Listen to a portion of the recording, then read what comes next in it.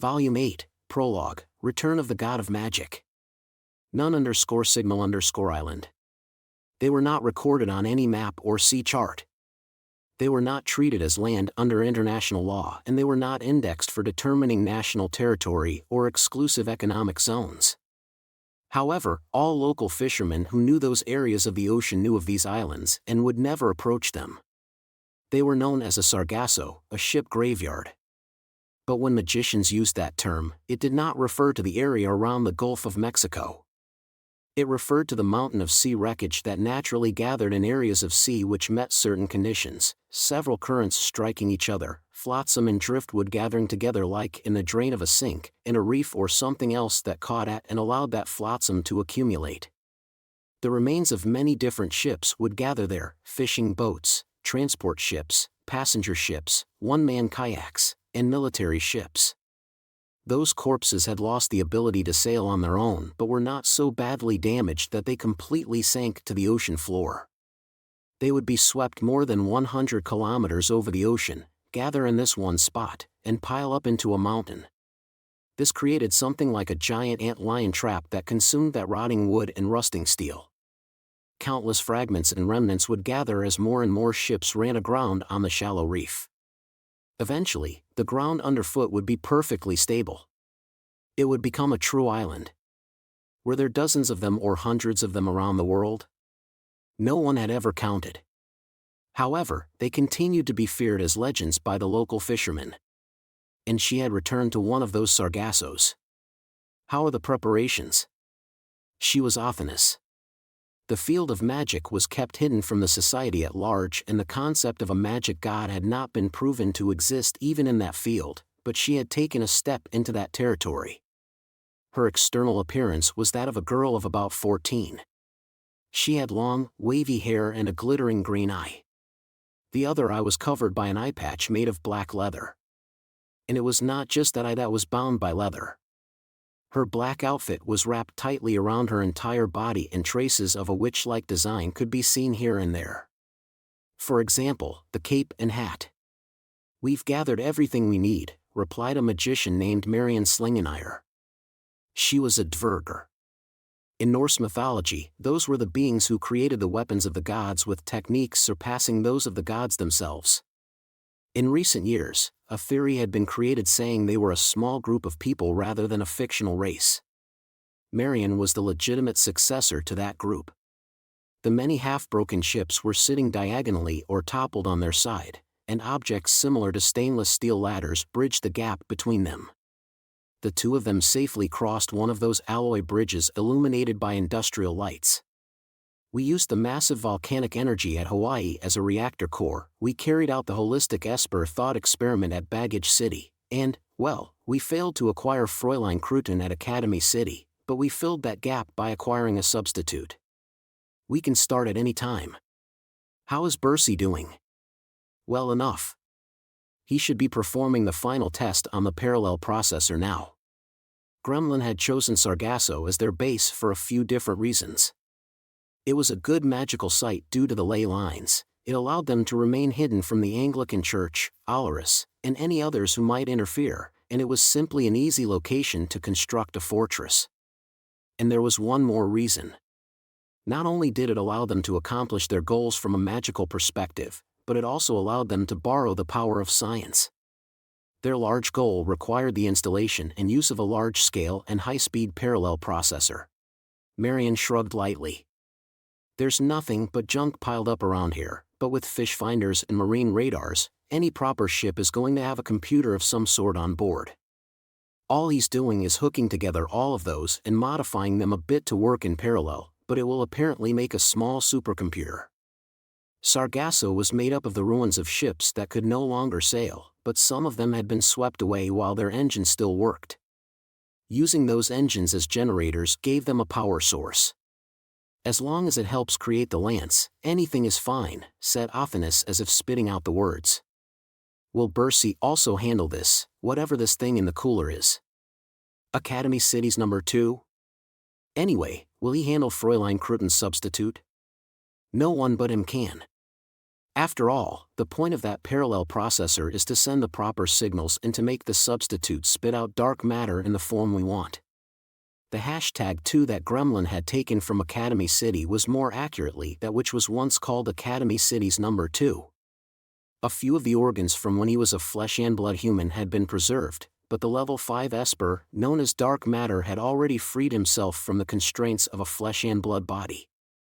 To put it simply, what they had at Sargasso was similar to the dregs or empty husk of the number 2. However, Gremlin's goal was not to capture the number 2 level 5. It did not matter if this was just the dregs or the empty husk as long as they could draw out the power they needed for their goal.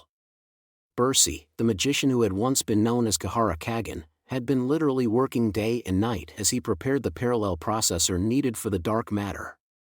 There was no inconsistency in his movements. He had been working for dozens of hours at an even pace like the second hand of a clock or a conveyor belt. And there was a good reason for this. He had truly died once and had been brought back by magic god Athanas as an Einerjar. Athanas silently looked upwards. A giant transport ship had broken in half at the middle, and that break rose up like a cliff. It had broken due to the welding points corroding and coming apart with age and exposure to the sea breeze. On the deck over 10 meters up sat a boy with long blonde hair. The magic god called his name. Thor. Yeah? Once the lance enters the actual production phase, we will be unable to move. You know what you must do, right? Destroy everyone who gets near. Got it, got it. Either way, it doesn't look like there's much for me to do here. How much of Gremlin's resources are you planning to use to intercept any attackers? Can I use Mjolnir? She will be used to support Marion. I see. The lightning god Thor let out a light sigh. In that case, I feel sorry for our enemies. Do not head out as the lightning god. Start as the almighty Thor from the beginning. You can use anyone and anything you want outside of Marion, Mjolnir, and Bursey. I will even lend you the goddess Freya and the giant Mockerkalf. At any rate, if anyone tries to interfere, give them a death at sea. Will do, casually replied the lightning god Thor as his legs dangled from the edge of the transport ship. And then, but will anyone really attack with such interesting timing? They will, replied magic god Athanas immediately but with no real emotion. But not because the Anglican Church or the Roman Catholic Church are effective systems and not because Alaris and his group are powerful, it is because of my infinite possibilities as a magic god. My odds of success and failure are always half and half. The more work I accumulate towards success, the more a card leading to failure will grow somewhere in the world. It is like a shadow that follows my every move. That isn't good. Does that mean the enemy heading this way is you yourself? Marion shrugged lightly. There's nothing but junk piled up around here, but with fish finders and marine radars, any proper ship is going to have a computer of some sort on board. All he's doing is hooking together all of those and modifying them a bit to work in parallel, but it will apparently make a small supercomputer. Sargasso was made up of the ruins of ships that could no longer sail, but some of them had been swept away while their engines still worked. Using those engines as generators gave them a power source. As long as it helps create the lance, anything is fine, said Athanas as if spitting out the words. Will Bursey also handle this, whatever this thing in the cooler is? Academy City's number 2? Anyway, will he handle Fräulein Kruten's substitute? No one but him can. After all, the point of that parallel processor is to send the proper signals and to make the substitute spit out dark matter in the form we want. The hashtag 2 that Gremlin had taken from Academy City was more accurately that which was once called Academy City's number 2. A few of the organs from when he was a flesh and blood human had been preserved, but the level 5 Esper, known as dark matter, had already freed himself from the constraints of a flesh and blood body. To put it simply, what they had at Sargasso was similar to the dregs or empty husk of the number 2. However, Gremlin's goal was not to capture the number 2 level 5. It did not matter if this was just the dregs or the empty husk as long as they could draw out the power they needed for their goal. Bursey, the magician who had once been known as Kahara Kagan, had been literally working day and night as he prepared the parallel processor needed for the dark matter. There was no inconsistency in his movements. He had been working for dozens of hours at an even pace like the second hand of a clock or a conveyor belt. And there was a good reason for this. He had truly died once and had been brought back by magic god Athanas as an Einerjar. Athanas silently looked upwards. A giant transport ship had broken in half at the middle, and that break rose up like a cliff. It had broken due to the welding points corroding and coming apart with age and exposure to the sea breeze. On the deck over 10 meters up sat a boy with long blonde hair. The magic god called his name. Thor. Yeah? Once the lance enters the actual production phase, we will be unable to move. You know what you must do, right? Destroy everyone who gets near. Got it, got it. Either way, it doesn't look like there's much for me to do here. How much of Gremlin's resources are you planning to use to intercept any attackers? Can I use Mjolnir? She will be used to support Marion. I see. The lightning god Thor let out a light sigh. In that case, I feel sorry for our enemies. Do not head out as the lightning god. Start as the almighty Thor from the beginning. You can use anyone and anything you want outside of Marion, Mjolnir, and Bersi. I will even lend you the goddess Freya and the giant Mockerkalf. At any rate, if anyone tries to interfere, give them a death at sea. Will do, casually replied the lightning god Thor as his legs dangled from the edge of the transport ship. And then, but will anyone really attack with such interesting timing? They will, replied magic god Athanas immediately but with no real emotion. But not because the Anglican Church or the Roman Catholic Church are effective systems, and not because Alaris and his group are powerful, it is because of my infinite possibilities as a magic god. My odds of success and failure are always half and half. The more work I accumulate towards success, the more a card leading to failure will grow somewhere in the world. It is like a shadow that follows my every move. That isn't good. Does that mean the enemy heading this way is you yourself? Volume 8, Chapter 1, Preparations in the Background of Peace. A_terrestrial_globe. Part 1. Let us go over a certain fact one more time. Kamachi Tomo was surrounded by misfortune. When he properly finished his homework printout, the mischievous wind would blow it away. When he got on an elevator, it would trap him at one of the highest floors for no reason. When his stomach started hurting, no nearby convenience store would have a bathroom. When he walked 5 minutes down the road, he would run smack into a girl needing help. And of course, he would be chased around by magicians surrounded by a deadly aura and espers deeply dyed in the colors of bizarre science. There was a baseless urban legend saying a human's luck evened out over their lifetime. Those who met with misfortune were simply building up their luck, and they would have so much good fortune later that it would weigh them down. However, Kamachi did not believe in that. For those with true misfortune, not even that evening out process would work properly. There was a place that God would tilt his head and wonder, free will is great and all, but why did you have to get yourself stuck down there?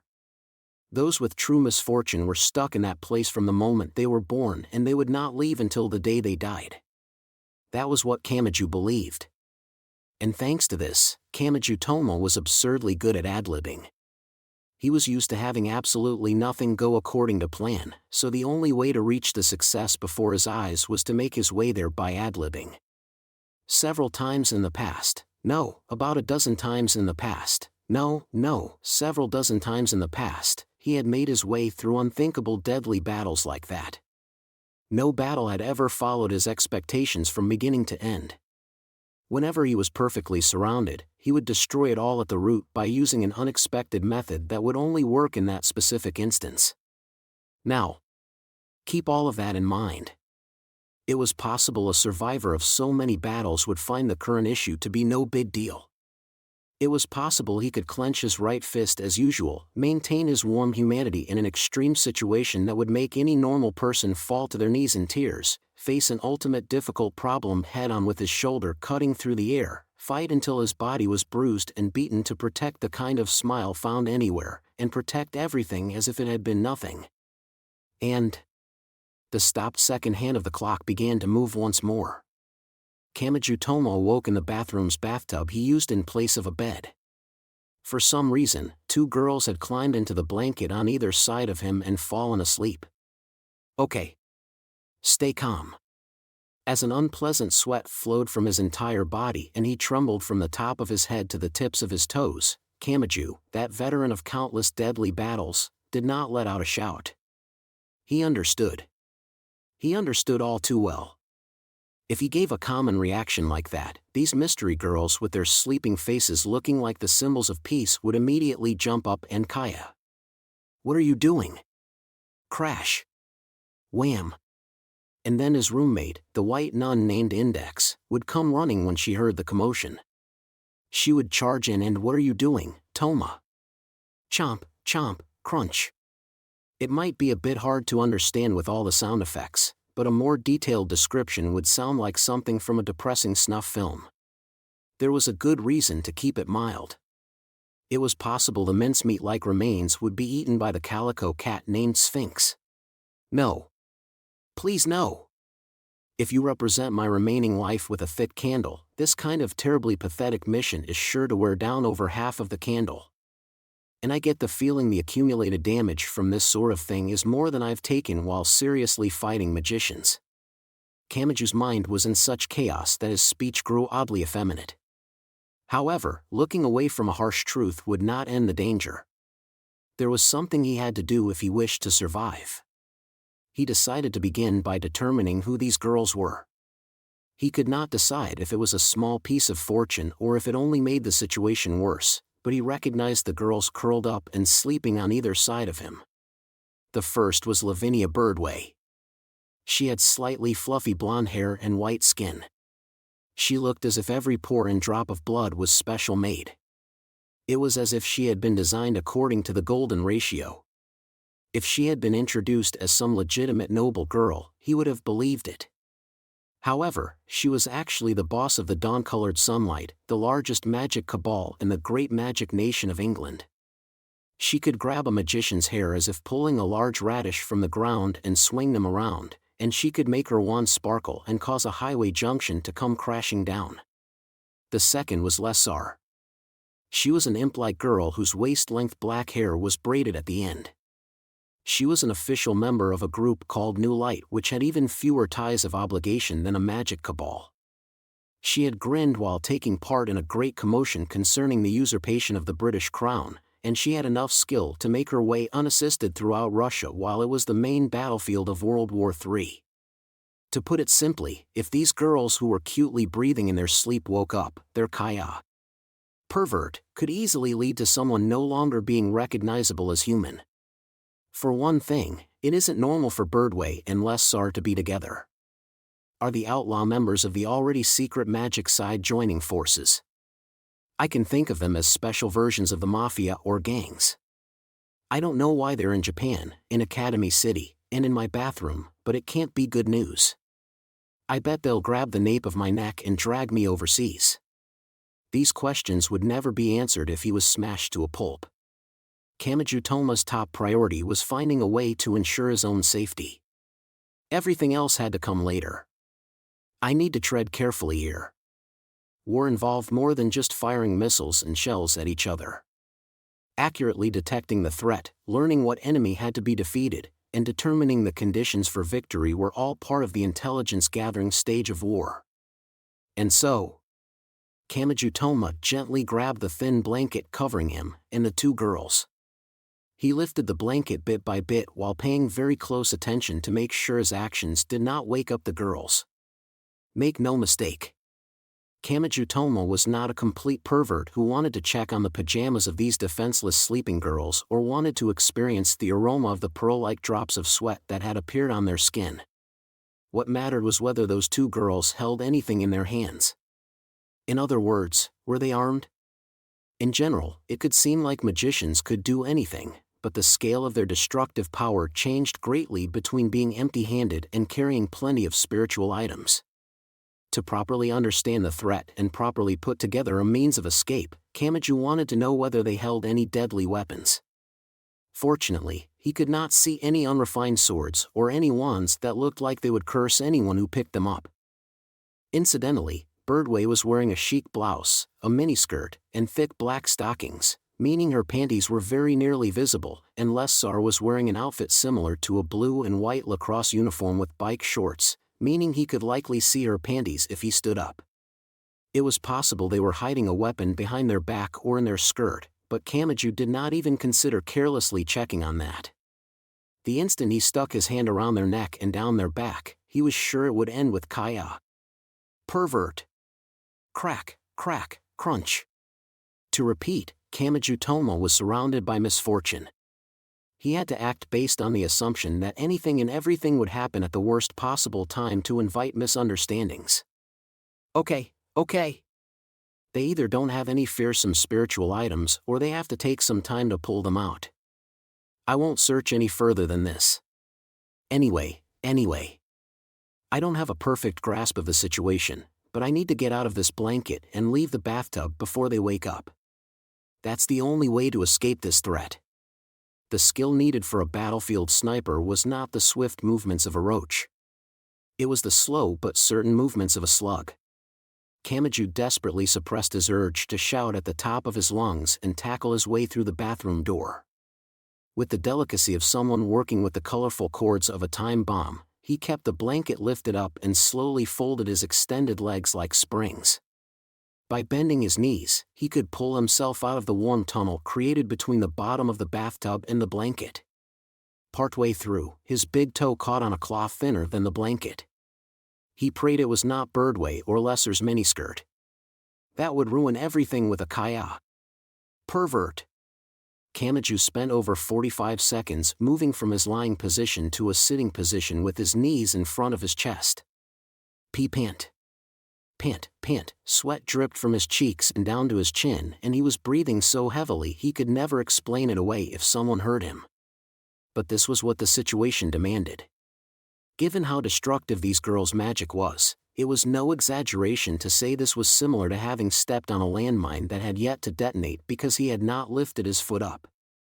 It would have been more unusual had he remained calm in this situation. I need to place the bottom of my feet on the bottom of the bathtub. If I picture myself standing straight up and try to move accordingly, I'm sure to fail. What I need to do is lean my back up against the wall and lift myself up ever so slowly. He could do this. Unless a large amount of pepper blew in from the ventilation fan and made him sneeze repeatedly, he could stand up without Birdway or Lessar noticing. Once he managed that, there was nothing left to be afraid of. He could step out of the bathtub, open the bathroom door, and say good morning to Index and the Calico Cat. It would all be over. He could safely overcome this. But then. Garbage collection. Do you have any unwanted bicycles, unicycles, skateboards, or anything else? Suddenly, a middle-aged male voice played through a speaker at high volume blasted in from outside. Kamachi Tomo distinctly felt a thin string in his mind snap. And for a while after that, the boy saw nothing but a pure white expanse stretching to the horizon in all 360 degrees. This calm and gentle mental scenery severed the link between time and space. It may have been what would be seen in the very, very end by a hermit who spent all 100 years of his life training and meditating. It was a perfect trance. Reality gradually returned as if it were eating into the edges of his vision. Kamachi's tear glands burst. And then. What is it? Keep it down. Kamachi clearly saw Birdway and Lesser's lips moving while they rubbed their eyes. The gates of hell had opened. The boy's rational mind finally crumbled. No. It's over. I'm done for. This just isn't fair. What did I do to deserve Taiyeiniyeiniyeis? Kamachi's intense fear brought his voice into a falsetto as he returned to the panicked effeminate speech from before. But the situation veered in a direction he had not expected. With a look of annoyance, Birdway and Lessar pulled the blanket back over themselves. The reaction that could break through a concrete anti-explosive bunker never came. In fact, they only gave the following casual comments. Mate. Quiet down. Do you have any idea what time it is? Mumble, I'm really jet-lagged right now. Ugh, I'm tired.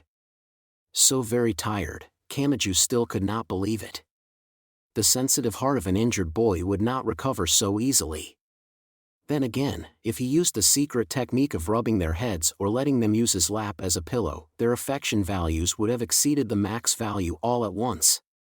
Kamachi managed to escape that effeminate mode, but he was still trembling like a fawn. And no, I get it now.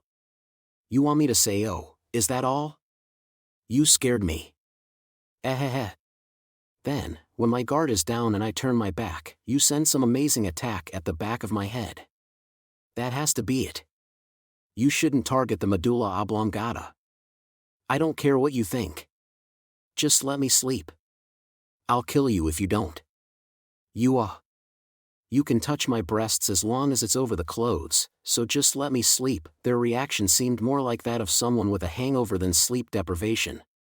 Feeling like a criminal when the guillotine blade continually refused to drop, Kamachi nervously checked on his situation. Am I safe? Am I in the clear? No. I can't relax yet. I can't. For one thing, I don't know how or why you two are here in my bathroom. I won't let my guard down until everything is clear. How? As Lessar tried to steal the blanket from Birdway, she somehow answered Kamachi's question in a low and truly annoyed voice. The wall, there's another concerning statement. What does the wall have to do with sneaking into here? Are you saying you opened a giant hole in the wall and sealed it up afterwards? Lessar seemed to have completely given up. She rolled herself up in the blanket like a cigar. Having lost the blanket, Birdway began jabbing her small knee into the cigar to reclaim the blanket. What in the world is going on? With the risk of instant death growing more distant, Kamachi was finally calm enough to arrive at the obvious question. But he had forgotten something. Namely, the risk of instant death due to a commotion in the bathroom did not only come from those two. Kamachi Toma had left a much closer and much greater danger unattended. He heard it coming from outside the bathroom door. Toma? Are you up? I'm really hungry. Hi-on. Kamachi's entire body began twitching oddly. This was bad. Very, very bad. Two girls were sleeping in the bathtub he used as a bed. There was only one blanket. How great a misunderstanding would this cause and how much destruction would it lead to? He did the calculations and it was obvious it would become a horrifically gory scene that would need to be censored. No. The bathroom door is locked. I don't need to panic, but wait. Birdway and Lessar snuck in here, right? Did these sleepy girls really lock the door before climbing into the blanket? Hypothetically speaking, what if they got in bed with the door unlocked? FHNN. Like a scene from a Hollywood movie, Kamachi leaped over the edge of the bathtub, rolled along the bathroom floor, and slammed his foot into the center of the door as if trying to kick it with the bottom of his foot. This all-out defense came just as the doorknob began to turn. Surprised by the loud noise of Kamachi's foot slamming into the door, Index spoke up. Hiya. What is it, Toma? Oh, sorry. Kamachi-san is in the middle of washing off his sweat from the night, so don't come in right now. Just as he made up that excuse on the spot, Kamachi heard a creaking sound. Kamachi felt an odd sensation in the bottom of his foot that was pressed against the door. Specifically, all resistance disappeared. A perfect rectangle in the wall one size bigger than the door collapsed outward. Kamachi recalled Lessar's sleepy words, the wall. Index frantically escaped to the side while holding the calico cat. She just barely avoided the falling wall at the last second. While trembling on the floor in his rolling kick position, Kamachi exchanged a silent glance with Index, who was curled up like a pill bug. And finally, something happened. Index's beautiful green eyes gained a beast-like ferocity. Toma, how did you leave two girls so exhausted this early in the morning? And you tried to take me out of the picture and use the confusion to make it look like an accident, what? Why is this misunderstanding so much more like something from an extreme soap opera? But Kamachi Toma has overcome the battlefields of World War III, clashed with Gremlin, and survived fighting with the Freshmen and the rest of Academy City's dark side.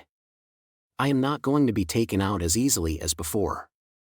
Today, I will get in at least one attack of my dash. Kamachi Tomo would later describe the rest of the scene as being dyed in bright colors. Part 2 New York, United States of America.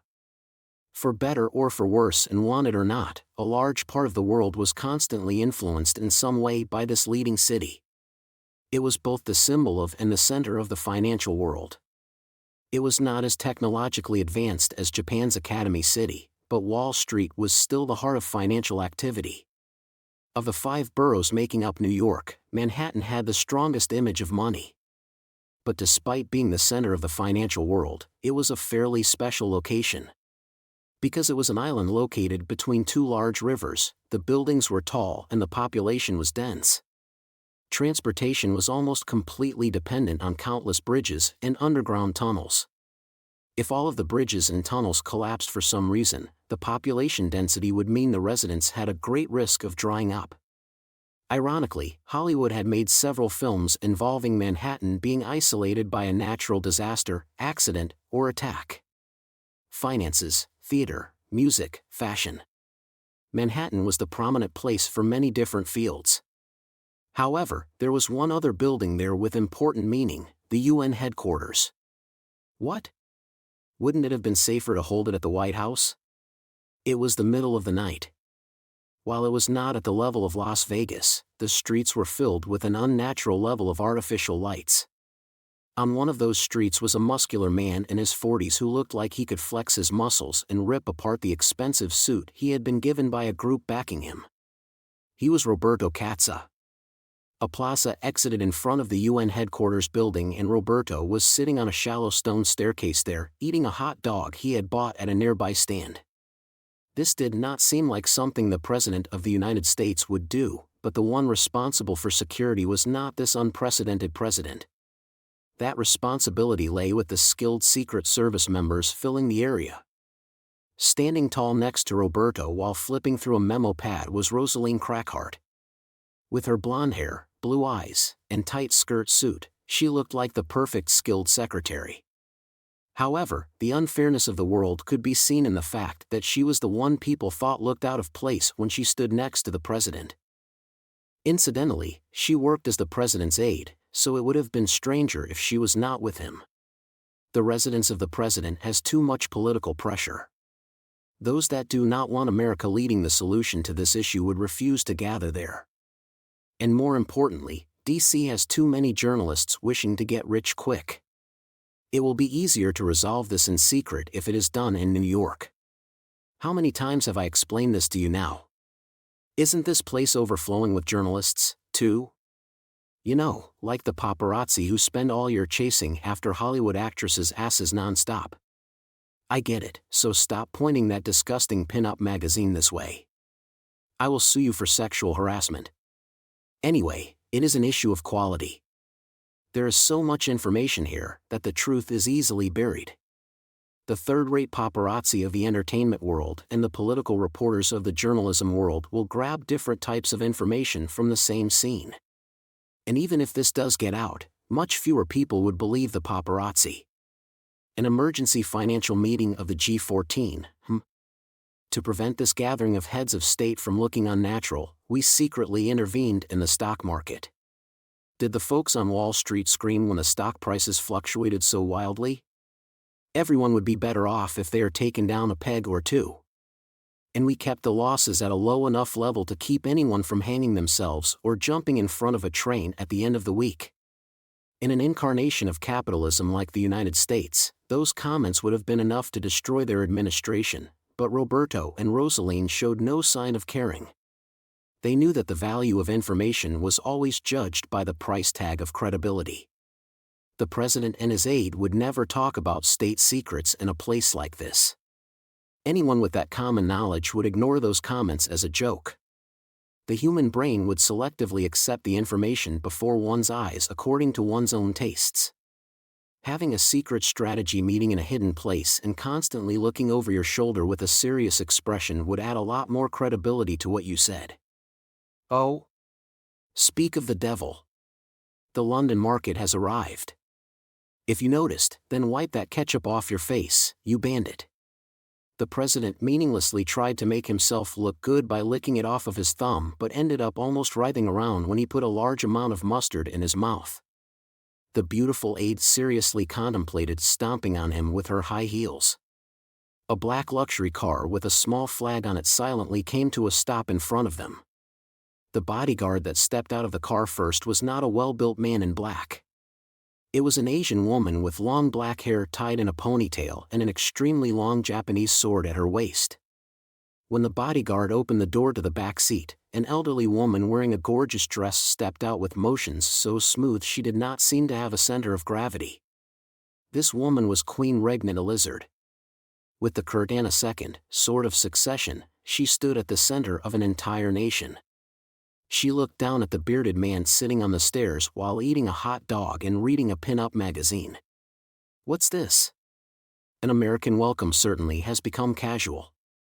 Even an old man hosting a weekend party at least stands up to welcome his guests. Do you happen to transform into an intensely beautiful girl during the full moon? If so, I'll think about it. Also, that looks good. Where was the stand you bought it at? I'll tell you if you tell me where you hired that bodyguard girl. I want some beauty to add to my security team. Despite her appearance, Kanzaki Kaori is one of the world's fewer than 20 saints. At the very least, that is not something you can buy at a street-side stand. I know. That's why I don't have one already. I could see her on the cover of this thing. My Secret Service is all so muscular. When she finally remembered England's leader was fairly ridiculous too, Rosaline Crackheart felt faint. The look of pity from the British bodyguard woman was the worst part. However, the suffering for Rosaline and her common sense was far from over. Another group arrived, weaving through the crowded sidewalk in another direction. The short child who visually could have been a boy or a girl was the Russian Orthodox Church's patriarch. And on either side of him was, Rosaline was not sure what. On one side was a woman in a red nun's habit carrying a bucket-sized soft drink container. On the other side was a blonde girl wearing chains and binding clothing and armed with saws, pliers, and other torture tools. They spoke as they walked. When you come to America, you've gotta search around for some grotesque zombie games that haven't been released overseas, right, Sasha-chan? My faith normally lies solely in Japanimation, but you can't forget that their modern works are based in American culture. We can use our diplomatic rights to bring back the ones too gory to get past customs. Gaga. A question: what if I pointed out that you should not be declaring faith in things such as that when you are a member of the Russian Orthodox Church? A supplementary comment: aren't you afraid of falling victim to the Inquisition for saying such things in front of the patriarch who rules the church? I wouldn't do that. Anyone would have said the patriarch was the most powerful one of the three, but the bodyguards on either side had such strong characters that he was completely buried. Does having common sense put you at a disadvantage and mean your entire life will be spent cleaning up after others? A distant look entered Rosaline Crackheart's eyes. Despite being in front of the representatives of several nations, Roberto Cazzo was openly reading a pin-up magazine with a special feature entitled Top 100 Bunny Girls in Las Vegas. He spoke to his beautiful aide who was trying and failing to suppress her headache. Where are the others? The French are already inside. The Roman Catholic Church's new pope should arrive soon along with the Italian foreign minister. The meeting should begin on time. A general offensive against Gremlin, muttered Roberto as he held the pin-up magazine in one hand as if waiting for a shaky washing machine to finish in a coin laundry. He then added, why does it have to be a time like this that we can't reach that bastard Alistair at the top of Academy City? America claimed to be the world police, but they had been left out of the loop during World War III. After receiving direct damage during the disturbance in Hawaii, they would take severe political damage if leadership of the attack on Gremlin was taken by Academy City. But on the other hand, receiving no cooperation at all was disturbing in its own way. Just because they could not contact the chairman of Academy City's board of directors did not mean the city would not take action. Academy City could always do something on their own. If that happened, not only could America have the prize snatched from them, a failure in teamwork could lead to Academy City and America's forces clashing instead of targeting Gremlin. While Academy City was a single city rather than an entire nation, their advanced technology and massive amounts of next-generation weapons and unmanned weapons allowed them to compete in a worldwide war. When making such careful planning, having such a major factor as a complete black box was not good for the heart. Well, this isn't the first time they've insisted on secrecy. Suspecting every unknown factor just leads to restraining yourself for no good reason. Okay. Let's all go sit in those luxurious chairs and get this strategy meeting started. In that case, close your vulgar magazine and do something about that protrusion in your pants. Even if this is unofficial, you can't enter the conference room like that. You could always take care of it for me. Heh. The instant after the president got carried away, Rosaline mercilessly and unsympathetically stabbed her high heel into the center of his back. A sound like a giant drum being beat rang out. It had been such a fascinatingly sharp strike that the surrounding Secret Service carelessly watched it happen before coming to their senses.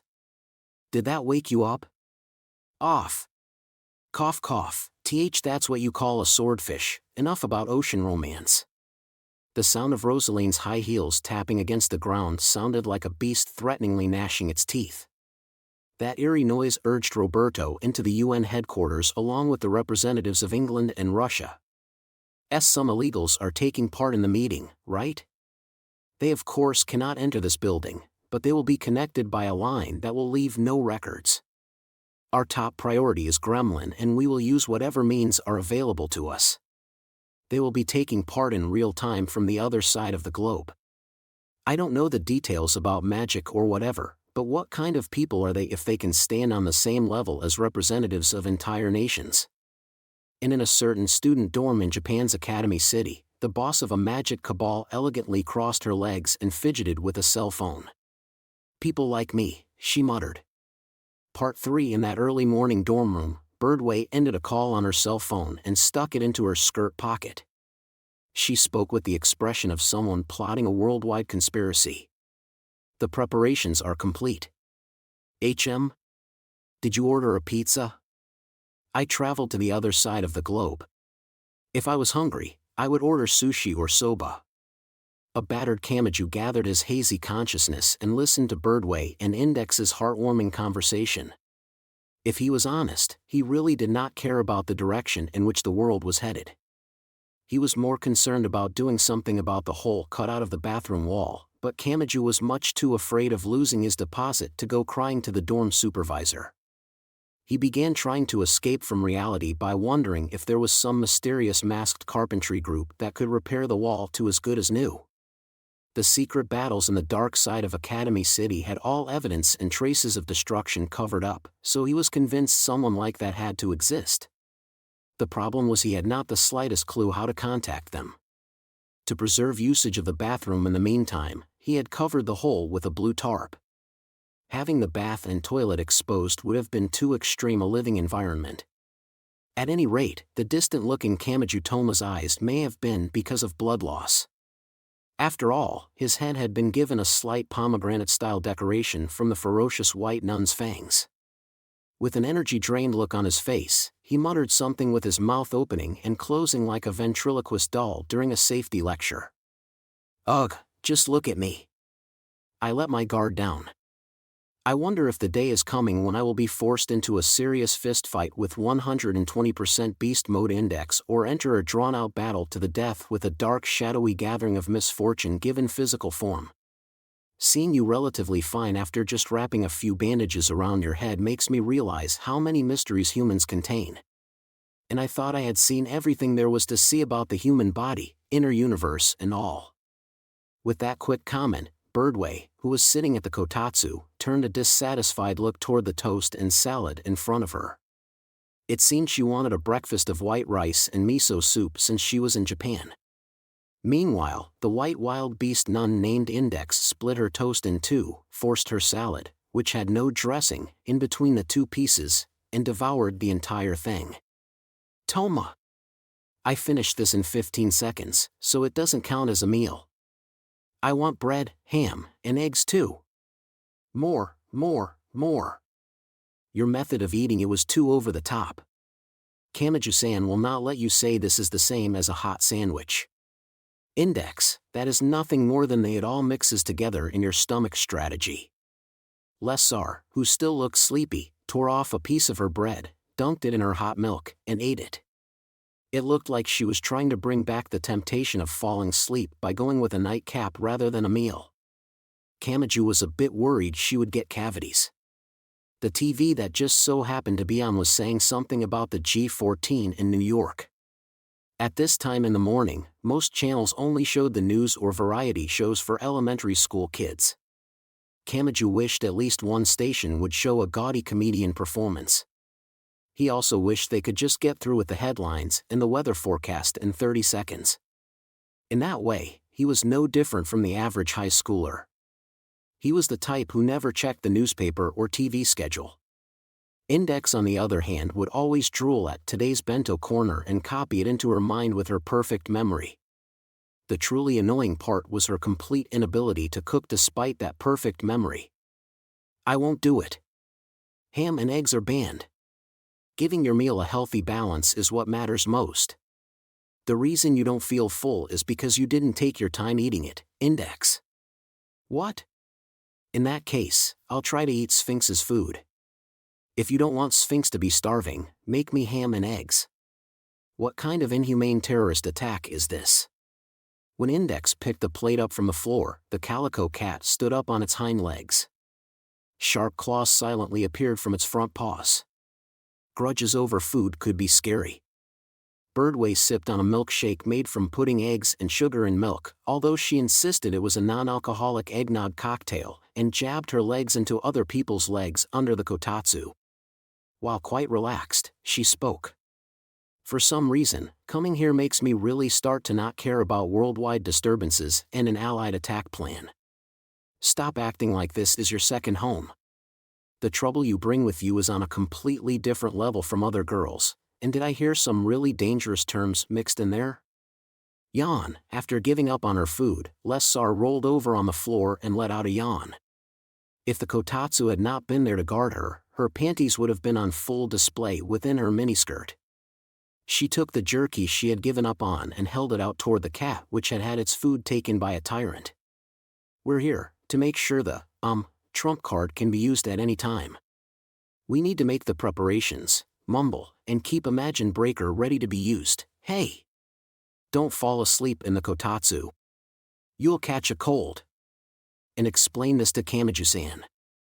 This sounds like you're going to get me involved, so at least explain it to me. Yawn. We played rock, paper, scissors in New Light. I won, so I gotta go sightseeing in Asia. I won the plane ticket after beating down Flores, who almost cried during the final match. I wasn't asking about the details of how you got here. I want you to explain the general dangerous atmosphere hanging over all of this, shouted Kamachi. However, Lessar seemed to have decided it was too much effort. She listlessly gave the cat bread crumbs and jerky. This effectively threw firewood onto the flames of Index's jealousy. Here's the thing, cut in Birdway simply as she put butter and powdered sugar on her toast. The groups that are finding Gremlin's methods to be an eyesore are gathering together. There's the Anglican Church, the Roman Catholic Church, the Russian Orthodox Church, normal militaries like the American one and the Russian one, and, well, there's a lot. That has nothing to do with me, right? Why would I come to this cramped room for no reason? You fool. Don't tell me you're thinking of this as no different from your neighborhood childhood friend coming to wake you up. What does any of this have to do with me? You're the one that complained about this before. Who do you think it was that said he would sulk if he wasn't thrown into the most dangerous place in the world?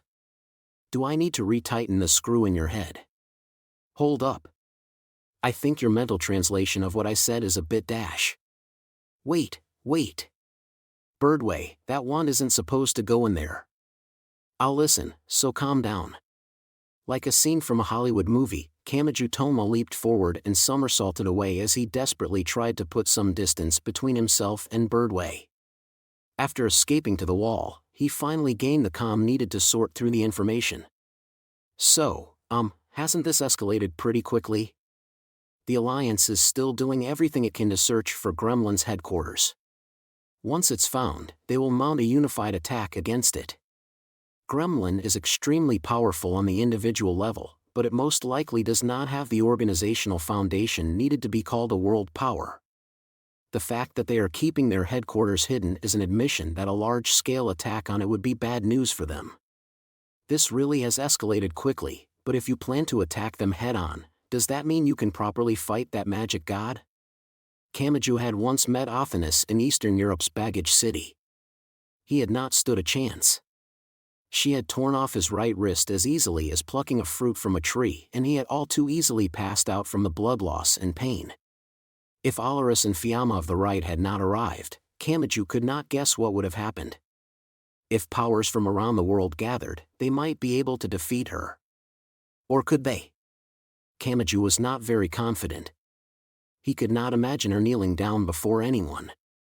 And even if it was possible, that would mean a power rivaling magic god Athanas would be clashing with her. How great a disaster would that cause? However, Birdway, a magic specialist, did not seem particularly concerned. Well, we're up against Gremlin, which still holds plenty of secrets, and Athanas, who has taken a step into the territory of a magic god. And they are also in the process of putting together an extremely annoying spiritual item called Gumnir. Defeating them with any normal method would require a lot of work. That is why we want to keep an ace up our sleeve that will help us resolve this much more quickly. Wait. Don't worry. We aren't going to throw you out in front of Athanas. You'd die instantly if we did. But there are crucial points in any plan. For example, when that spear is on the verge of being completed. We will send you in then and have you break Gremlin's joint in a single blow. Your role isn't to fight a lengthy battle from beginning to end. We're just going to use a Magin Breaker as a wedge we hammer in at a single opportune moment. You can survive that kind of fight, right? Why does it sound like everyone's already decided I'm going to fight? Oh, so you won't fight? Huh? Is this the legendary go right ahead argument? After seeing the disasters in Hawaii and Baggage City, Kamachi was not about to leave Gremlin and magic god Athanas to do as they wished. This felt much closer to home than a war in a distant country. Gremlin would go anywhere and invade anywhere that was necessary to accomplish their goal.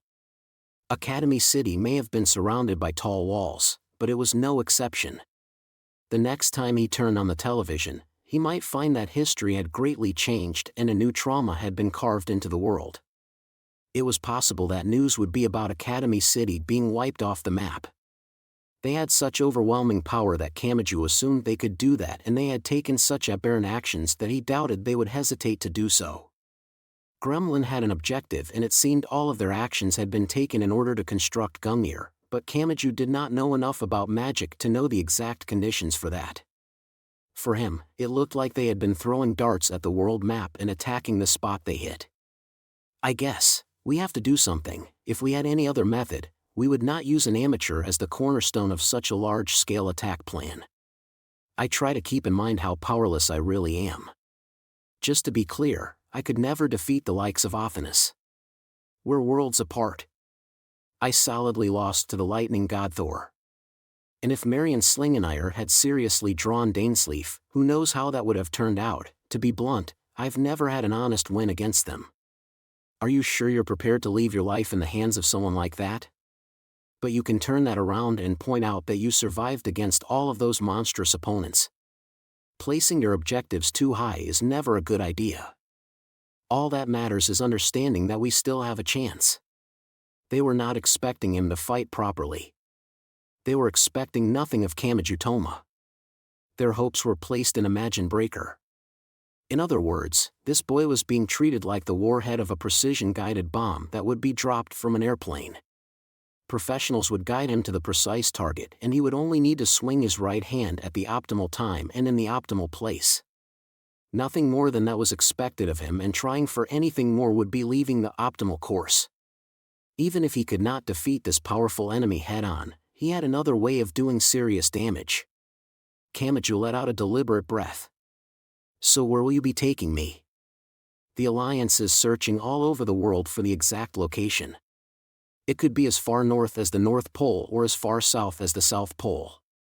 Assume anything is possible, replied Birdway as if making a decisive announcement.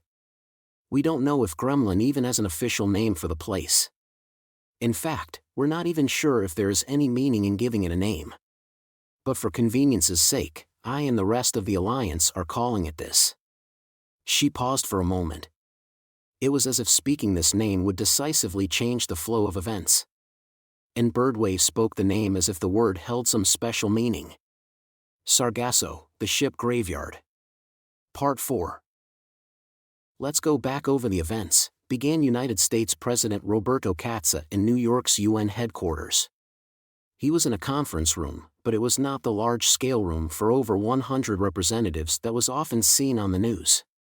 That would have been too large for 14 heads of state to argue with each other. This was a rectangular room given perfect soundproofing with a double glass partition.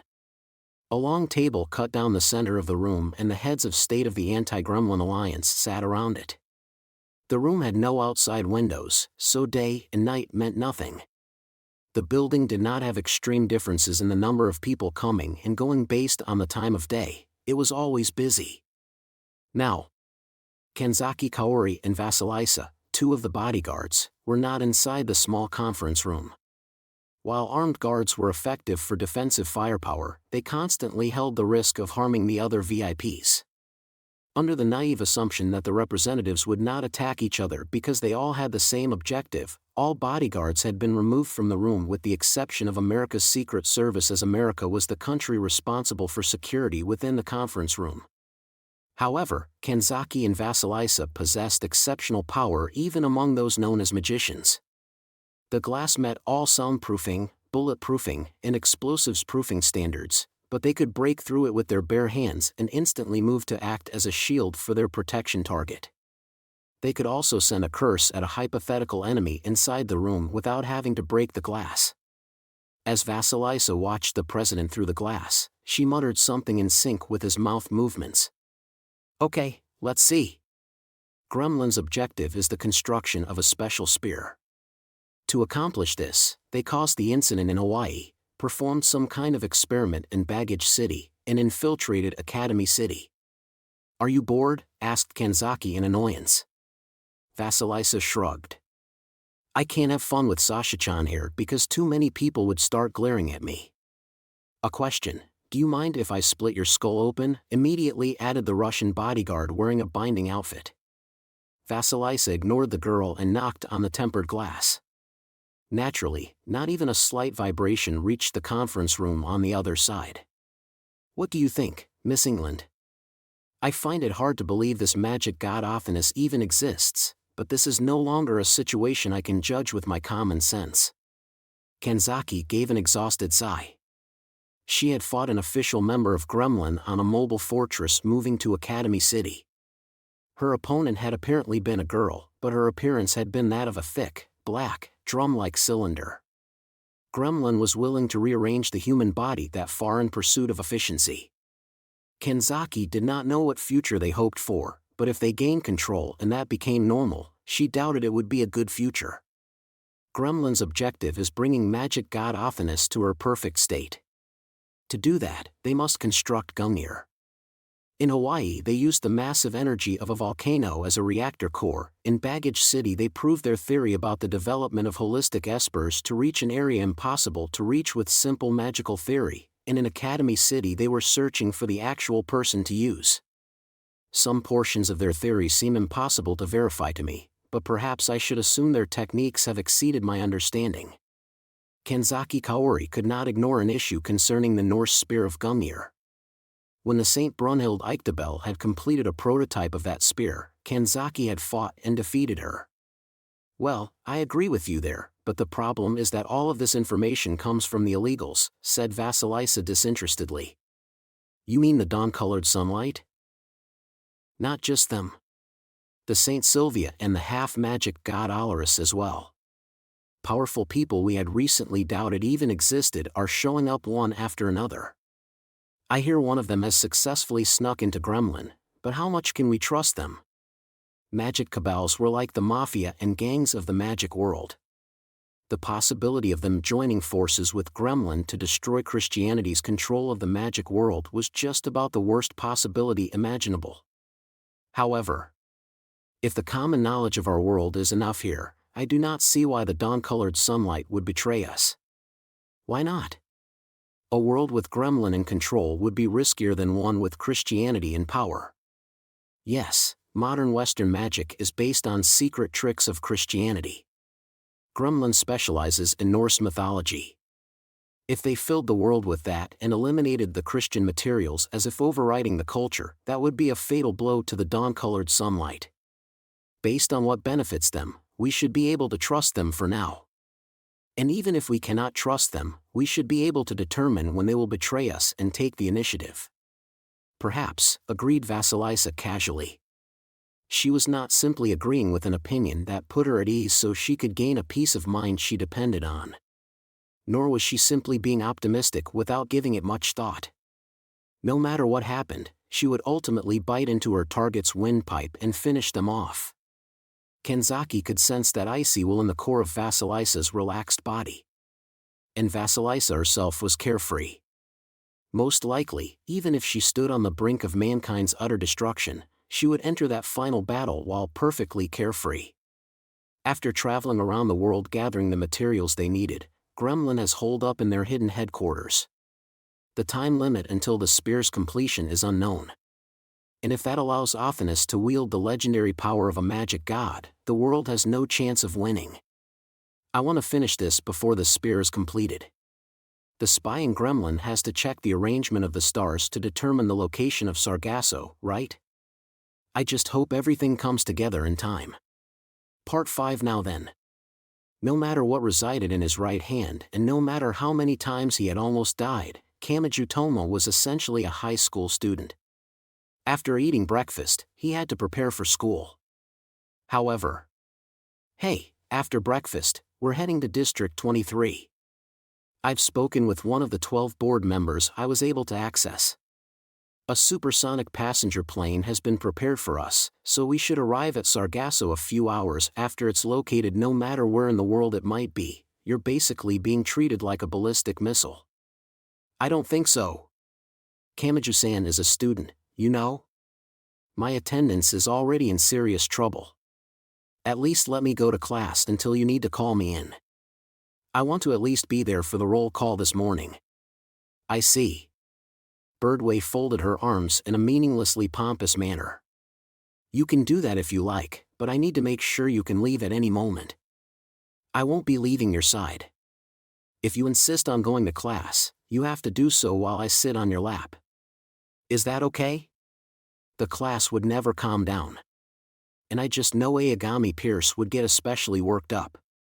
Lessar had completely ignored her breakfast and slept for 20 minutes or so, but she finally woke up and blinked her eyes blearily. She spoke to Index, who was still complaining about being hungry, despite Kamaju having ultimately made her the ham and eggs. Huh. You're a strict Anglican, so I thought for sure you'd be insisting an amateur high school student can't be sent into a magic battle like this. An illegal like me has no problem with getting him involved in all sorts of things, though. I already know that complaining about that won't stop Toma, immediately replied Index while giving a snort. And in that case, I have an idea. Lessar tilted her head in puzzlement, but Index gave no further explanation as she held the calico cat. After a much too uneven vote between those who wanted to go to school and those who did not, Kamaju's actions were restricted considerably. After stubbornly changing into his school uniform in the bathroom covered by the blue tarp, the boy was half-dragged outside by Birdway. It was early morning. They were walking down the same path students used on their way to school. As those other uniform-wearing boys and girls made their way to school as usual, Kamaju Toma alone walked in a completely different direction along with 3 girls, who were all rather small. In both appearance and direction, he moved against the flow of the others who were moving out of his way because they were true Japanese who preferred to passively avoid conflict. This is painful. This may be fairly subdued, but it's still really painful. Due to the power's development, this city is relatively respectful of individual freedom, but I can tell I'm really standing out right now. Can girls born and raised in England not sense this tremendous awkwardness? For some reason this caused Lessar to put her hands on her hips and puff out her chest. Ha ha ha. We are from the country that makes travelers' eyes open wide in surprise when we treat them to homemade cooking. We are from the country where guidebook recommendations are for some reason filled with Chinese restaurants. Did you really think we would falter when faced with alienation on this level? I wish I had the confidence to tell 6 billion people it's their sense of taste that's wrong. And Lessar, you know how to cook? I didn't know that. It seemed they had to take a direct bus to District 23 rather than a train. But unlike the buses that traveled around the city areas, not many people used this bus. And that meant there were large gaps between buses. Despite already gathering such unpleasant attention, they were forced to wait at the bus stop for a while. I never knew simply sitting on a bench waiting for a bus could squeeze at my chest so much. Kamachi complained, but then Lavinia Birdway vigorously sat down on top of his lap. What are you doing? Aren't you going a bit far for a one-off gag? Sit next to me. Next to me. Don't joke. I am wearing a skirt. I would never sit on a bench chilled by this early morning November air. Try to respect my basic human rights, you fool. I'm pretty sure nothing I said was wrong, so why am I being scolded so harshly? Jan, I would also like to ask why Lessar is sitting next to and snuggling up against me. What is going on, lovely lady from the support center? My drowsiness is back. Jet lag is terrible. Birdway held Kamachi down from above and Lessar completely restricted the movements of his right arm.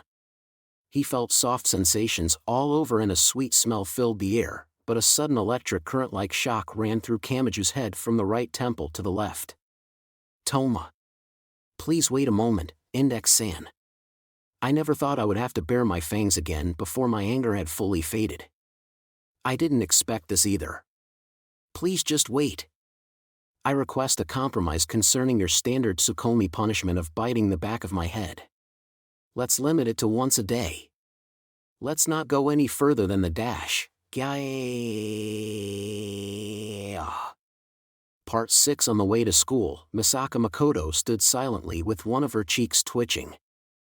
That spiky-haired idiot was once more pulling off repeated miracles that could never happen in a normal life. Who was that imp-like girl snuggling up against him on that bench? Who was the dangerous blonde girl sitting on his lap who he had been seriously fighting just the other day? And was having that silver-haired nun biting into the back of his head supposed to be a normal occurrence?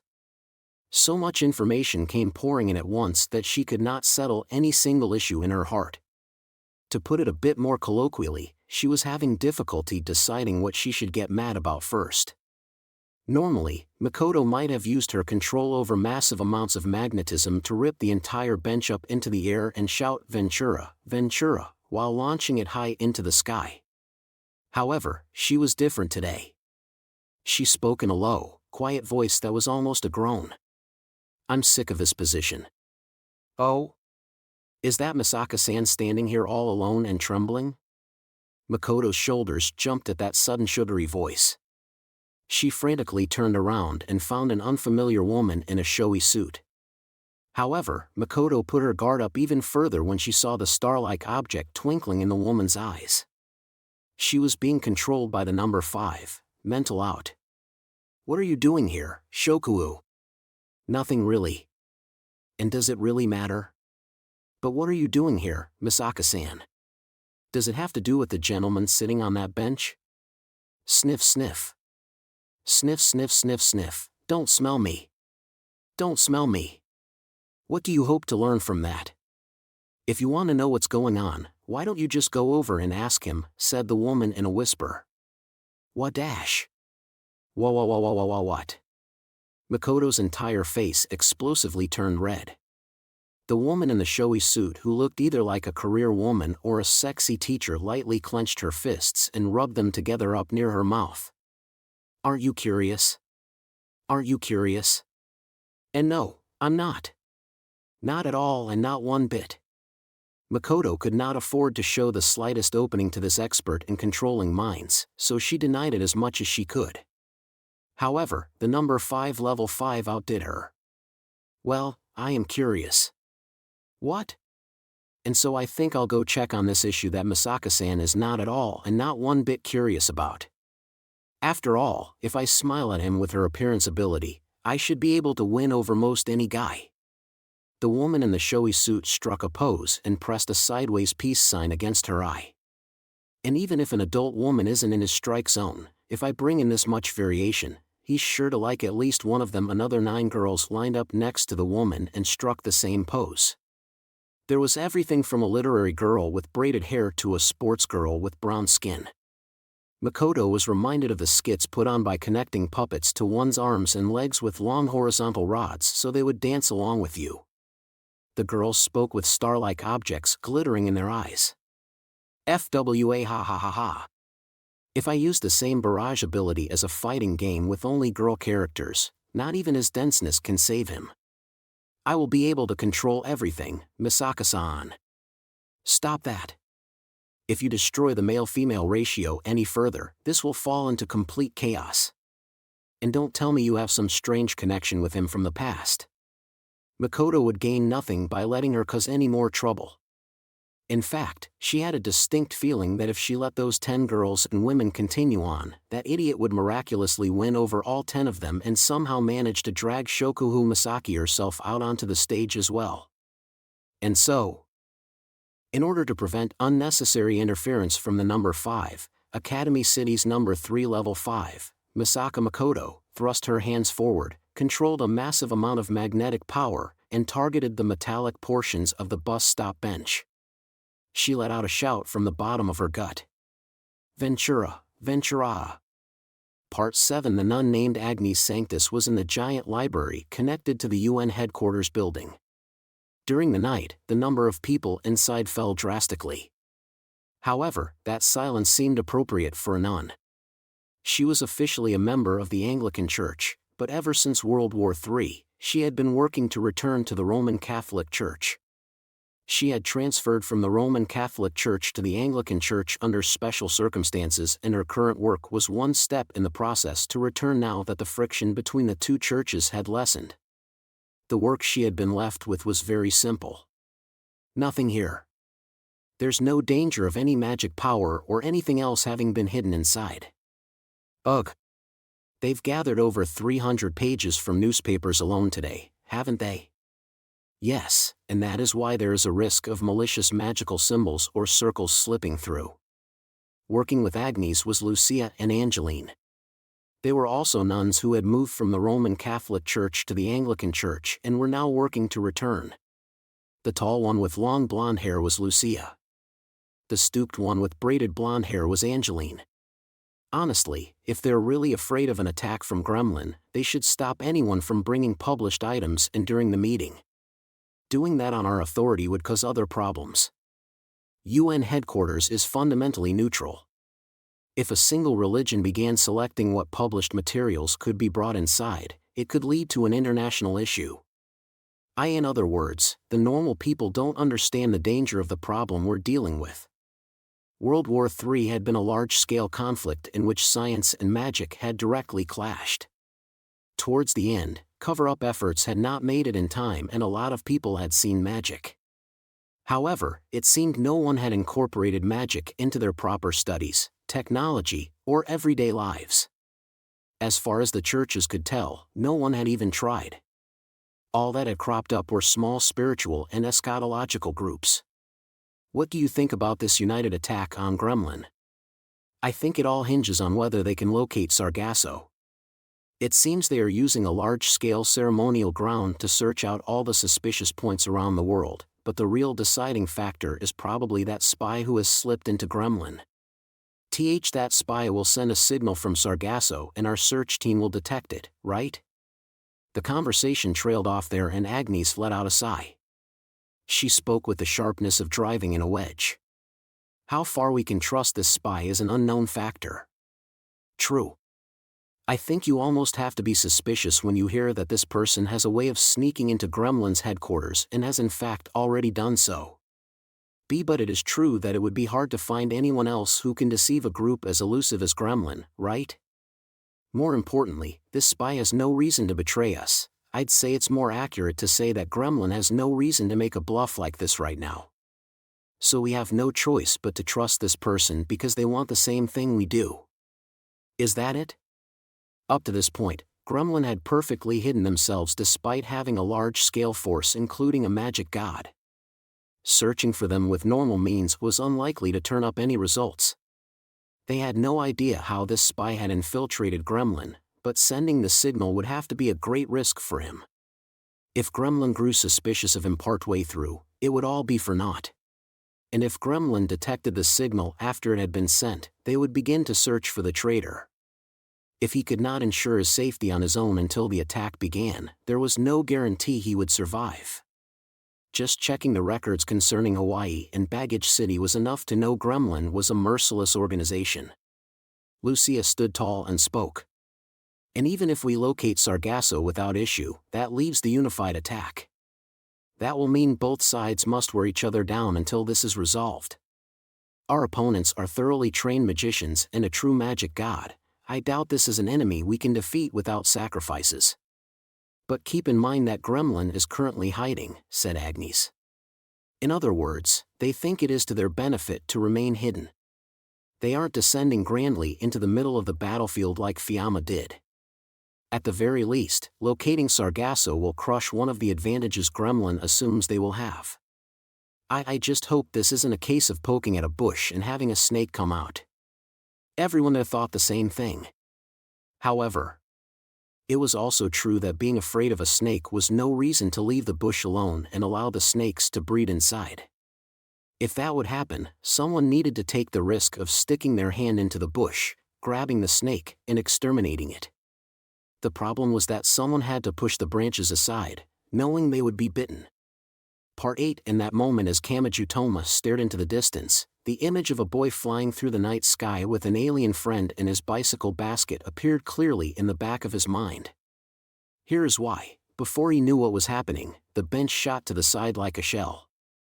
Kamachi was still sitting politely on the bench, Birdway was still sitting right on top of his lap, Lessar was still nestling up against him, Index was biting onto him from behind, and the calico cat was digging into her white hood with his front claws.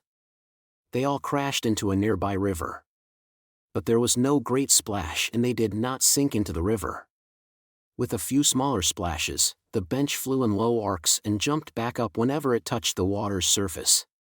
It was similar to a skipping stone. Not a single drop of water reached Kamachi Toma as he sat on the bench. The bench crossed to the opposite bank of the river, decelerated as its legs scraped across the asphalt and sent orange sparks trailing after it, and ultimately came to a stop. Kamachi then shouted out at the unfairness of it all. What the hell was that? Has Kamachi-san's misfortune finally become completely indiscriminate? An Index. Don't support your entire body by biting into the back of my head. Are you trying to finally rip off my scalp today? Birdway's expression remained relatively unchanged as she let her crossed legs dangle down from Kamachi's lap. Hey! Academy City's technology is 20 or 30 years ahead of the rest of the world, right? Is it normal for benches to fly through the air and skip across rivers in the future? It seemed the two girls had made a fundamental misunderstanding, but Kamachi did not have it in him to join the discussion. A new enemy had appeared. This new enemy descended from the heavens. Two legs landed on the back of the bench as if driving stakes down into the ground. Misaka Makoto bent over and peered upside down through the tunnel she had created by spreading her legs apart. And she glared at Kamachi Toma. She asked a blunt question. Explain this. That's my line. Between the lines, musicians had a difficult life. Those who played instruments, conductors, lyric writers, and composers were all referred to as musicians, and they all possessed a common dilemma. All musicians loved music. They could identify sounds more accurately than anyone else, they researched sound more than anyone else, and they could produce more wonderful sounds than anyone else. As a result, they would use their ears more than a normal person, so it was not uncommon for them to go deaf. Due to pursuing beautiful sounds more than anyone else in the world, they would wear out their ability to detect sounds. However, this irony was not limited to musicians. Artists would wear out their eyes and cooks would taste their food so much they would lose any balance to their nutrients and health. Baseball players would ruin their shoulders and soccer players their knees. Anyone who continued down a single path far enough was destined to have their body worn down by that path. Understanding that yet still being prepared to continue down that path may have been the very first condition for one who wished to master a certain path. And in that case, a man known as Kihara Kagen in Academy City and as Bursey in Gremlin was silently working on Sargasso, a pile of many ruined ships on the ocean. It was November and a white haze was rising from the ocean surface as if visually representing the chill of the air. Sargasso was wrapped in that thin mist, but no white breaths could be seen leaving that man's mouth. He was not breathing. He did not show any signs of feeling this biting cold air or any sign of the normal reflexes and reactions of a living creature. He was an Einerjar.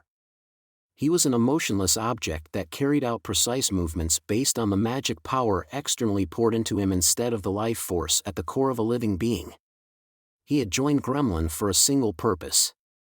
And in exchange for, in a way, perfectly achieving that purpose, Kihara Kagen had worn down all of his sensory organs and lost the spirit needed to receive those stimuli.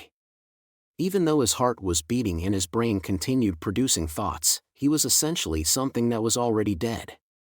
Kihara Kagen worked with the uniform speed of a clock's hand and the precision of a loom.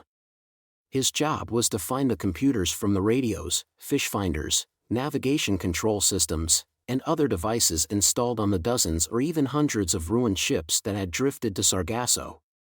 Once he found them, he would connect them with cables and make some programming adjustments so they could function as a parallel processor. This high-speed and large-scale processor was necessary to use the empty husk of the number 2 which had been retrieved from Academy City.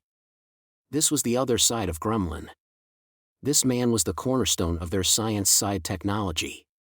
He was completing the final preparations needed to construct the lance. Kihara Kagen had lost the mind he needed to think about what his actions meant, so he merely silently connected the cables to create the giant processor. This would most likely swallow up something he had once wanted to protect, and yet he continued. He spoke into the small radio in his hand. "I'm done here. The refrigerated organs can be used at any time to remake the empty husk of the number 2 into the machine to create the lance." Volume 8, Chapter 2, Miniature Garden Within the Investigation. Area_No.23, Part 1. There was a fair bit of conflict on the way, but as planned, Kamachi Tomo arrived in Academy City District 23 by bus. His party had started out with Index, Lavinia Birdway, Lessar, and the Calico Cat as members, but Misaka Makoto had joined at some point. "What happened to Japan's compulsory education?" he asked her. "Unlike you, my school trusts me. I don't have any problems with attendance, so I can miss a few days and be fine." "Trust, HM? Yeah, I don't have that. Wait. Why are you staring off in the distance so much today? Are you tired?" If Kamachi Tomo wrote down a detailed time schedule, he had a feeling it would be in violation of some kind of labor law, but unfortunately for him, clenching his fist and punching people did not legally qualify as labor. The terminal building for District 23's International Airport had a very open design that used a lot of glass to allow plenty of sunlight in. It was a weekday and Academy City was strict about who it let in and out, so it was not filled with sightseers. Nevertheless, it still had plenty of people coming and going. One group was wearing the traditional outfit of some distant country. There was a businessman wearing a custom suit that was obviously not pre-made and probably cost as much as a domestic family car. The person with him was either a secretary or translator. The great number of people in work clothes was due to Academy City's lack of any entrances by sea, sending that traffic to the land and air routes instead. "We made it this far, but what do we do now?" "Nothing," simply replied Birdway. "As I explained, we are waiting for further instructions right now. The supersonic passenger plane is completely chartered, so we don't have to line up at the reception counter for some airline. We can also skip the metal detectors and X-ray scan. We head out to the runway through the crew exit and ride an electronic cart straight to that monstrous plane. We also have the highest rank for takeoff priority, so we don't have to wait for other planes to take off." "I can't believe that," muttered Makoto, who had been half listening. "Academy City is full of scientific information. There may have been takeoffs and landings that ignored the standard procedures during the confusion of World War III, but this kind of special treatment could be used to slip proprietary technology out of the city. And there's enough danger now to warrant that risk. This is on just as large a scale as that war, if not larger. This is no time to worry about the smaller issues." "Wow. That sounds bad," cut in Lessar as if it had nothing to do with her. "But if we're waiting for orders, that means this is essentially free time, right? Then I want to go to the shopping mall over there. There's something I want to buy duty-free while I have the chance." "What is it?" asked Index as she held the calico cat. "Well," replied Lessar immediately. "A showy swimsuit." For an instant, Kamachi Toma lost his ability to chain events together as if a stun grenade had gone off nearby. Why? It was November. What would she be doing that needed a swimsuit? As confusion fell over Kamachi, Makoto silently grabbed the collar of his school uniform. She shook him back and forth and asked him questions with all her strength. "Hey! What kind of space-time exists around you? Do you have some special characteristic that distorts the rules of the world around you toward the color pink like some kind of black hole? This isn't my fault. I don't know what to tell you." Kamachi gained the new experience of hearing the Doppler effect on his own voice, but it was not something he could enjoy. His semicircular canals were on the verge of being completely destroyed, and he did not want to vomit before even boarding the monster airplane. "Listen. We may be fighting alongside the Anglican Church and the Roman Catholic Church for now, but we aren't going to get along forever," said Lessar as she shrugged. "Once we make our united attack and finish things with Gremlin, who will their next enemy be? They'll naturally want to defeat the Thorn in both their sides while working together, and they will work fast to defeat that enemy while they still know where it is." "So that's it," spat out Birdway. She looked calm, so she had likely already anticipated that problem. "Yes. A southern resort on the other side of the world would be a good place to hide until the heat dies down." "Ah, that was my vacation plan. Please don't come along. You'll just make some odd mistake and bring them after both of us." As the two girls argued, Kamachi's party was dragged to the duty-free shopping mall. It was obvious the word swimsuit would bring nothing good with such a dangerous group. He was especially worried about a heavy tsukomi coming in the form of biting or high-voltage electricity. However, he had no answer of his own as to how to kill time until someone contacted them. In fact, a normal high school student had no way of knowing what was inside the service facilities of an international airport or where any of it would be. The aforementioned shopping mall was a vast 3-story building with the center opened up between all 3 floors. According to the posters hung up here and there, the building contained over 1,000 stores. Kamachi had a feeling a glance at a map of the place would make him dizzy. I doubt there are even 1,000 different kinds of stores in the world. How much internal competition is there in this place? While not listening to Kamachi's comment, Birdway and Lessar stared at the guide map that had a touch screen to search for the store one wanted. This has the same layout as a prison cell block. When you want to cover as much of the facility as possible with as few cameras as possible, you naturally end with something similar. Kamachi wondered if it was normal for their chats to have such dangerous words mixed in. He also thought they would stand out in a tropical resort right away no matter how proper a swimsuit they wore. "So where do you want to go? Have you found a store that caught your interest? 50% less skin covered. That isn't proper at all. You really aren't trying to blend in, are you? You fool. We are going to an international resort where you're free to have fun however you like. You try going there wearing a massive cloth that some hick would wear. You would stand out more than the shining sun. And no. Kamaji-san doesn't have it in him to oppose the entire idea of swimsuits in November, even if it is a turn of events on the level of having the whatever they're called lines on your palm turn at a right angle. But I would at least like to turn your choice of store in a more normal direction, okay? How about this one called Tropical Bright Girl? That's for Hicks. Go apologize to the people working there. I promise I'll bow down with you. Kamachi could tell this was bad. From that store name alone, he could tell he would be thrown into a mysterious space of comedy. It would start with an "okay, I'm going to go try this on," and then "oh, no." The changing room's curtain, and finally a series of blows. He could not let that happen. He was with Lavinia Birdway, Lessar, Misaka Makoto, and Index. If those four ganged up on him, he would turn into something unrecognizable. Kamaji Tomo was not a pure saint. If the goddess of some spring appeared and asked him if he wanted her to wear a swimsuit made up of a lot of cloth or one made up of little cloth, he would choose the one with little cloth. He might even ask if no swimsuit at all was an option. However, his answer would change when he knew reaching out for it would cost him his life. What? What am I supposed to do?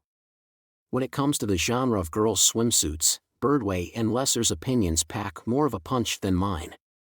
Can I not win with the logic of a guy? What do I need to push this in a more normal direction? Ah. That's it. Okay. Kamaji-san suggests we hold a democratic vote. Where do people want to go, 50% less skin-covered or Tropical Bright Girl? Birdway gave an understanding look. Don't be shy, boy. You actually want to head in the direction of more skin, but you're hesitant to boldly suggest it yourself, aren't you? Don't worry. We will give you the justification you need.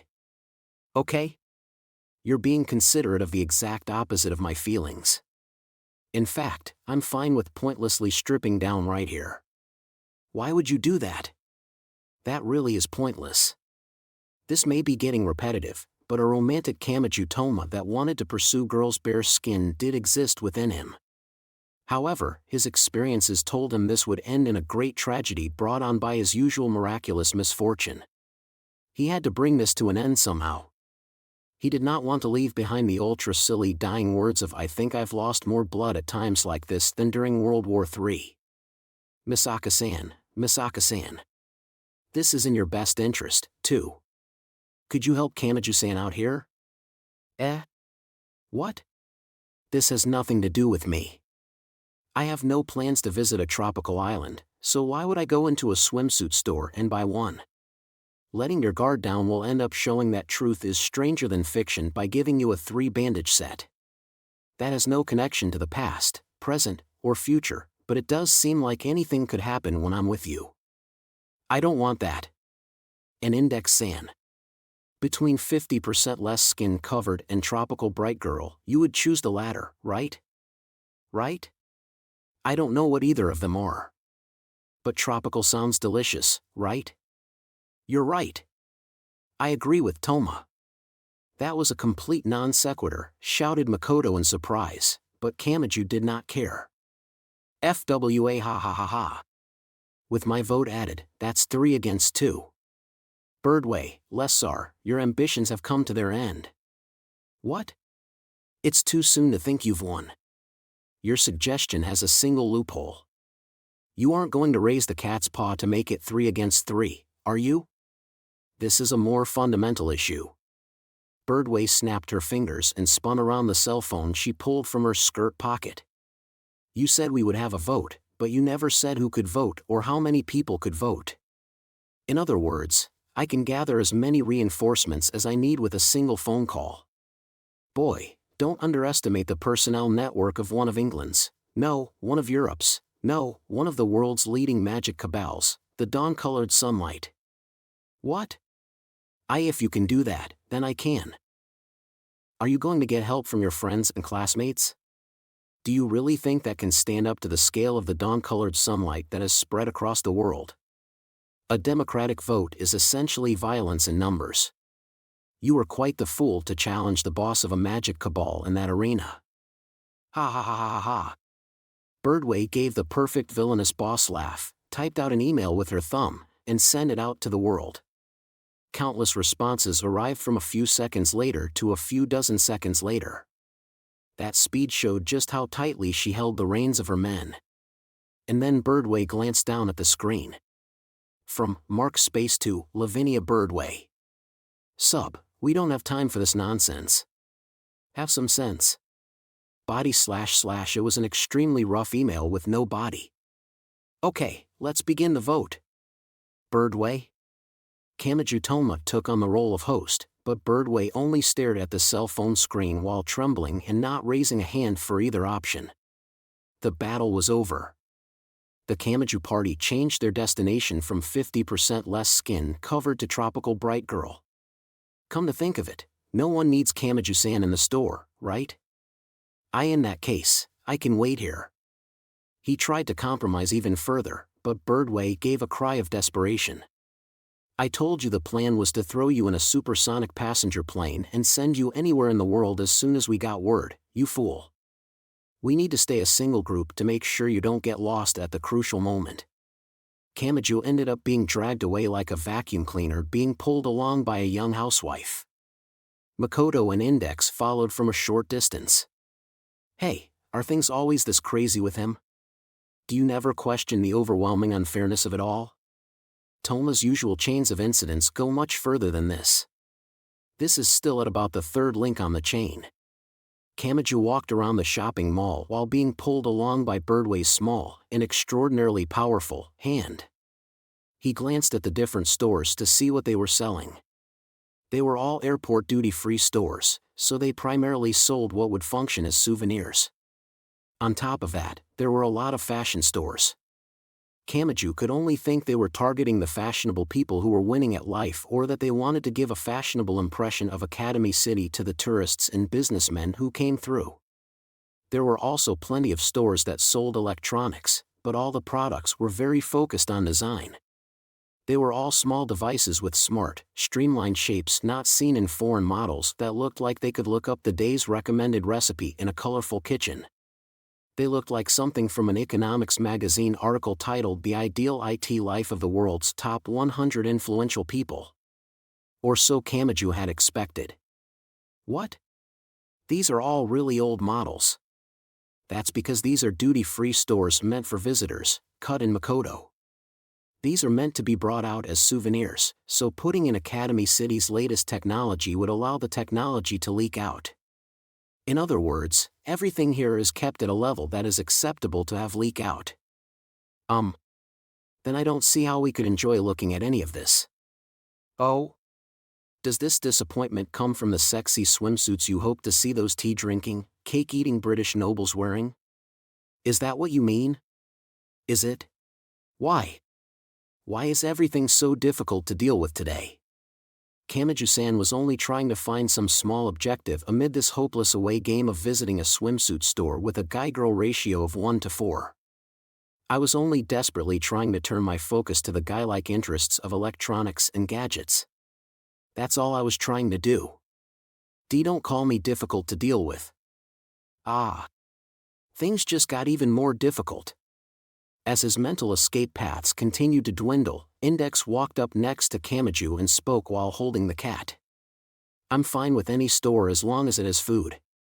You've finally reached the point that you'll eat swimsuits? Or do you mean the cell phones? I can smell cafes and bread shops all around here. That's a cafe mocha and that's a fresh butter roll. What kind of new skill is this?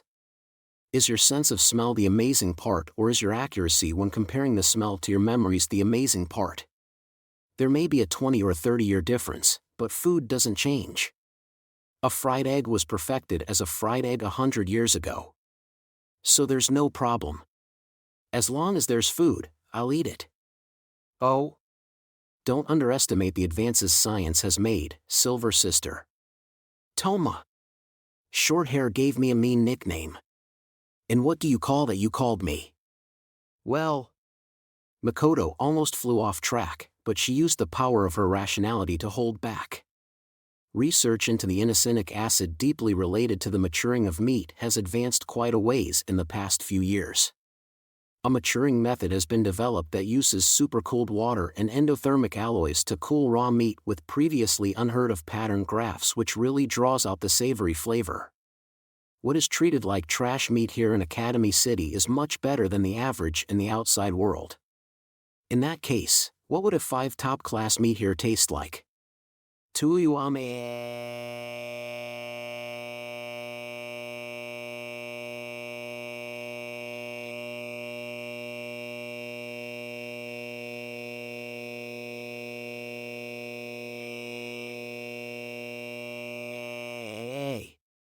Even if you shout out like you're on the top floor of a burning building for the final battle, no top-class meat is going to appear. For a poor student, a large gyudon is as luxurious as it gets.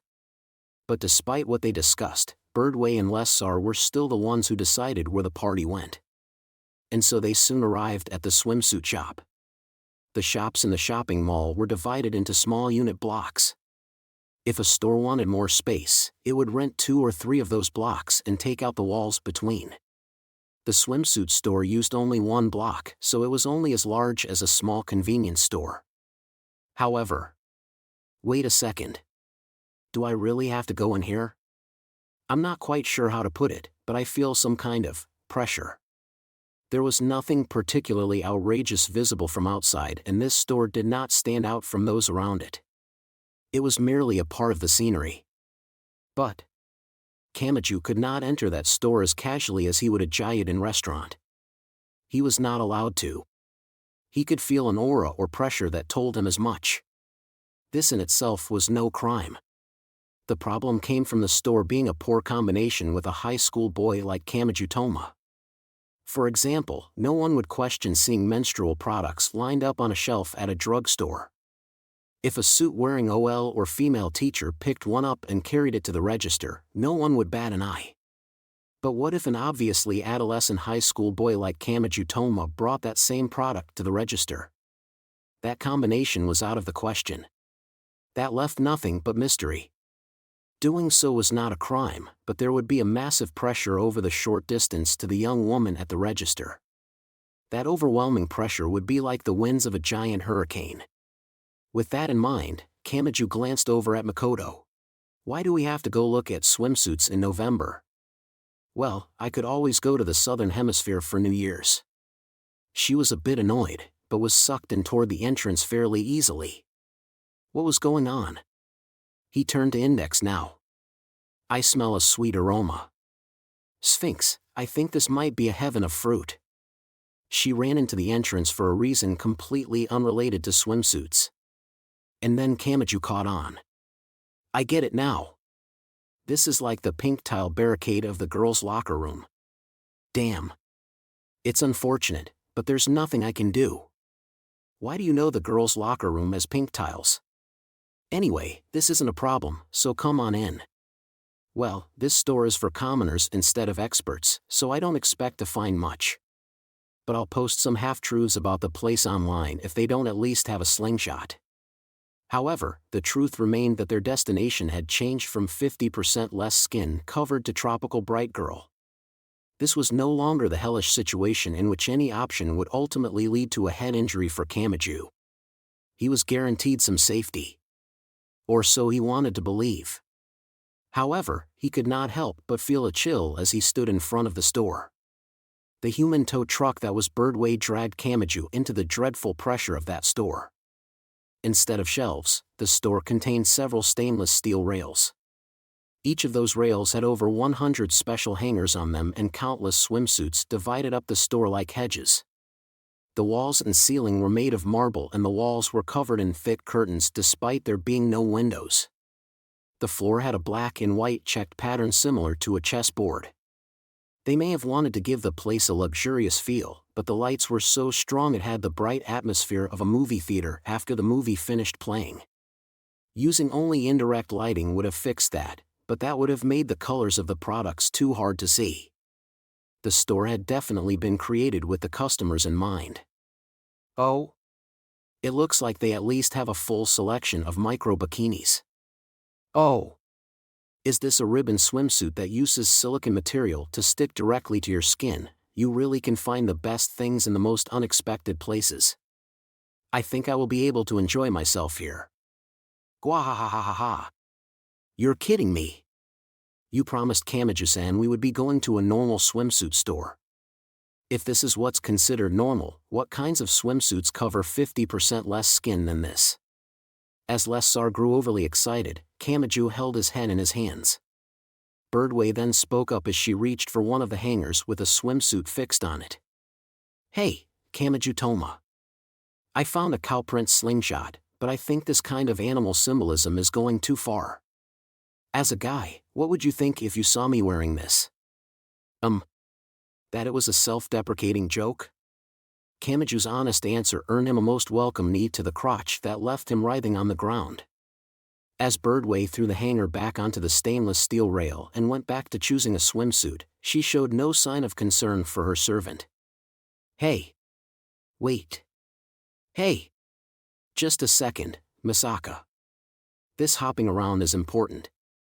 To a middle school girl like you, it may look like I'm jumping around as a joke, but this is the brink between being able to return to the battle or not. Let me focus here, I need to enter the zone for a moment. Makoto frowned and tilted her head as Kamaji jumped straight up 2 or 3 times and somehow managed to recover from the status effect. He breathed a sigh of relief, but Makoto did not understand any of it. Anyway, I'm going to look at the swimsuits over there. Why? Do you have some reason to flee Japan? The reason Birdway and Lessar wanted swimsuits in November was because they wanted to hide in a southern country on the other side of the world while the Anglican Church and other groups were pursuing them. That had nothing to do with Index or Makoto. Kamaji could not let her get caught up in the moment and lose sight of the situation. No, but I think they made a new indoor pool in the leisure facilities of District 6. My mama said swimming is one secret to beauty, so this is a good opportunity. If I buy a swimsuit now, I can head to the indoor pool before I decide it's too much effort. Why, you don't need to make such a carefree decision in such a chaotic place. Wouldn't it be safer and easier to buy one at a sporting goods store later? If I wait until later, I'll just decide it's too much effort. And the swimsuits in that corner look normal enough, so I'm just going to look through them, said Makoto. Also, if you peek on me while I'm choosing, I'll kill you. I'm not joking. Don't worry. Don't worry. You don't need to bother with a warning. No matter what you do, I always end up on the verge of death. He tried to casually turn aside the comment and ended up with a 1 billion volt lightning spear flying toward him. If it had not been for his right hand of mystery, he might very well have died. Don't scare me like that. Do you have some kind of grudge against Kamaji-san? Pay attention to what people say to you. Humph. With that comment, she headed to another corner of the store. This left only Kamaji and Index. Just so you know, Kamaji-san is quite relieved that you stay the same no matter where you are, Index-san. Ah. I don't see how you can care about swimsuits when it's so cold. More importantly, Toma, when will the delicious bread, cake, black tea, red bean soup, matcha, coffee, and hot dogs be served? Way too many of those are from the same genre. And that's too much caffeine, sugar, and carbs. What could possibly bring you to that combination? All those different smells are floating around, so I can't help it. I'm not really sure what it is that you can't help. Wait a second. Are you the type of person that would cause devastating damage if I brought you to a fish market? Heh. Are you talking about the legendary Tsukiji market, Toma? Of course I would go around eating everything. In fact, when will you take me there? I'm really interested in seeing Ryugujo, that fantastical kingdom made up of countless types of seafood, revived in the modern age. It seemed there would be devastating damage even if the rescued turtle brought Index to Ryugujo. She would see Otoheim and the others who greeted her as nothing more than one half of beef or fish, so she would show less mercy than Momotaru on Onigashima. Kamaji doubted he would get any support from the cat in Index's arms. The cat's shameless expression seemed to say, "Do you find it sad? This is survival of the fittest." Meanwhile, Makoto returned to Kamaji and Index. She held a hanger with a swimsuit on it. I made up my mind, so I'm going to buy it. Don't look at it. What? Are you a comedian in front of a boiling bath? Are you saying you actually want me to dash, pra? Makoto fired a lightning spear for each naive question. It seemed she could not stand having the sight of a girl in a new swimsuit remind him of a man in his 40s in a cliched situation. However, Kamijutoma was not the type to notice such subtle things. Makoto had chosen a sporty one-piece that looked like a racing swimsuit with more focus on streamlined design. Kamiju's imagination may have been lacking, but it did not look particularly revealing from what he could see on the hanger. And so the boy gave his opinion. That's not really something you need to hide, is it? What dash? I told you not to look. It doesn't look that much different from a school swimsuit. You idiot. It's completely different. Don't tell me you're the type who looks at a fashion magazine and complains that all the clothes look the same. Look. This part here and this part here are completely different. Makoto blushed and began arguing her point while pointing here and there on the swimsuit. Having her fashion sense questioned seemed to have caused the blood to rush to her head, but this resulted in destroying the original condition of not looking at the swimsuit she had chosen. The more Kamiju tilted his head, the more commentator Misaka Makoto-san, 14, increased the speed of her gesturing. And then, the cloth of the swimsuit in Makoto's hand peeled right off from just below the chest all the way down to the very bottom of the abdomen. This shocking removal reduced its defense stat by 85%. As Kamiju watched on, he silently covered his face with both hands and crouched down on the ground. He let out a groaning voice. Misaka has finally broken, too. And no. Idiot. I didn't know about this. And now she started zapping things. Is the end of the century about to begin? No, there's still time. If I can defeat Misaka before the flames spread to Birdway and Lessar, I should be able to avoid a truly hopeless situation. Defeat? What do you mean defeat? Okay, Misaka-chan. Go on, go on. Blush and put that swimsuit back now that you've changed your mind. That's what you meant. As she was pushed from behind and led with the uncaring motions of a construction worker making 900 yen an hour as he guided traffic around the construction zone, Makoto returned to where she had gotten the swimsuit. There was a lot she wanted to say, but she wanted to avoid having him think she was intent on buying that swimsuit. Kamijutoma's plan had worked this time. However, there was no guarantee things would go so smoothly every time. He was not a martial arts master whose motions were like the branches of a willow tree. And if a billion volts or metal flying at 3 times the speed of sound hit him, he would seriously die. On both the science side and magic side kaya pervert, situations were done on reflex, so there would be no discretion or mercy. Bringing together girls who had great firepower was more dangerous than mixing different cleaning agents. I need to stay as docile as possible. Jiza mode on. Trying to leave the store could draw the girls' attention, but he desperately wanted to avoid helping them excitedly choose a showy swimsuit followed by some unexpected misunderstanding. He would not let it happen. He had to deal with Index, Misaka Makoto, Lavinia Birdway, Lessar, and the Calico Kitty. That was too much firepower. Any reflexive and impulsive strike brought on by shyness, and targeting Kamijutoma, would clearly exceed the max damage value. An outsider might think it sounded like something to add to a daily album, but the situation could literally smash his body to pieces. He wanted to avoid that at all costs. Your mind is empty, Kamiju-san, your mind is empty. First, I need to move from the most dangerous spot. That would be the dressing rooms lining the wall. I can't imagine how approaching them could be a positive thing for my life. Kamiju moved toward the opposite wall to distance himself from the wall, giving off a difficult to detect but definitely present negative aura. For some reason, there were a few chairs without backs sitting near the thick curtain on the wall. Kamiju sat down in one and breathed a sigh of relief because nothing had happened. He truly entered Jiza mode and tried to make time pass more quickly by becoming a sensory time traveler to the future. Adolescence is like a wild beast that can attack at any time. By the time Kamachi heard that girl's voice and tried to destroy his Jiza field from within, it was already too late. He was grabbed by the back of the neck and pulled backwards. Kamachi Toma suddenly disappeared from the area covered by the store's security cameras. What? There was nothing but a wall behind me. How did I end up here? I've already been attacked, but I can't tell what happened. Don't tell me. Do you have a power that lets you freely control an alternate space that ignores Euclidean geometry? Come on.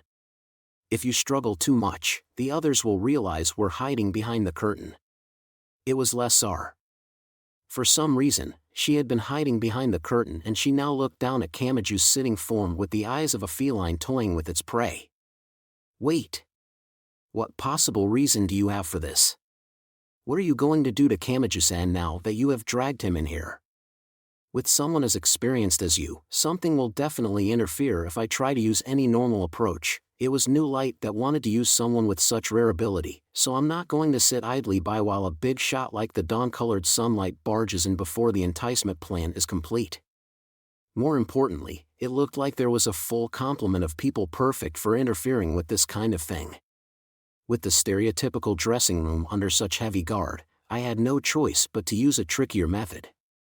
What do you mean experienced?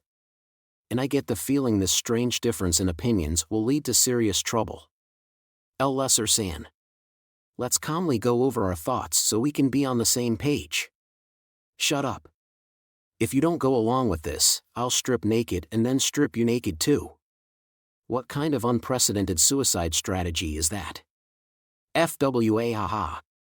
If you are seen naked with an innocent girl outside of the dressing room zone, what will the 6 billion people of the world decide happened? What do you want? Ta-da! You get to decide what swimsuit I wear. At some point, a swimsuit hanger had appeared in each of Lesser's hands. Okay, Kamachi Toma. Did you drop this sexy black wired bikini? Or was it this sexy white skeleton one piece? Those names are too specialized for me to know what they mean, and I get the feeling either option will not end well. Oh, by the way, an honest person gets a lovely present as a third option. I can only assume that means I have a time limit. Lesar gave a disappointed sigh when she saw Kamachi looking as cowardly indecisive as someone ordered to disarm a precision time bomb while blindfolded. As you can see, the wired bikini is a bikini made almost entirely out of wires. The triangular portion is nothing but a wire outer frame. But that would show off something that shouldn't be seen, so a triangle of cloth has been placed in the opposite direction of the triangular frame to hide the important part. So it's basically a deadly weapon. Got it. But as the name suggests, the skeleton one-piece is essentially a perfectly normal one-piece swimsuit. It isn't that different from the ones worn by girls at Japanese schools. Sigh. So there's actually a normal option. In that case but when it gets wet, it becomes perfectly see-through. Then it's pointless. It's entirely pointless. Oh, the crotch of course has a different cloth attached on the inside. Then again, it's only the size of a bandage. It's actually hard to tell it has that extra cloth there. It ends up looking more like some air happened to get inside so that spot isn't touching the skin. At any rate, both options would cause the lifeguards to begin shrilly blowing their whistles anywhere but at a nudist beach. In an RPG, the swimsuits would probably have strange curses. Kamachi raised his knees, buried his face in them, and spoke his thoughts in a groaning voice. Lesar. Living in a small island nation like this can sometimes make it hard to tell what is normal for the rest of the world. What are you talking about? These are special terms that would only be recognizable somewhere as advanced as Academy City. If you search these swimsuit names on the internet outside, you probably wouldn't find anything. All of a sudden, I have no idea what Academy City is trying to do. Are you saying this will be the norm around the world in 20 or 30 years? By the way, wearing the wired bikini over the skeleton one-piece would bring out a different style altogether. Heh. It would be like a cocktail of sexy swimsuits. Is that the punishment for running out of time? Kamachi had the feeling his life would switch over to a completely different and amusing set of rails if he was naturally able to give a gourmet-like comment here. In the right hand was a black wired bikini. In the left hand was a white skeleton one-piece. Now, which will you choose? A spiritual item that resembled an arrow-shaped tail extended from Lesser's miniskirt as she spoke with the expression of a demon asking him to sign a contract. Which one? Part 2. The air was cold and wrapped in mist-like weather. The lightning god Thor walked through Sargasso, the headquarters of Gremlin made from a great number of ruined ships. Technically, this was Alaris disguised as Thor. Now then. This environment was not foolish enough to let him bring in a cell phone with GPS functionality. The quickest way to find Sargasso's location would be to check on the location of the stars and sun. But at the same time, this was Magic God Athenas's base and she was currently focusing all of her power and skill on producing that lance. While she was focusing all her senses to eliminate as many impurities as possible, she would take issue with any magic Alaris used that was not related to Gremlin's actions. Even Alaris could not survive if he was surrounded here. Then again, the most fundamental problem was his inability to defeat the magic god on his own. I could cause some serious trouble and secretly use investigation magic in the middle of that, but that won't work here. The smaller the trick the better. The odds are good Athanas would detect my preparations for the diversion. Due to his great power, Alaris did not seem the type for this kind of covert attack. However, he had lived a peaceful life as a recluse while slipping through the gaps in the Anglican Church, the Roman Catholic Church, and other world power search networks. That great power of his had given him the skills at covert operations that not even your average intelligence agent or spy had. That means I need to go about this the normal way. Sargasso was made up of the rusted ruins of everything from small boats to naval ships, but the members of Gremlin preferred to use the luxurious passenger ship that had broken in half. It seemed even crazy magicians found a high-class hotel room more comfortable than a cave. Alaris crossed a makeshift bridge that looked like a ladder on its side and made his way inside the passenger ship. Marion. HM? What is it, Thor? The brown girl was holding some strange device with a lot of red and flesh color on it. She turned toward Alaris and frowned. I'm about to be pretty busy, so I can't do anything for you. Aren't you supposed to be guarding the perimeter of Sargasso? I already performed the final check before the real deal begins. You know what my output is. Since I can't use Mjolnir, I'll have to head out as Almighty Thor. But I don't want to go nuts with no limitations and hinder the production of the lance. I've had enough of Athanas cutting off my arm. That would be bad for both of us. I'm not taking the blame for a mistake here. I'd rather not lose my head because of you. As long as our magical symbols don't overlap or conflict, nothing should happen. What direction are you going to draw power in from when you put together your temple? I can ask Bercy about the scientific stuff, so that only leaves the reactor. Wait. I have a memo pad in my right pocket. You can check that. When one wanted to avoid any illegitimate and unnecessary actions, sticking to the legitimate actions was best. When performing a large-scale ceremony, the effects of ley lines and the movement of the stars had to be taken into consideration. For that reason, one had to check on the terrain and coordinates. If he could not use investigation magic, he just had to get his hands on the data that was already there. He could gather that data without magic god Athanas catching on. While holding the memo pad filled with Gremlin's secrets that could not be viewed so easily, Alaris thought to himself. She must be the type with a strict line between enemy and ally. This is what she's like once she thinks of you as an ally. He flipped through the memo pad evenly.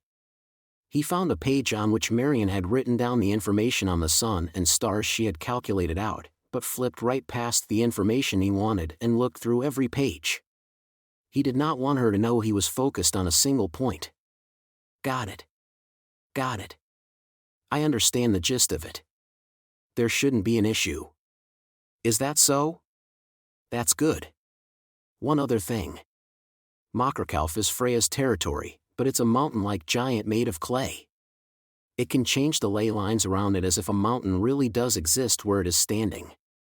Once the actual production of the lance begins, keep an eye on its location. I know that. I'm more interested in its core. You know, that heart on the plate. Even though it's exposed like that, it still beats like a proper heart. Just seeing it makes my mouth water. How about you have Freya give it to you once this is over, said Alaris with a shrug. I'll do that, she replied honestly. It seemed this brown girl's sensibility was different from the others. Alaris parted ways with Marion Slingeneier and continued down the corridor. Now I need a method of getting this data out. Once again, using any unnecessary magic would alert Athanas. I need some way of disguising it. At that point, Alaris stopped thinking and turned a corner in the corridor. He had spotted Bercy walking down the corridor with a pace as regulated as the second hand of a clock. He could not meet with him. Bercy was different from a pure human or a pure spiritual item. There were several ways of deceiving a living being and several ways of deceiving an inorganic object, but he wanted to avoid meeting with that man who was somewhere in between. Of course, acting too suspiciously to avoid meeting him would be getting his priorities backwards. I need to deceive them using a legitimate line. Alaris thought for a moment. In that case, I can use that heart on the plate mentioned just now. That heart kept here in Sargasso is the driving force for that giant, mountain-like Mockerkalf. It's set up to control it remotely. I should be able to borrow that line and send a message to my contact with the Anglican Church. Part 3. In the UN headquarters building in New York, one of the several small conference rooms was filled with the light of fluorescent lights. It was filled with those who directly ruled a nation, supported one from where the light of the sun did not reach, or mentally supported the people as religious symbols. America. England. Vatican City. Russia. France. To sum up, said the presidential aide Rosaline Crackhart in order to check back over everything. Unsurprisingly, an adult woman like her chose how to speak based on who she was speaking to. She was sensible enough to not enter full S mode and verbally crush a foreign head of state under her foot. This illegal force named Gremlin has a hidden base called Sargasso somewhere on the Seven Seas, and they are developing a weapon of mass destruction called a lance. They will not hesitate to use it, and there is a great danger of them using it as soon as it is complete without bothering with negotiations. Does that properly cover the information that has been discussed thus far? There was a reason she had repeated all that. When the British or Russians had been speaking, there had been a lot of terms she had not understood: magic, magic power, spell, spiritual item, ley line, demon god, dvergr, holistic esper, gungnir.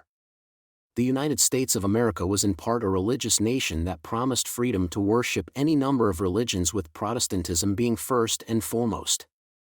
However, when Rosaline saw these people seriously discussing all this in front of her, it ended up sounding like a very distant issue. It was as if they were philosophically analyzing the world of some picture book. World War III. Hawaii and Baggage City. The conspiracies of the military-industrial complex that America knew so well were not enough to fully explain the great force that had left its mark on the history of the world. Rosaline had even been directly involved in one of those. But even so, it lost any hint of reality whenever she thought back over it. It felt as if her own memories were wrong and that forgetting any of it had happened was the right thing to do. She could not sustain a sense of danger. The memories faded all too quickly. Before she could come up with an actual countermeasure, it all grew muddled and vanished into the shadows of history. Just like the odd jobs of everyday life stole away one's free time, this disaster that should have been their top priority as the world police was dissolving away into the passage of time. Something like this may have been more frightening than direct violence. That was why she had restated it in her own words. This was something the conspiracies of the military-industrial complex could not fully explain, so she had to make sure the phenomenon did not escape the common sense in her own mind. Otherwise, she felt she would lose more and more information once that first bit leaked out. That's more or less accurate, lightly commented the head of the British royal family. She was Queen Elizabeth. This information comes from a spy inside Gremlin. He is quite skilled. To be honest, he is so skilled not even we can control him. What matters most is the creation of the lance at Sargasso. To be blunt, this is very dangerous. If we do nothing, it will be completed in less than half a day. And if that happens, the 6 billion people of Earth have no chance of winning. I don't really get it, said United States President Roberto Katza. But can I think of this lance like a nuclear weapon? Can a single nuclear weapon kill every single one of the planet's 6 billion people? If not, then think of this as a new weapon. Call it a supernova missile or a black hole bomb or whatever you want, but this gives someone that fantastical power in reality. This is on such a large scale, it might be difficult for it to feel real, added the young patriarch at the top of the Russian Orthodox Church. He did not directly cut in because he was the leader of a religion that put an emphasis on mental activity. If this Athanas becomes a complete magic god, a world will come where all that power can be wielded at the discretion of a single individual. If she takes a liking to you, you will gain vast riches. If you irritate her, she will slaughter you. We do not actually know what Gremlin's ultimate objective is, but an age will come where a single individual's ideals cover the entire world. In that age, straying from those ideals even slightly will be enough to have your severed head displayed in the public square. That great power will remain forever, but an individual's ideals will not necessarily remain the same. This time, the Roman Pope spoke up. The Pope had been replaced during the confusion of World War III, so the position was now held by an old man named Pietro Iabdis. It may begin as a truly idealistic reality. Evil may be temporarily wiped out, people's negative thoughts may be removed, and miraculous solutions may be found to the planetary concerns of the remaining fossil fuel resources and the destruction of the environment. But how long will that last? 5 years? 10 years? 50 years? 100 years? If a single gear falls out of place somewhere, an eternal age of personal pleasure and slaughter may begin. With no doctrine to follow, an individual's mind is made to easily stray no matter how strong their will is. Normally, that mind is corrected by many external factors, but here, if the one with power strays from the proper path, no one can tell a magic god she is doing something wrong. Handing the decision-making power for the world to a pure child does not mean the world will become pure, said a blonde woman with a sickly complexion. She had been confined deep underground in France for a long time but had still functioned as the cornerstone to the country's important political decisions. So before this untouchable baby grows too fat, she must be stopped. Someone must stop her while she can still be stopped, said Queen Regnet Elizard immediately. What matters is the location of Sargasso. Even if we only have half a day, Gremlin has not finished making this lance. That means this is our last chance. This specialized spiritual item will let her control her power as a magic god. Its creation has to be a delicate process. If the world gathers its strength and attacks Sargasso, the shock could be enough to drive the creation of the lance to failure. The lizard did not say it would be enough to defeat the magic god. As an anti-magician expert, she could not view the situation so optimistically. And how do we find it? Casually asked President Roberto Katza. I don't know any details about magic, but this place won't show up on the cameras of normal satellites or surveillance drones, right? These magicians rely on manual methods. How are you going to search every corner of the globe like that? The 7 seas cover 70% of the Earth's surface. Do you know how many tens of thousands of meters the Earth's circumference is? It's impossible to check through all of that in only 12 hours. It is not impossible, immediately replied a lizard. Rosaline was taken aback, but the queen continued regardless.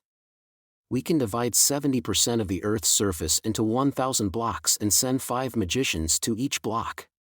For the magical nation of England, it is not hard to find that many people. A magical investigation of the entire globe would be quite difficult, but it can be done using overwhelming numbers and common spells for investigating a limited area. This is the strength of working on a national level.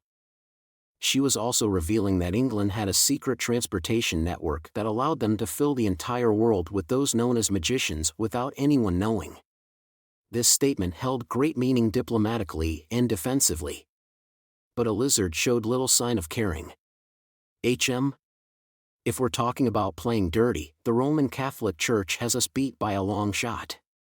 After all, they are the world's largest denomination and have 2 billion followers. All of them at least have a cross around their neck, and the many churches and cathedrals that are the nearby symbols of their faith exist all over the world. What if they have some large-scale magic that uses all of those together? It seems to me there is a much more massive pool of data resources there than in the recent conspiracies about SNSs and online stores. I can think of a few, but those projects were all completely frozen upon the destruction of God's right seat. And they will not see the light of day again as long as I am around. That is my duty as the inheritor of this position. Despite being in the middle of an unofficial international conference, Rosaline let out a sigh. She was reminded of the legendary echelon during the Cold War, or the FCE surveillance system that had covered America and had been controlled by a single corporation. This made both of those seem like nothing. In other words, you have already constructed a limited system for locating enemies all over the world. Is that what you are saying? Yes. But only on the level of expert magicians. Given Gremlin's habit of disregarding profit, there is a risk of overlooking Sargasso if we only search for it from outside. And that is what the spy is for, is that it, said the Russian Orthodox Church's young patriarch in a heavy tone of voice. Sargasso is probably hidden by a special barrier, but the British magicians scattered throughout the world will be able to detect the signal sent from within. Is that right? They had known this from the beginning. They only repeated it to make sure everyone understood and to bridge the gap between those who knew about magic and those who did not. There was no need for discussion because there was no other effective method. The lizard slowly spoke up. The standard forces will primarily come from America, Russia, England, and France. The magical forces will be led by England, Rome, Russia, and France. This will require some countries to do double duty. Are any changes necessary? That is not a problem. I do not recall having such a weakly made country. Russia and France readily agreed. The focus then turned to a lizard and President Roberto. If we do locate Sargasso, how much firepower can you use? The house is still practically boiling over in their desire for revenge over Hawaii. I'm stopping it from getting anywhere, but I can get immediate approval for an attack on Sargasso if I open up the gas. I can officially use the military station at 4 overseas bases in allied nations, and if Sargasso is in international waters or the territorial waters of America, the EU, or any other allied nation, I can fire ballistic missiles in the name of having a test launch. I can't use any NBC weapons, but I can at least fill the warhead with bunker clusters. The lizard frowned. I thought we had a treaty banning those. I seem to recall my military-obsessed daughter shouting shrilly about it. As usual, the world's largest possessor of them didn't ratify that. Also, could you introduce me to this daughter sometime? I'm sure we'll get along great. She'd probably clap her hands in joy if I gave her a tour of Area 51. If you are after her body, go to the corner of the room and use your right hand instead. Ahem. Anyway, the normal military forces will run into trouble if Sargasso is in the territorial waters of a neutral or enemy nation or territory. We do not have time to try trickery. In that case, we'll have to rely on this secret CIA notebook that thoroughly covers diplomacy, trade, major industries, and the sentiments of the people. The aide Rosaline Crackhart's cheek visibly twitched. That was apparently not something he should have said during an international conference. We have important people from America, Russia, England, France, and the Vatican. Even if they do not get along with one of us, they will likely have a close relationship with another. And the country in question would never be able to recover if the thick pillar of that relationship were broken. The only question left is who the dirty work will fall to. Who will put a few cracks in that thick pillar to force this through? This should work no matter what country it ends up being. I just hope it does not turn into a century-long grudge, groaned Rosaline as she spoke quietly to the president. Which is better, that or having the world destroyed today? To be honest, I'm not sure I can answer that, replied Roberto. Fortunately, they would not be wiping out an enemy hiding in a large city of the target nation. They would only be attacking a ship graveyard on the ocean. There was almost no chance of collateral damage. They were only targeting an uninhabited island. It would officially be recorded as a request to use the military power of the world to attack a pile of trash in their country. Air-to-surface missiles cost 1 million yen each and stealth fighters cost 20 billion yen each, so there would probably be a lot of confusion over why they were doing it. So, said the Russian patriarch. Any guesses where Sargasso is? An area of the ocean with close ties to Norse mythology. And they went to Hawaii for the volcanic energy, so somewhere without any submarine volcanoes or at least with no active ones. An internal phone began to beep. Rosaline picked up the receiver just as a lizard spoke. Here's my guess, the North Sea or the sea near Iceland. Part for the black wired bikini. The white skeleton one piece. Either one would be full skin mode. Everything was happening so fast that Kamachi half expected Lessar to begin changing right in front of him. And unfortunately, not all people could be brought to the new era. He would probably lose his life after having his skull bitten off by Index. However, Lessar did not seem kind enough to end this because they had run out of time. That was when Kamachi Toma's survival instincts instantly and explosively increased the functionality of his brain. This was the same thing that occasionally happened during his run-ins with expert magicians. Lessar, think back. Do you remember what you said? Hanya?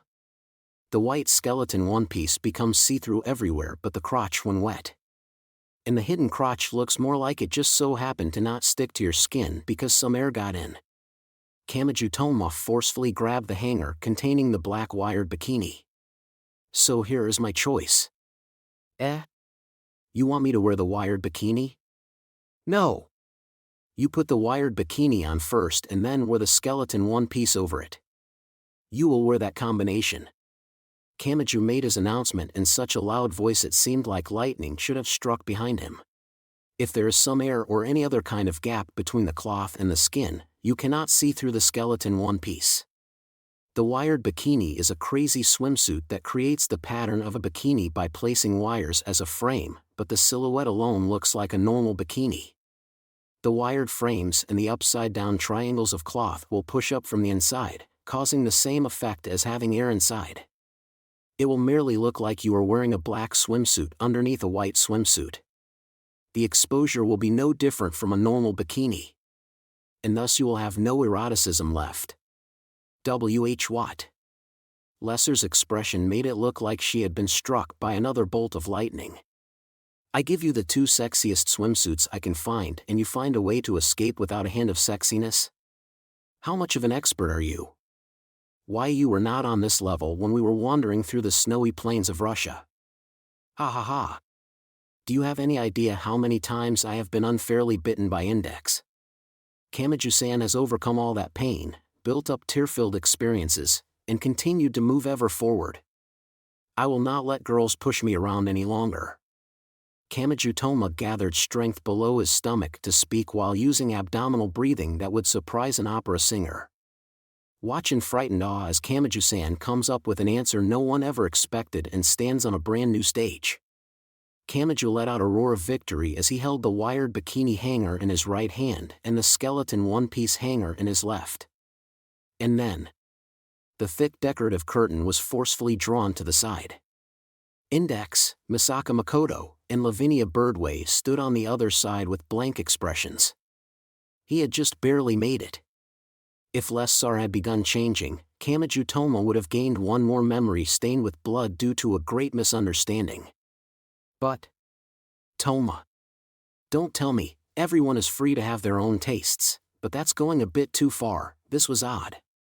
Their reaction made no sense. The elation filling Kamachi Toma silently froze over and he finally regained the ability to view the situation objectively. A girl was on her knees after having those sexy swimsuits ripped from her grasp. And a high school boy was holding those sexy swimsuits while declaring watch in frightened awe as Kamachi-san comes up with an answer no one ever expected and stands on a brand new stage. If this led to the misunderstanding he was thinking of. And no. You have it all wrong. I didn't take these from Lessar because I want to wear them. Don't be ridiculous. That misunderstanding is just too out of left field. I mean, think about it. That won't make anyone happy. Not a single person. He had expected a fierce barrage of abuse based on the misunderstanding. But for some reason, the girls would not look Kamachi in the eye. Their blank expressions looked past him. Well, our Father in heaven respects human free will, it's a good thing this is a free country. Deadpan, I seem to have been a bit mistaken about Japan's culture. I suppose it makes sense. This is the country that has always loved the fundoshi. I had completely forgotten. There was not a single you pervert, or bairi. The situation did not turn toward action. It was ruled by a perfect stillness. Wait. Please don't go. This isn't right. I never knew having no grand Tsukomi could be so heartrending. I may have one, but I didn't get anything for it. At least let me explain everything. Part 5. Carissa was unmistakably Britain's second princess and also the woman who had plotted a revolution to usurp the throne. William Orwell was a mercenary who had once conquered under the name Aqua of the Back. And Knight Leader was the man who led one of the magical forces of England as the head of the Knights. Two of them had been imprisoned in the Tower of London on the charges of treason. Knight Leader had not been charged with a crime, but he had his own issues, but they had been temporarily released for an emergency situation.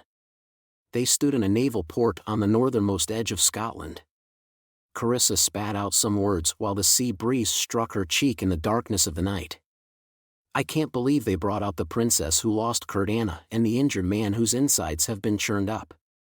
England must be really short-handed right now. Mr. Macho, will you really be any help? I have of course lost my powers as a member of God's right seat and as a saint. However, the methodology for freely manipulating great power still remains within me. I can parry, deflect, and otherwise handle whatever your average magician can throw at me. You are speaking to the second princess, you know? You certainly treat her differently from the third princess, muttered Knight Leader in shock. That third princess had not been informed of this personnel usage. She was usually quite gentle and obedient, but she would likely come along while carrying a giant crossbow if she knew William was heading to the battlefield with his severe wounds still unhealed. That sheltered girl, or rather, princess, had gained a desire to take action during a certain incident, but it had a way of working out for the better or for the worse depending on the situation. And if the third princess took into consideration that the young second princess would be together with William the mercenary, the target of her crossbow might change considerably. That was another reason to keep her in the dark. How many of the mobile fortresses can we use? The recently commissioned Queen Mermaid and Hotel Ariel for sure. It might be difficult to get Fly in the Heavens ready in time. The others are either in for maintenance or needed to maintain a military balance elsewhere. But World War III is over, the ones that were not ready in time for the war are just now being completed. We had hoped to retire them without ever once using them as a sign of peace, but oh well. The fact that such large-scale mobile fortresses were being prepared suggested a certain fact. Namely, they had had a decent guess as to Sargasso's location from the beginning. While the mobile fortresses could move quickly across the sea and through the air, they could only be deployed instantly within a certain range. Carissa, William, and Knight Leader were making preparations under the assumption that the enemy base would be located within that range. The North Sea or the sea near Iceland. Do you know what month it is? If we're unlucky, we'll have to head into the Arctic. A naval battle at this time of year should be exciting. The cold of winter is a great enemy that has frozen even tanks. Check the weather forecast down to the minute. Taking the weather lightly will lead to nothing good. If Gremlin is staying in such an extreme environment, does the location hold some special meaning? Knight Leader was a member of adult society, so he spoke differently depending on if he was speaking to his old friend William or the second princess. The reports we have received make it clear they are based in Norse mythology. However, the spread of Christianity destroyed most of the documents on Norse mythology throughout Europe, and the name of their base is Sargasso. There may be a spot in the ocean where fragments and ruins of ships have gathered after floating aimlessly for hundreds of years. There may be more documents remaining on the ocean than on land where they have been destroyed by fire or acid rain. And it was not just those three who thought Sargasso was in the North Sea or the sea near Iceland.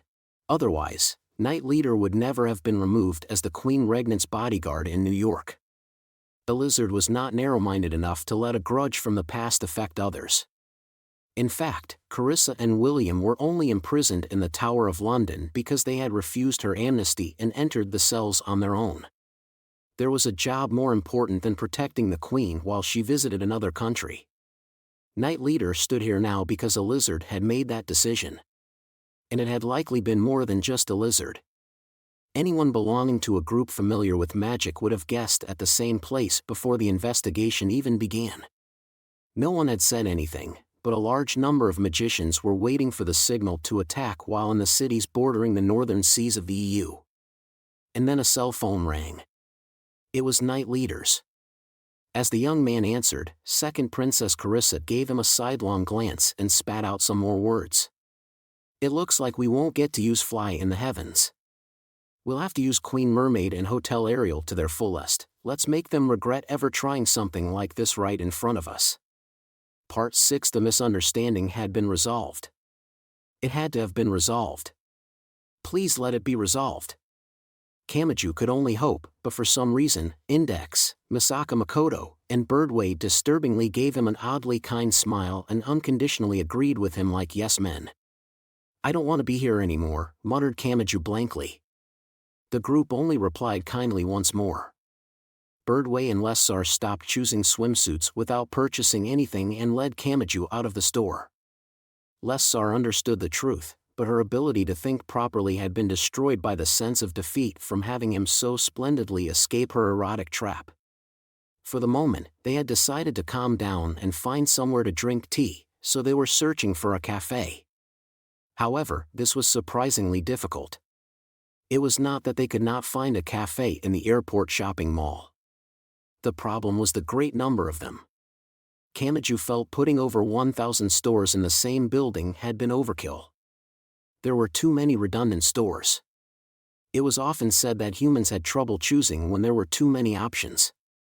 Index's revolutionary idea of going around to all of them and ordering coffee and sandwiches at each one had been immediately rejected. Kamachi and Lessar were useless now that their spirits had been broken, so the uproar over which cafe to go to was mostly between Misaka Makoto and Birdway. They each seemed oddly picky about it, and mostly in a negative way. Having a single high-class girl with you was convenient and added some beauty, but this scene proved that gathering more than one together was never a good idea. While Kamachi's soul was partially detached from his body in search of an escape path, a girl's voice called out to him from behind. HM? Oh, that guy over there is, Kamachi Tomo was it? What are you doing here instead of at school? It was a maid with an outfit eccentrically colored in the yellow and black of a bee. Technically, she was only a maid in training. She was a student at Ryoran Maid School. Her name was Kamakawa Maria. Toma has won over another girl I didn't know about. What do you do to know so many girls? I do not know who she is, but perhaps I should study your unstoppable skill at creating connections between people. It could be useful for the cabal. Heh, heh, heh. First you escape my sex appeal and then you treat me like this? I need to study more to make sure I am not lost within the crowd. Everyone except for Kamachi and the Calico Cat exchanged a glance. The look said, "What? Do none of you know this girl?" A lot of what had happened in Baggage City had occurred in something like a black box. Meanwhile, Kamachi began speaking with this potential maid who had wonderful black ringlet curls. Oh, it's almost heavenly to have a friend who hasn't made any strange misunderstandings. Why aren't you at school? Aren't you a middle school student? I am in the middle of some on-site training. I have to use different languages to guide foreign businessmen. And with a smile so they do not find me suspicious or annoying. I wish the EU would standardize its language like it did its currency. It was obvious Kamachi could not keep up with this, so Makoto shrugged and spoke. She needs to learn how to actually speak the language rather than just read the textbook. The etiquette and position one takes with a guest changes subtly between countries, so the ability to instantly determine that kind of thing is needed to handle visits from unexpected guests. An international airport and a world-famous amusement park naturally gather people from different races, so they are decent training grounds for languages. Unlike the amusement park in District 6, everyone is walking around restlessly in the airport. Not many people give off a welcoming aura. It's important to know how to skillfully interrupt, have them stop, and speak with them while not making them feel uncomfortable. Do you do this too, Misaka? None of my excursions have been this involved. Makoto's words of denial felt like a sword of salvation to Kamachi. After all, he was the only one who only knew his native language. And yet he was obviously the oldest one. He had felt the common knowledge below his feet warping as he grew uneasy and wondered, wait. Am I the wrong one here? And then Makoto said something else as if it was completely normal. It was a lot easier at my school. Everyone drew a card with a foreign language written on it and we had to speak that language for the rest of the day. I would have to speak English while listening to French, so it was some nice mental exercise. And all the voices around me were speaking in different languages. Kamachi thought silently. He decided giving up was not something to be ashamed of. That does not sound like something middle schoolers should be doing. I do think it's a problem that I only know Japanese, though. Wait a second. Then how did you get to Baggage City in Eastern Europe? A lot had happened in the world. Whether in France during riots, England during a coup d'état, or the snowy plains of Russia during the intense battles of World War III, Kamachi rare skill allowed him to charge through with nothing but Japanese. He was on the same level as an old woman who spoke the Kansai dialect. How have things been since then? You don't seem to be suffering from any odd aftereffects. No. My heart was stopped, but it didn't leave any kind of arrhythmia. Oh, and I'm email friends with that mixed martial artist. That ninja disappeared somewhere, so I don't know about her. But she wasn't the type to die easily. Kamachi frowned. He did not fully understand the circumstances surrounding Baggage City. I'm still not satisfied with what happened to my teacher, Takehara Kagan. I was sure he had completely died back then, but then that eye patch girl arrived. She did something to him and he stood back up. But unlike us, it didn't look like his stopped heart had started again. Anyone would have said he was dead. Takehara Kagan, Kamachi did not know much about him either. He only knew he was one of the people he had not saved at Baggage City. And due to what he had left behind, he had indirectly given Kamachi the first step toward rescuing Fräulein Crouton. He had left behind several back doors while working as a researcher in Academy City, he had fled from the city, and he had been closely related to the lightning god Thor of Gremlin. That put him in at least as rare a position as Tsuchimikado Motoharu.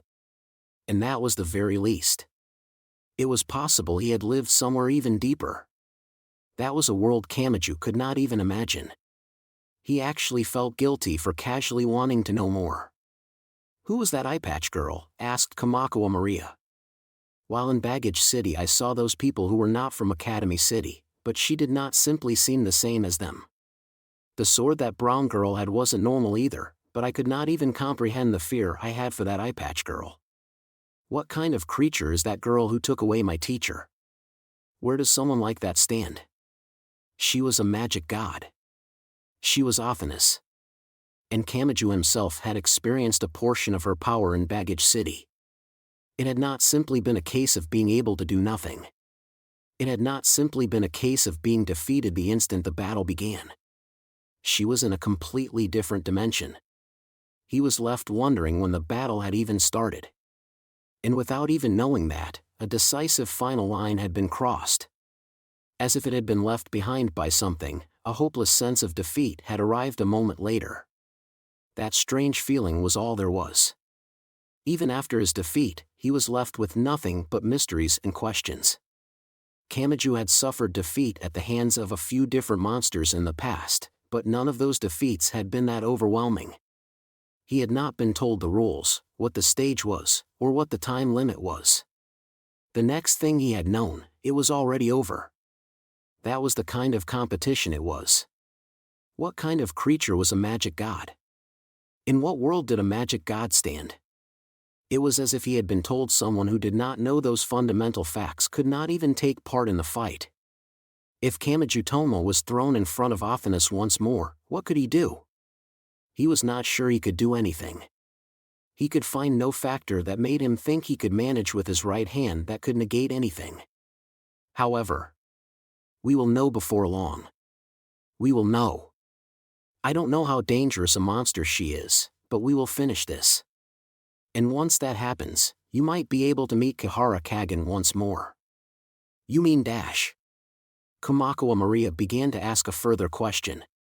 But then Birdway's cell phone rang.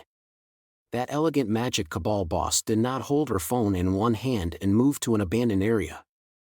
She raised her index finger to silence everyone there and boldly answered the phone amid them all. Okay, got it. It was a short conversation.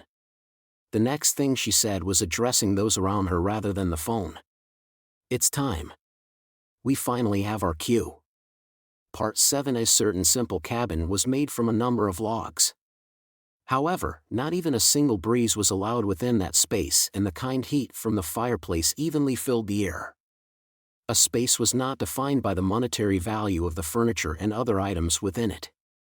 It would contain what the person who arranged it saw value in.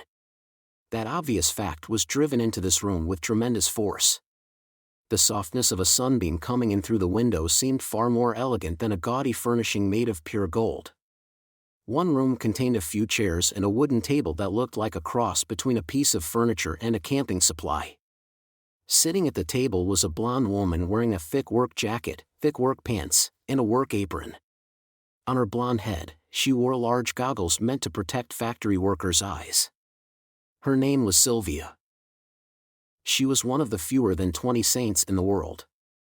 She was also one of the most skilled of the royal maids that looked after and protected the British royal family. Everything she wore was unrefined and would only bring the word austere to mind, but the way Sylvia wore them, they somehow produced the silhouette of a delicate maid. This was due to her occupation and her natural disposition. Another woman spoke to her. The woman speaking to Sylvia was named Brunhild Eichtebel. You could pretty much call this the Last Supper, so why is the table covered in sandwiches? I would also like to ask about the simple water filling this glass. When in a country and region where you can drink water fresh from a spring, it is sacrilege to boil it and steep tea in it. In fact, most of the world sees delicious water as a luxury. This is similar to how the truly top-class fish is only eaten by fishermen. I won't insist you tell the difference in taste, but at least give it some thought before complaining. I find it difficult to be thankful for something with no flavor. So if I filled your glass with salt, would you give it perfect marks?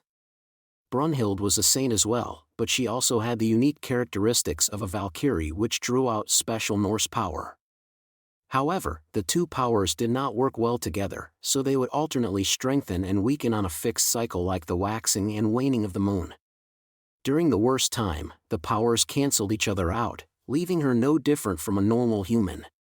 She had long, wavy blonde hair and she wore a dress with denim pants worn under the short skirt. Over that, she wore a bulletproof jacket, supporters to protect her knees and elbows, and a feathered hat.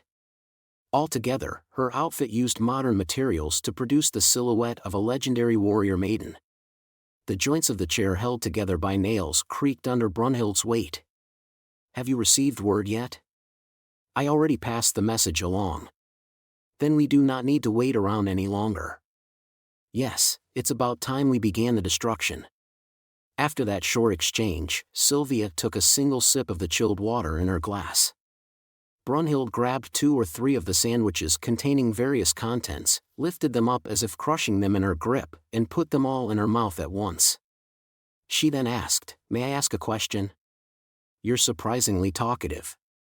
I thought you would be more silent and harder to deal with."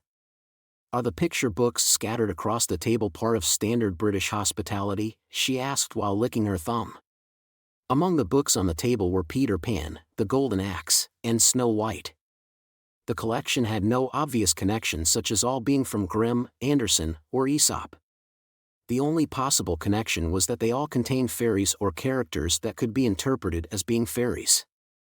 They were likely meant for children as they were thin books with few pages, but the parchment used for the covers exuded a kind of tension that made even Brunhild hesitant to touch them. It may have been similar to how a stuffed bear was cute, but seeing one floating in a ditch filled with rushing water made one think something terrible had happened. "They are a trump card," spat out Sylvia casually. "A trump card against the magic god." "I see." Brunhild did not press further. She had not known them for long, but when Sylvia and those not currently there said they had an idea, it was difficult for a normal person to understand yet tended to be constructed so as to always achieve results. There was no need to ask for details to understand it. "The preparations are complete and the time has come." "Is there any reason to stay here any longer?" asked Brunhild instead. "No," and with that, the two women stood up from their chairs. The mass of metal Brunhild called a sword was lying on the ground, so she kicked it up and caught it in one hand.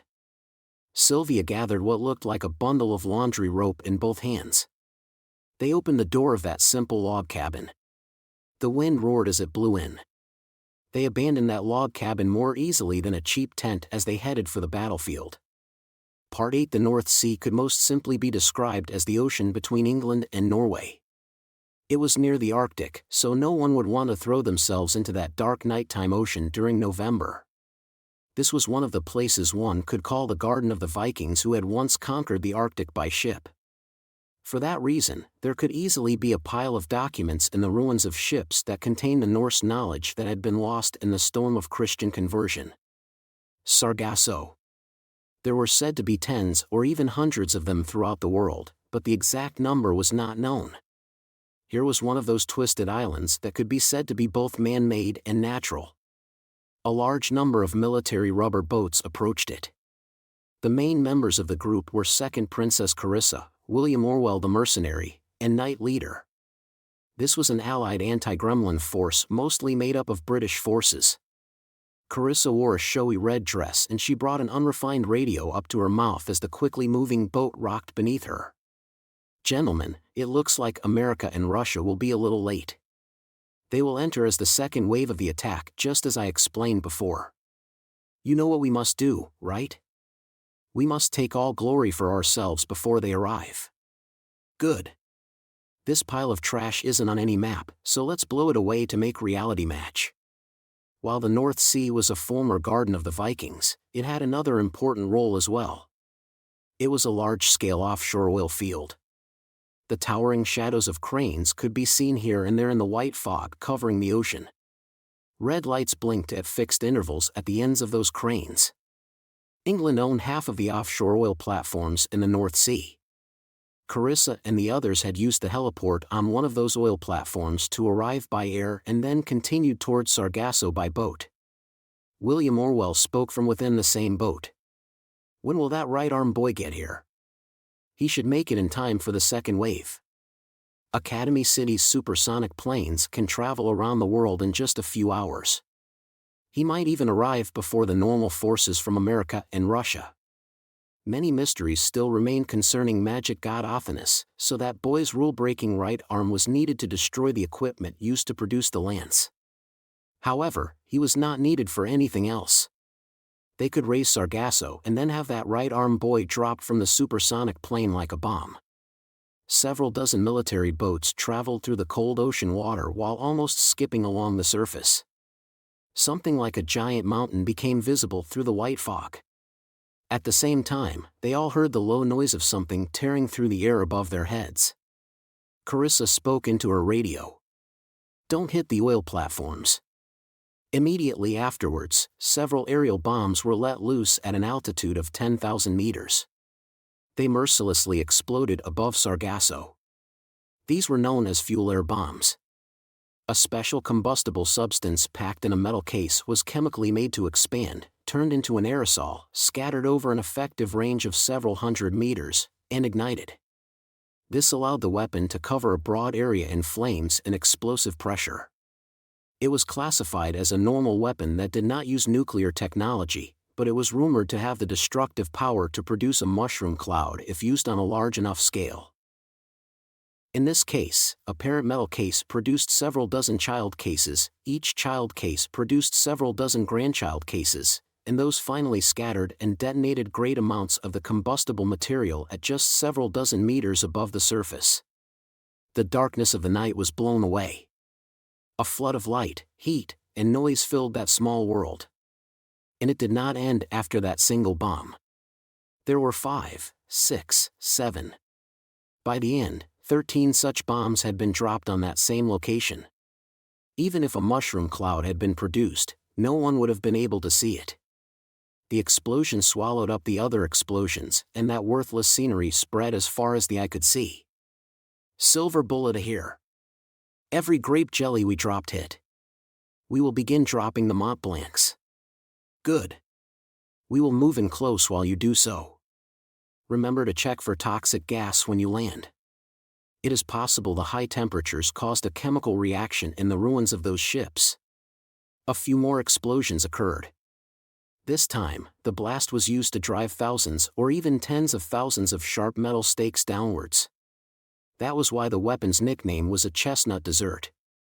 Your methods never change, said William without moving his eyebrows in the slightest. The incident you caused in England is well known around the world. Gremlin may have analyzed your methods. If you remove all the waste and search for the optimal usage of your weapons, everyone will ultimately arrive at the same place. What a military run by a nation needs is an attack method that is impossible to avoid even if you know it's coming. As that downpour of deadly weapons fell on Sargasso, the group of military boats continued toward it. Carissa was not optimistic enough to think that bombing was enough to kill all the members of Gremlin. But whether they were a magician or a magic god, they still had the physical body of a human. They would have to use a good amount of their magical power on defense to push back that storm. Carissa and the others would attack Gremlin's flank while they were wholly focused on defending from the front. That way, they could exterminate Gremlin before they could use their many strange spells. The young British soldier operating the boat's engine gave a report to Carissa. No toxic substances were detected. We do not need masks. Good. Let's accept the invitation to this home party. Ladies and gentlemen, let's remain sensible, mind our manners, put on a gentle smile, and use plenty of flowery speech while we eat all the food prepared on the table. Even as their boats approached the coast, they did not slow down. They crashed up onto Sargasso all at once like a large killer whale hunting seals on the beach. Everything was dyed black. No toxic gas had been detected, but Carissa's shapely nose detected the stench of melted plastic. Oh! She heard a voice. It was an elderly voice. Carissa and the others looked up toward a tanker sticking up diagonally across Sargasso. On the front of the tanker stood an old soldier holding a cane and wearing a silk hat and tailcoat. He looked like an illusionist or a stage performer. That impression was emphasized by the complete lack of hostility or malice he gave off even as he faced those who meant to kill him. However, that did not mean he was not a threat. It was the exact opposite. Someone with no hostility and someone able to completely hide their hostility appeared the same on the outside, but were completely different on the inside. I did not think this island was on any map. Did you ask the local fishermen perhaps? You certainly have grown soft if you are willing to entrust your life to the rumors spreading through the city. He spoke politely enough, but he had a mocking smile on his lips. Carissa ignored his light comment. The second princess spoke quietly with the head of the knights and the top mercenary on either side of her. Who is he? You may call me Loki. Lady Athanas gave me the task of protecting this place with my dash. To repeat, Carissa ignored the old man. She ignored him from beginning to end. A flying blade similar to a giant arrowhead stabbed directly into the center of the old man's neck and pierced through. This happened an instant after the second princess raised a hand. Robin Hood. This was an Anglican spiritual item. It was a magical arrow accurately guided by the knight's spell. It dealt enough damage to take Loki's life in a single blow. The spells of the knights who protected an entire nation had evolved in a different direction from the average magicians who aimed to stand at the top as individuals. On the assumption that an excellent statesman would manage its use, all ideologies were stripped away. Their techniques were simply made to be powerful, to be easy to use, and to assuredly kill their enemy. They would not know how their enemy planned to evade or defend, but they would attack head-on to crush that enemy's armor and smash their shield. They would not hesitate to stab their blades into the soft flesh beyond. And they would take that enemy's life. BH. Loki tried to say something, but Carissa continued to ignore him. She spoke to the men behind her rather than to her enemy. Continue on and eliminate everything that moves. The fully armed and armored knights moved in an organized manner throughout Sargasso. The old man fell from the tip of the tanker sticking up diagonally and slammed into the ground, but no one bothered to watch. And then Carissa, knight leader, and William began walking past Loki, who was just a corpse on the battlefield. But they heard a small noise. It sounded like the clattering of a window during a stormy night. The noise continued and refused to stop. Cough, cough, cough, cough, cough. Well done, second princess of the country of knights. I cannot assess your performance any other way. The stench of rusty iron quickly spread out. As he lay on the ground, Loki tried to forcefully pull out the Robin Hood projectile that had pierced through both his windpipe and his spine. It was a rough action that did not look like an attempt to heal himself or prolong his life. Instead, it looked like he was removing it so he could speak more easily. Carissa did not look down. She faced forward and spoke to the old man for the first time. Do you want to suffer as you die? Loki spreads chaos through both the gods and their enemies to guide the entire world toward the final battle. He is a character who could be called the source of malice. The old man smiled despite having received a wound so fatal that it was hard to tell if his voice was coming from his mouth or the dark red hole in his throat. But at the same time, Loki is not an all-powerful lord of evil. Even in the legends, he is captured and harshly scolded by the gods whenever he spreads chaos. Sometimes he cries, sometimes he fails, and ultimately he is bound to a giant stone and eternally tortured until the beginning of world's end. In other words, the trend of the situation has no bearing on my strength or weakness. It has no bearing on my victory or defeat. They heard a noise. It sounded like countless insects flying around by their ears. Wait. Don't tell me, my victory was assured from the moment you set foot here. The noise grew. And grew. And grew. As the bearer of the name Loki, it is my style to deceive both my enemies and my allies. Lady Athenist said it was unnecessary, but I still maliciously doubted every single member of Gremlin. I gave thorough thought to what a supposed traitor would need to determine the location of the true Sargasso. The answer I arrived at was the signs in the sky such as the stars, the moon, and the sun. So what if I had a spell that could encase all of Sargasso in a dome and display false stars like a planetarium? And with enough precision to fool both this enemy and my allies. What if I took such a selfish action that could even affect my allies' ceremonies? As the sound of wings grew ever louder, the old man's body began to disappear. And it finally vanished altogether. It dissolved into the fog as if nothing had ever been there at all. Only his voice remained. The territory of Pnir may have cracked my bonds with my comrades, but it has proven my theory correct and given me certain victory. I even altered Marion's memo pad. Now, you sublime supervisors of war who have challenged Gremlin head-on, be struck down by the malice of someone as lowly as I. All that remained at Carissa's feet was a bloody doll the size of a human palm that appeared to have been cut from a large wooden board. Carissa stepped on the Robin Hood, stabbing into its neck to completely destroy the wooden board. At the same time, a magical transmission arrived from the knights. I have a report. Teams A through F have found no trace of the magic god or the production of the lance. I repeat, we have found no trace of them. This Sargasso is completely empty. So we picked the wrong target. All men, do not even think about escape. We don't have time. Focus all your power on defense, so you can outlast the dash. Before she finished speaking, something else happened. Sargasso was swallowed up by an explosion and disappeared from the planet.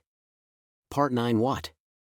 The presidential aide Rosaline Crackhart frowned within one room of New York's UN headquarters building. She glanced over at Queen Regnant Elizard without thinking. What do you mean? The nun Ursula Aquinas was providing support with information organization and analysis in London's National Library. When she received the report, she exchanged a glance with Sherry Cromwell, the brown magician who specialized in using a golem. Wait, in Academy City's District 23 International Airport, Lavinia Birdway initially thought she had misheard. But the subordinate she was speaking with over the phone, Mark Space, repeated the exact same words. We received a second report. The spy noticed a trap set by the enemy and corrected the information.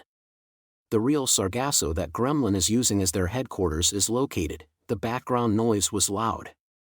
A violent impulse rose within Birdway's chest that made her want to fry every single thing that could produce noise. But that was nothing more than her impatience and tension rising to the surface. Her subordinate continued speaking. In Japan. It is almost in the very center of Tokyo Bay. They are already on the move. Part 10. This is no joke, muttered Birdway as if spitting out the words. Her voice quickly grew louder. This is no joke, damn it. It had nothing at all to do with the layout of the ley lines or the historical foundation of the location. Damn Gremlin. Was freeing themselves of those locational conditions part of their preparations around the world? Hey, Birdway, what's going on? Unsurprisingly, Kamachi and the others had not heard everything said to Birdway over the phone. The dash, just as Birdway started speaking, something else happened. They felt a low rumbling in the earth. Small objects floated down from the ceiling. They were pieces of various materials that had scraped off. What? Kamachi looked up. That was distant. It sounded like thunder, but was that an explosion? To hear it this far away, how big was it? This is no time to be worrying about that, said Birdway quickly. They placed their Sargasso base in Tokyo Bay near Academy City. Academy City has given no official opinion on the destruction of Gremlin. They are part of the international conference in New York. Units have been sent out to places all over the world in preparation, but the area around Academy City is the one place where the usual military balance won't work. After all, this one city caused a world war. Gremlin is using that fact. Wait. Hold up, from that commotion just now, I assume Gremlin has learned the investigation is over. And to deal with it, they've started an attack of their own. I don't know if this is a preemptive strike out of fear of Academy City's military might or if they're targeting your right hand. Wait a second, Birdway. Tokyo Bay? Gremlin's in Tokyo Bay. But that's a terrible place for them to be. With Gremlin in the Bay and Academy City to the west, the primary battlefield between the two of them will be. That's right. Even Birdway was showing some panic. Even so, she spoke clearly. The battlefield today will be Japan's capital of Tokyo. And it will be the 23 special wards at the heart of the city where most of the administrative agencies are. Kamachi felt faint. This was insane. Gremlin had placed their base right next to Academy City. If they launched an all-out attack on Academy City, the city would not remain silent. They would do whatever they could to set up a defensive line in the center of Tokyo. If that happened, the two forces could end up mercilessly clashing throughout Tokyo. It would be Baggage City all over again. And this time, it would be in the capital of a nation, even if Academy City tended to overshadow it.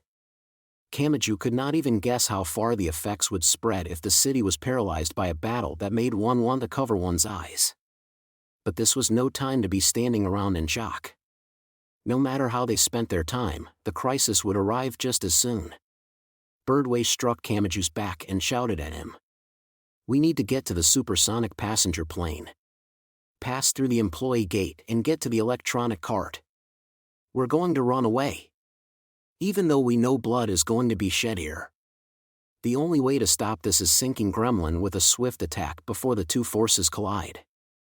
And right now, the only way to stop the production of the lance is with your right hand. We need to get to Sargasso no matter what. We can jump out of the plane with a parachute if we need to. You need to assume each decision you make here could lead to a capital city's, no, an entire nation's destruction. Damn it, he did not even have time to worry about Index, Makoto, or the others. He did not know how exactly Gremlin would attack. Depending on the route they chose, a large-scale battle could occur right next to the part of the city his parents had moved to. Where the hell is the employee gate? He started running through the airport. Even if they did not know what exactly was happening, a slight commotion had started running through the airport. The electronic displays were saying all flights had been cancelled due to an emergency. At first Kamachi thought a lot of foreign businessmen were rushing toward the airline reception counters, but it turned out that was not the only place people were headed. An announcement began cycling through different languages. After a few loops, Kamachi finally heard the Japanese announcement as he ran. Please head to the special shelters. Halls A3, E4, F2, and H3 have underground shelters large enough for 2,000 people each. For information on the situation, please check the displays throughout the airport or the official site. Please get to a shelter that has room left. District 23 had the city's aerospace development facilities contained within it. In addition to the terrorist countermeasures common to all international airports, this one had airtight underground shelters in case rocket fuel containing toxic components leaked out. However, this was the first time Kamachi had ever heard this announcement. The announcement sounded gentle and calm at first, but that hinted that the situation was actually quite out of the ordinary. Damn. The atmosphere has grown tense.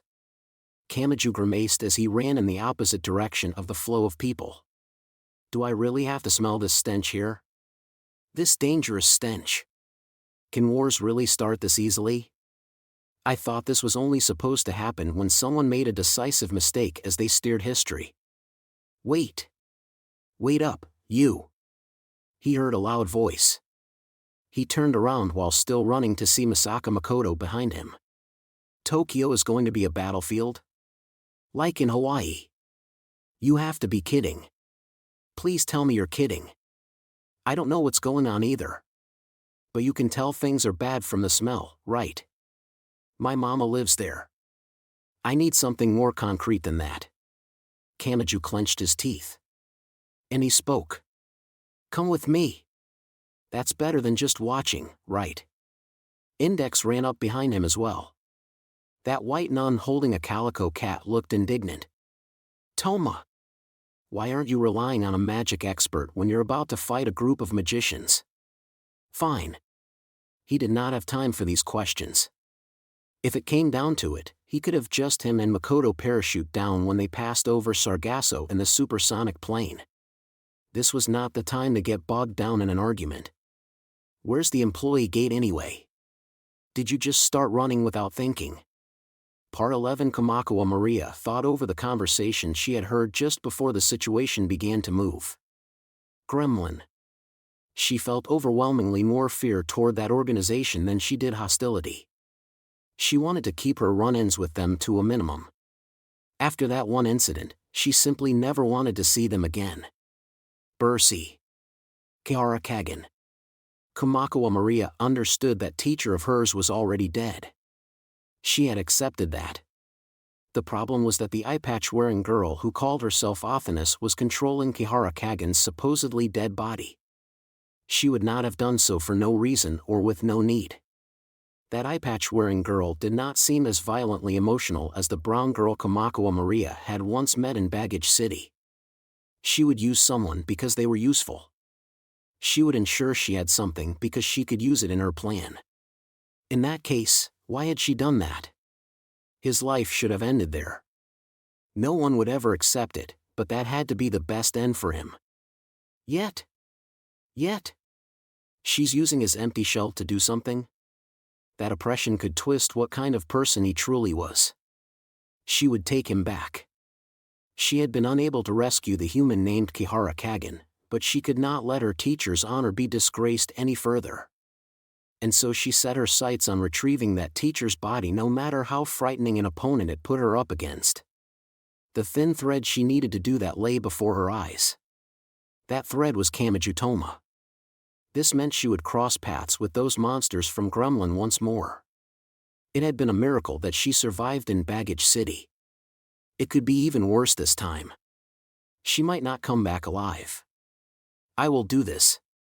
But Kamako Maria could not stop. I will do this. If I overlook this chance, I will live a life of regret, so I need to focus my entire life here. I will make sure I am decisively rejected and then give up. I will bring an end to everything related to him.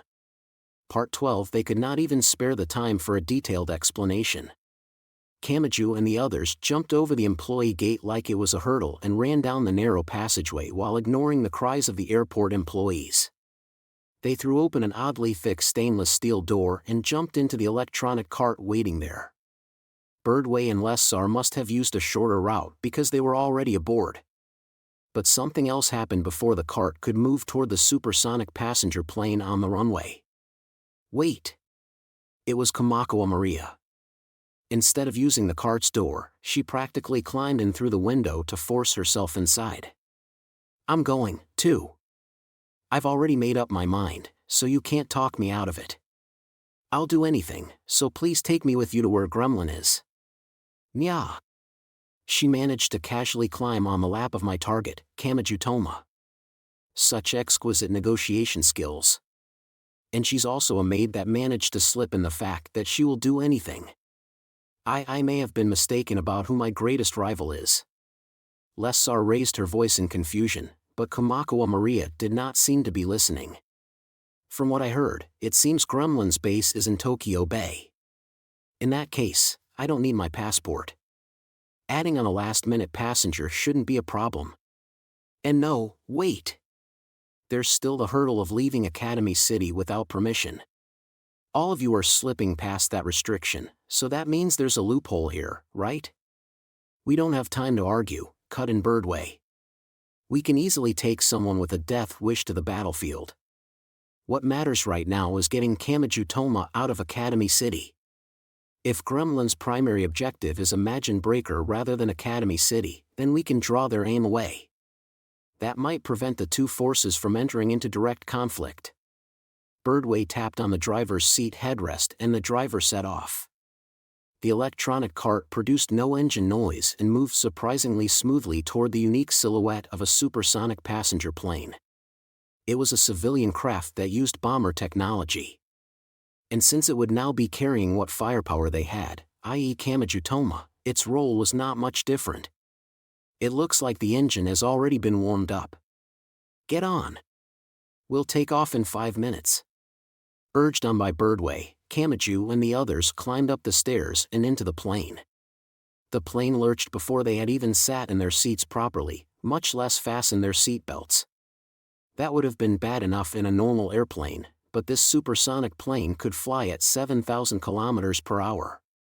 They could easily be freed from the bonds of gravity while in a narrow tunnel-like space. Sorry about asking you to do this, said Kamako Maria just before they took off.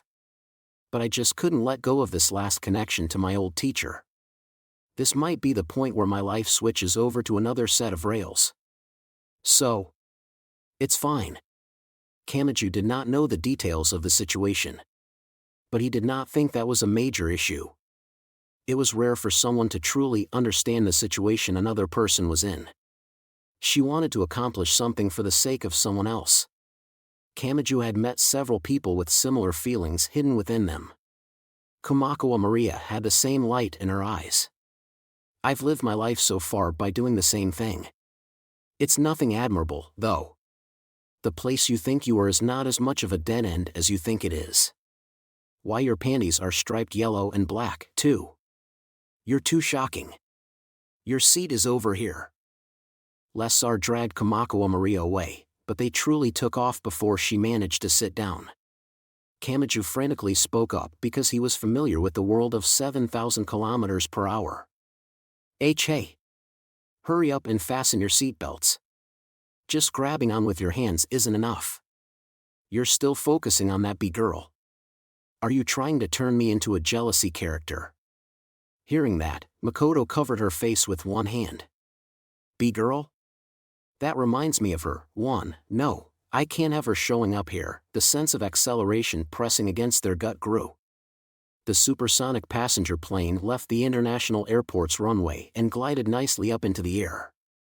By the time Kamachi looked at the scenery outside the window, thinking they would be outside Academy City soon, the cityscape below had already greatly changed. They were no longer in Academy City. He was seeing the scenery of Shinjuku or somewhere similar. At this rate, he thought they might arrive at the Sargasso on Tokyo Bay before reaching 7,000 kilometers per hour. But he was being naive. With a great roar, some kind of giant monster flew alongside the plane outside the window. What dash? He did not have time to voice his question or give a warning.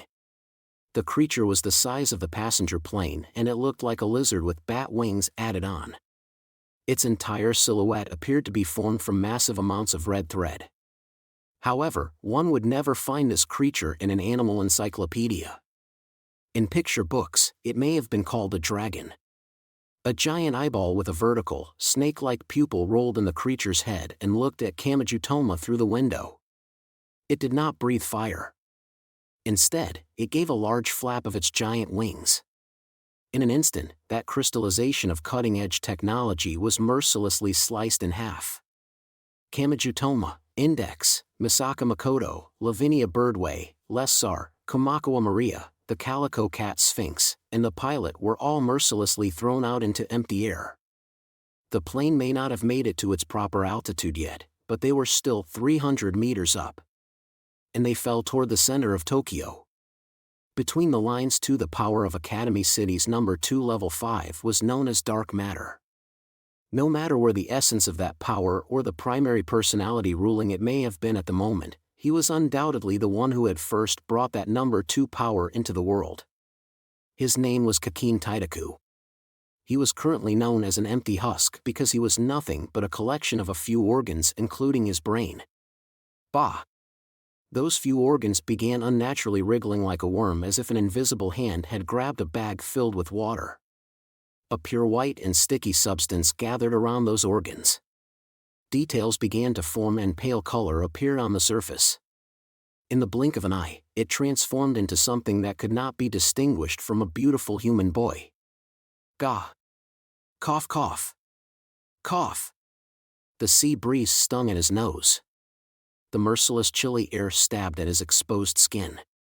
He was lying atop a strange land made up of the ruins of countless boats.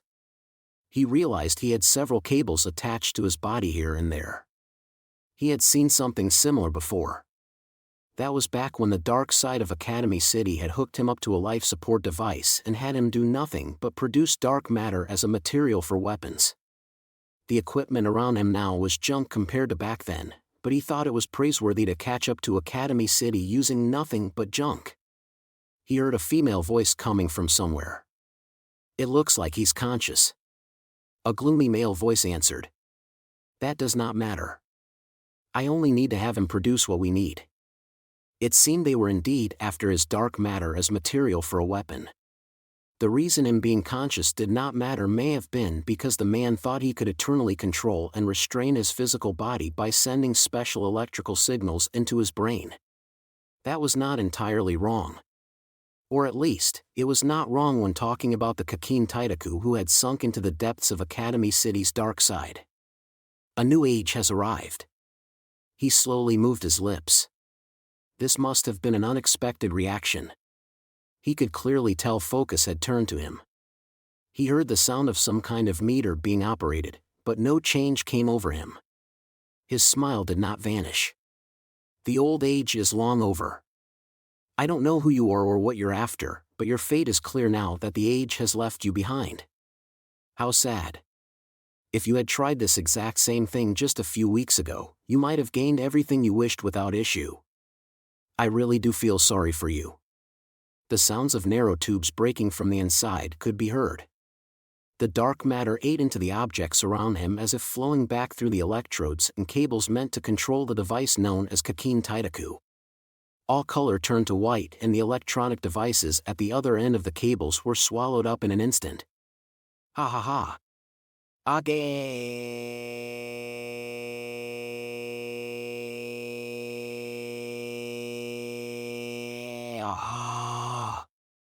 It seemed they had set up a parallel processor by constructing a giant system out of hundreds of computers, but it did not matter. It was too late. He spread out through each and every one of the cables set up like a spider web. He devoured all of the computers, all of the power sources allowing those computers to run, and everything else they were connected to. He bit into them, swallowed them, digested them, and turned them all into a part of him. I don't care who you are. It doesn't matter what you've built up. I'm not interested in what you'll give to the world. Good and evil? Kindness and malice? Gain and loss? Positive and negative? We can let historians decide that 100 years from now. All I know is what fate you deserve for trying to use me as a tool. A horrible noise continued as if he were breaking every last bone in his body from within. Pure white wings extended from his back. They spread out like plants growing and fast forward. They were not merely a few dozen meters long or a few hundred meters long. In an instant, those wings enveloped that giant pile of ruined ships that could be mistaken for an island. They formed a dome around it. They formed a cage of slaughter. Ha ha ha ha ha ha ha ha. Ah ha ha ha ha ha ha ha ha ha ha ha.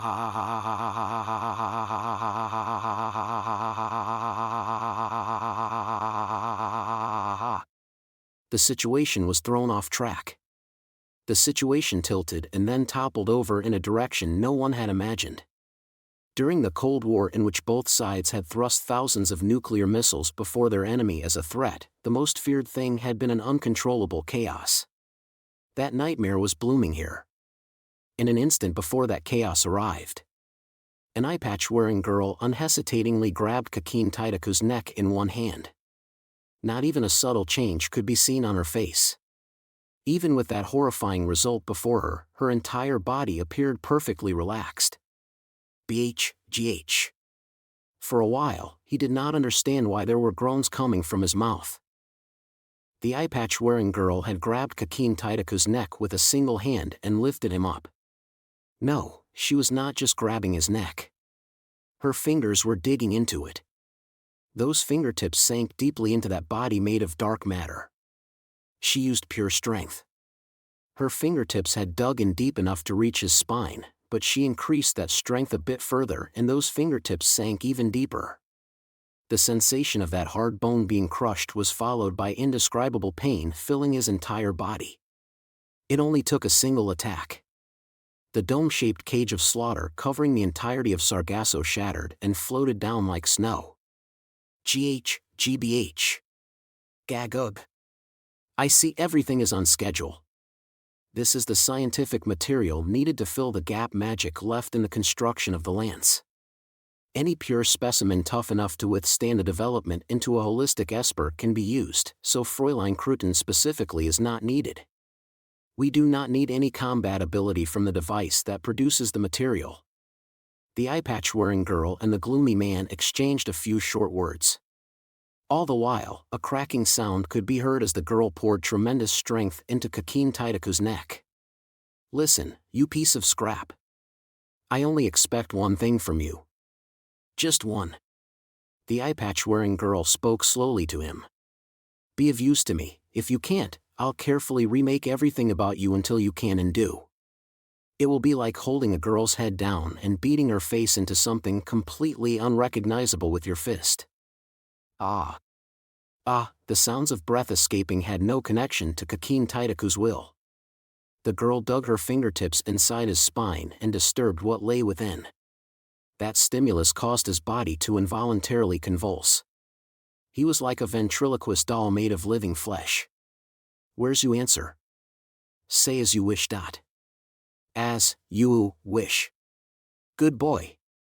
And with that, a dull sound exploded out. This was nothing as simple as breaking his neck.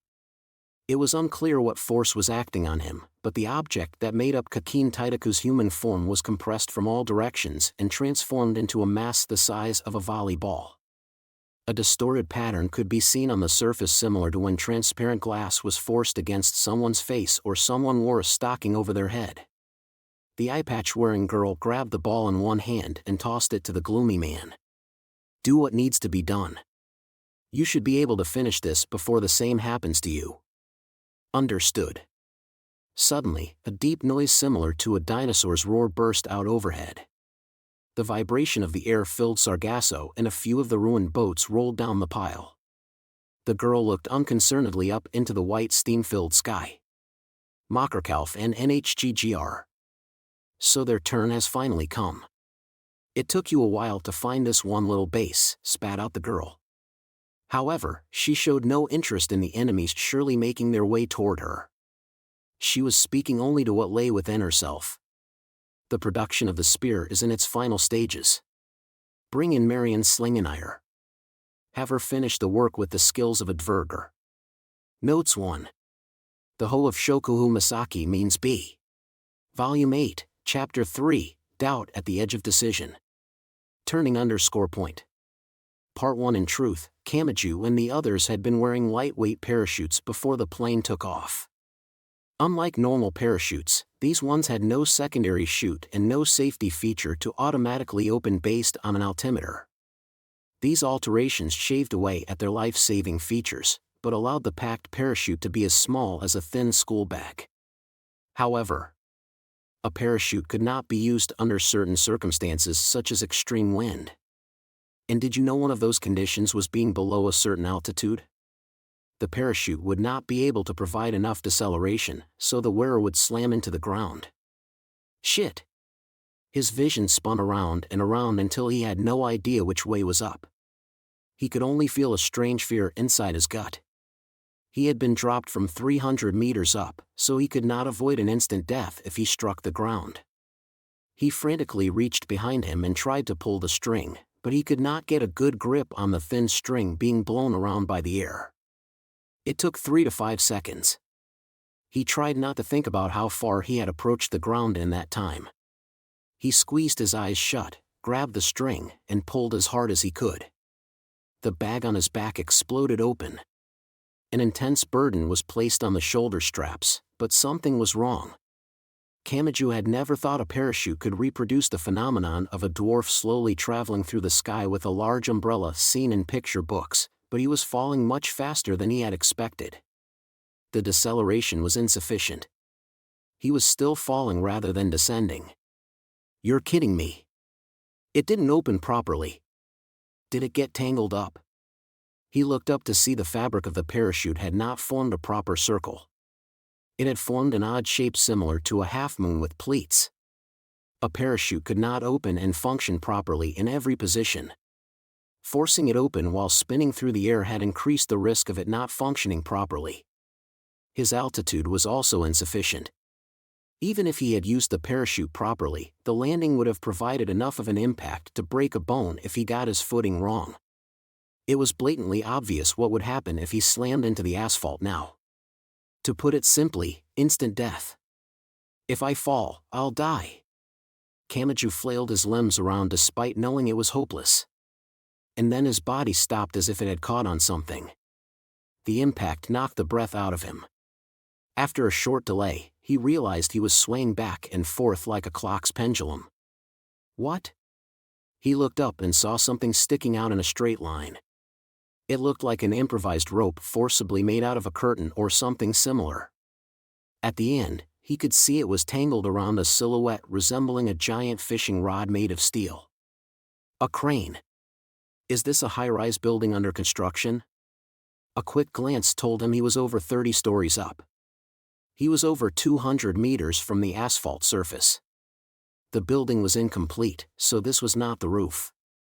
The crane was made to have its height extended after the exterior of each floor was completed. As Kamachi dangled down, the highest floor was approximately 7 meters below his feet. That was no different from jumping off the roof of a 2-story house. However, the crane must have been in the middle of lifting steel beams up from the ground because it was protruding out from the building. If Kamachi let go of his parachute bag, he would not even graze the building as he fell to the surface. Kamachi heard the disturbing sound of snapping fibers from overhead. If a parachute was blown away from its landing point, it could enter a forest. If it got caught in a thick tree and left the wearer hanging for long periods of time, it could cause serious enough damage to crush the artery under the armpit. What if that risk had been eliminated by having the silk fabric woven such that the parachute was strong to the even force of catching the air but weak to more narrow impacts? What if it was made to quickly break when it was caught in a tree? Not good. Kamachi immediately grabbed at the wire holding him up. The sound of the fabric tearing grew louder. Not good. If the parachute caught on the crane tiers, I'll fall straight for the asphalt. I need to climb up to the crane before that happens. However, this was not as easy as Kamachi imagined it would be. He was dangling from the bottom of the wire which was attached to his back, so he had to climb up while supporting his entire body weight with his arms. In movies and documentaries, special forces were often seen quickly climbing up or down a wire hanging from a sheer cliff or a hovering helicopter, but that was because they distributed the weight bearing down on their grip by having their legs grabbing onto the wire as well as their hands. Trying to crawl using only one's arms shows how surprisingly difficult it is to move forward. This was the same but with the bonds of gravity at their greatest due to advancing vertically. It was near impossible for anyone but a competitive weightlifter. Before he even made it 3 meters up, an unpleasant pain started coming from the insides of Kamachi's upper arms. He had pushed his muscles past their limit and they had raised the white flag. You're kidding, the ripping of the complexly tangled parachute's fabric was now visible. Once it completely tore, there would be nothing he could do. His all-negating right hand gave him no way of safely landing from that hellish free fall. Am I going to die this easily? I don't even know what's going on and haven't even seen the person attacking. Can this really happen? Suddenly, he heard a sound similar to roaring wind. But this was not the common sound of wind blowing between high-rise buildings. It was not even wind. It was a giant form. It was that dragon-like flying monster that had flown alongside the supersonic passenger plane and cut it in two. It circled through the sky and charged directly toward where Kamachi dangled as if destroying its previous steel prey had not been enough. Oh! He did not even have time to complain about the cruelty of the world. The steel crane Kamachi hung from was completely smashed and flew through the air. He could not even hear the sound of the impact. The scenery transformed into distorted flowing lines. He could tell he was being swung around like a morning star. He felt an unpleasant chill as if his heart had shot up from his feet. Even as his vision was thrown into disarray, Kamachi was just barely able to tell he had been thrown further away from the building and toward a road wide enough to land a small Cessna on. And then he grasped the situation. The crane broke and is falling toward the road. A snapping sound cut off Kamachi's thoughts. The parachute fabric binding him to the crane had finally reached its limit. As if he had slipped out, Kamachi's body was thrown from the remains of the crane as they rotated and fell. It was like fixing a stone to the end of a stick with double-sided tape and then swinging the stick around as hard as one could. Even so, Kamachi did not reach the top floor of the partially constructed building. He was mercilessly tossed into a floor partway down which had not yet had glass added to the windows.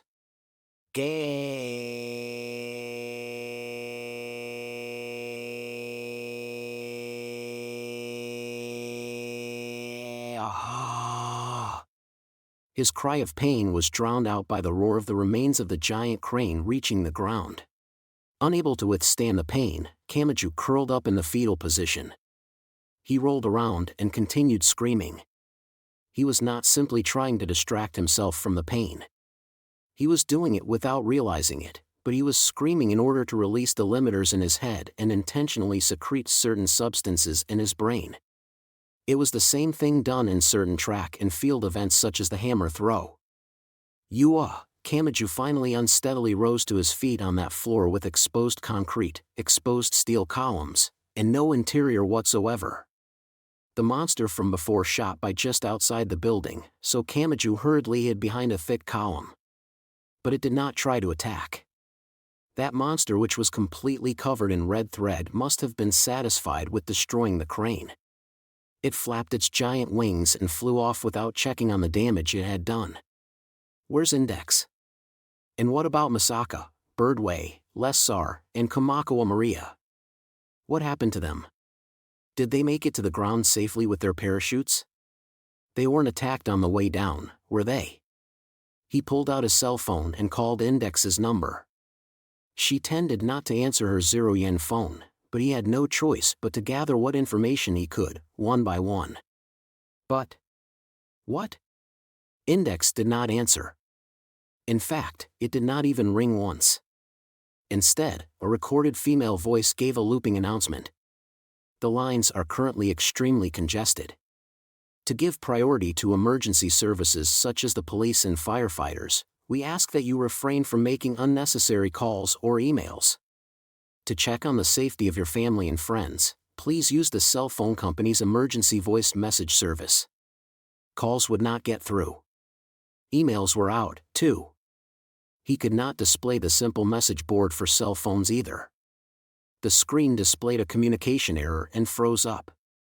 He tried routing around the issue with a wireless LAN app that used Wi-Fi, but it would not work either. He doubted all of the phone services would work here because it was an Academy City phone, but this was too much. For an instant, he wondered if the communications network had been intentionally knocked out, but he decided against it. There was something else to suspect before resorting to conspiracy theories. If the lines were overloaded, something must have happened to overload them. Kamachi looked back toward the glassless window. He had rolled a good way along the floor, so he was over 10 meters from the window. He could not check on the wide road down below from there. To check, he had to approach the window and peer down. He realized he was feeling an intense aversion to doing that. This was not a fear of heights. It was not a refusal to remind himself he was in a dangerous place. He was afraid the scenery down below would have transformed into something he could not even imagine. But whether he checked or not, the truth would not change. And the sooner he gained that information, the more options he might have for his next action. Kamachi slowly and unsteadily moved out from behind the steel pillar. He walked toward the glassless window. He took one step, then another. Each time the soles of his shoes touched the ground, he felt the tension inside him grow. It was like playing Russian roulette and seeing the odds of the bullet rising bit by bit as each empty round went by. He took the final step. Kamachi stood on the edge of a steep cliff with nothing to grab onto. With motions so stiff they seemed to make creaking noises, he lowered his gaze. And he saw. He saw. He saw. Part 2 Misaka Makoto was thrown mercilessly from the supersonic passenger plane. She calmly grabbed the string to her parachute, but she spotted a white form falling quickly toward the ground. It was Index who was holding a struggling calico cat. The parachute had no safety device to automatically release based on an altimeter. If she did not know how to use her parachute, she would literally plunge headfirst to the ground. Oh, honestly. Makoto stopped using her parachute and stretched out her arms and legs as if diving into a pool. With the sensation of accelerating toward the ground, she quickly approached Index, who was chaotically rotating as she fell. "Come here, you!" She reached out a hand and grabbed the white nun's arm with her fingertips. They were less than 100 meters from the ground. Even if she opened her parachute now, it would be impossible to stop their combined weights before hitting the ground. They would slam into the asphalt with plenty of momentum to spare. She gave up on that. She switched over her focus and began controlling magnetism. Makoto felt bad about how much the cat and Index's arms began to struggle, but she had more important things to worry about. She bent her legs and pressed the bottoms of her feet against the wall of a giant train station building and slid down with tremendous force. She decelerated so quickly it was amazing orange sparks did not burst out. While detecting the stench of leather being burnt by friction, Misaka Makoto finally killed their falling speed and came to a stop at 4 stories up. Makoto glanced around while supporting Index and the calico cat in one arm. "Is this Shinjuku Station? I've only ever seen pictures online." More specifically, it was the east entrance. The familiar TV studio from a certain national midday TV show was there. Makoto had imagined it was filled with non-Academy City fashion shops, but the signs for consumer electronics stores stood out more prominently. They could be seen all over the place. But she did not even consider dropping to the ground and looking around from there. There was a simple reason for this. What is all this? It looked like the tide going in and out on fast forward. It looked like marching army ants. The true identity of this strange sight was people. People young, old, male, and female filled the streets and plazas to the extent that Makoto wondered why they were not in school or at work, even if the same applied to her. They had not gathered from across the country for some event. They had nowhere to stand. Makoto could not tell what color the sidewalk was. No matter where she looked, she saw only heads, and more heads. And this was not limited to the sidewalk. With no regard for the color of the traffic lights, the streets were filled with long lines of congested traffic and the gaps between cars were filled with large numbers of pedestrians. The sight seemed to twist one's sense of what was normal. The area was so packed that one began to wonder why no one was standing on the hoods or roofs of the cars. "It's Gremlin," muttered Index as she hung down. Gremlin did something. That may have been the case. However, they could not tell what exactly that was.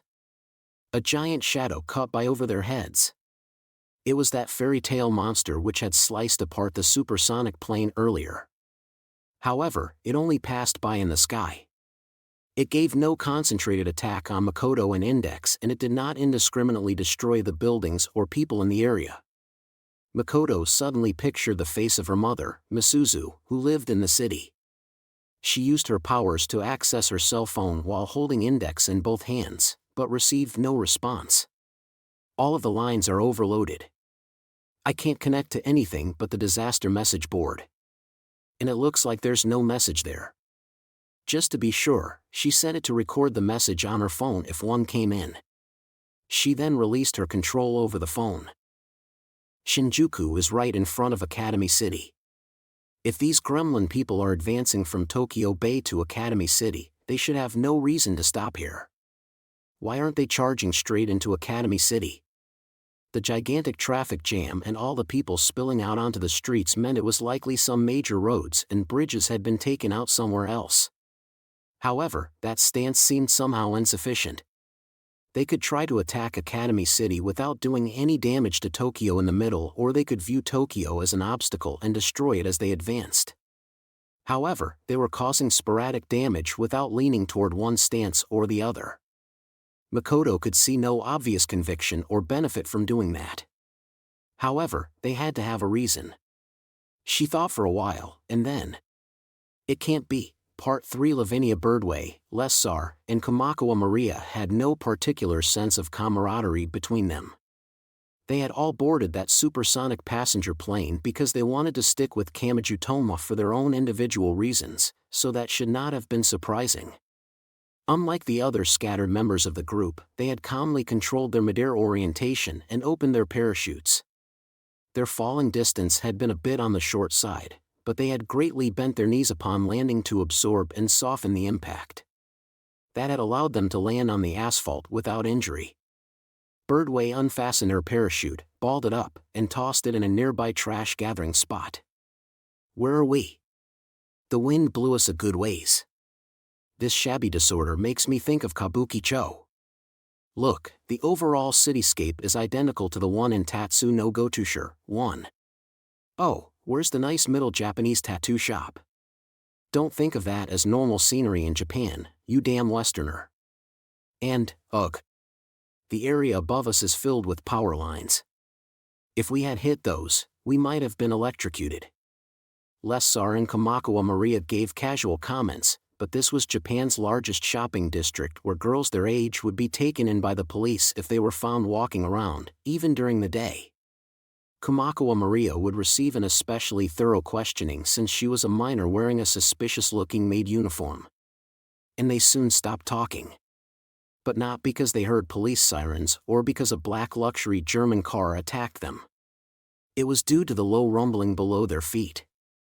Near a baseball stadium, even the buildings and train stations built of reinforced concrete would physically shake during a dramatic come-from-behind home run. When tens of thousands of spectators stood up and stamped their feet at the same time, it would produce a shaking detectable on a seismometer. As magicians, Birdway and Lessar had experience with areas of unrest, and Kamakawa Maria had acquired an antenna to detect danger while in Baggage City, so they all detected the dangerous scent immediately. This is bad. I don't know who, but a large number of people are headed this way. Wow. Is this that one where you think it's gonna be about Yakuza, but it's actually about zombies? Where's my gun? I need to find a cabaret club right away. Again, that should not be what reminds you of Japan, you damn Westerner. Are you always joking around like that because you're trying to motivate yourself? At any rate, they would be trapped if they were surrounded by all those people. The three girls began running away from the source of the rumbling without checking where they were going. That was a large train station over there, right? Asked Birdway as she looked over her shoulder. Yes. I just hoped the destroyed plane didn't crash into it. We play dirty with our countermeasures to prevent technology from leaking out, so you don't have to worry about that. As soon as it can no longer fly, a special jet fuel and powerful acid are used to thoroughly destroy the entire plane. The only thing that reaches the ground is a black dust of which the components cannot be analyzed even with a microscope. Oh, I see. So what happened to the pilot? They're professionals at this sort of thing. We can only pray he wasn't stupid enough to screw up his escape. There were others in their scattered group who had been thrown out into the sky, but those were their only worries. They each seemed to understand that normal common sense would not work with the others. I don't like getting separated from Kamachi Toma at a time like this. His right hand is the cornerstone for attacking Sargasso and stopping the production of the lance. While they continued running from the source of the noise, they heard a similar low rumbling coming from a different direction. The directions that noise came from continued to increase until they were surrounded. Kamakawa Maria pointed arbitrarily to the side. Let's go to a nearby building. The nearby multi-tenant buildings were of uneven height and had disorderly decorative lights on them. A dirty metal staircase that was of dubious usefulness as an emergency staircase could be seen between two of the buildings. The three of them ran up that narrow staircase that looked like a collection of folded metal rods. Immediately afterwards, two waves of people suddenly met up in the narrow intersection as if colliding. It looked like a beach during midsummer. People filled the space so thoroughly that the color of the road could not be seen. Occasional sounds of breaking glass could be heard. Either the overflowing people were breaking through the shop doors or the scooters parked alongside the road were being knocked over. A deluge of voices came from the crowd.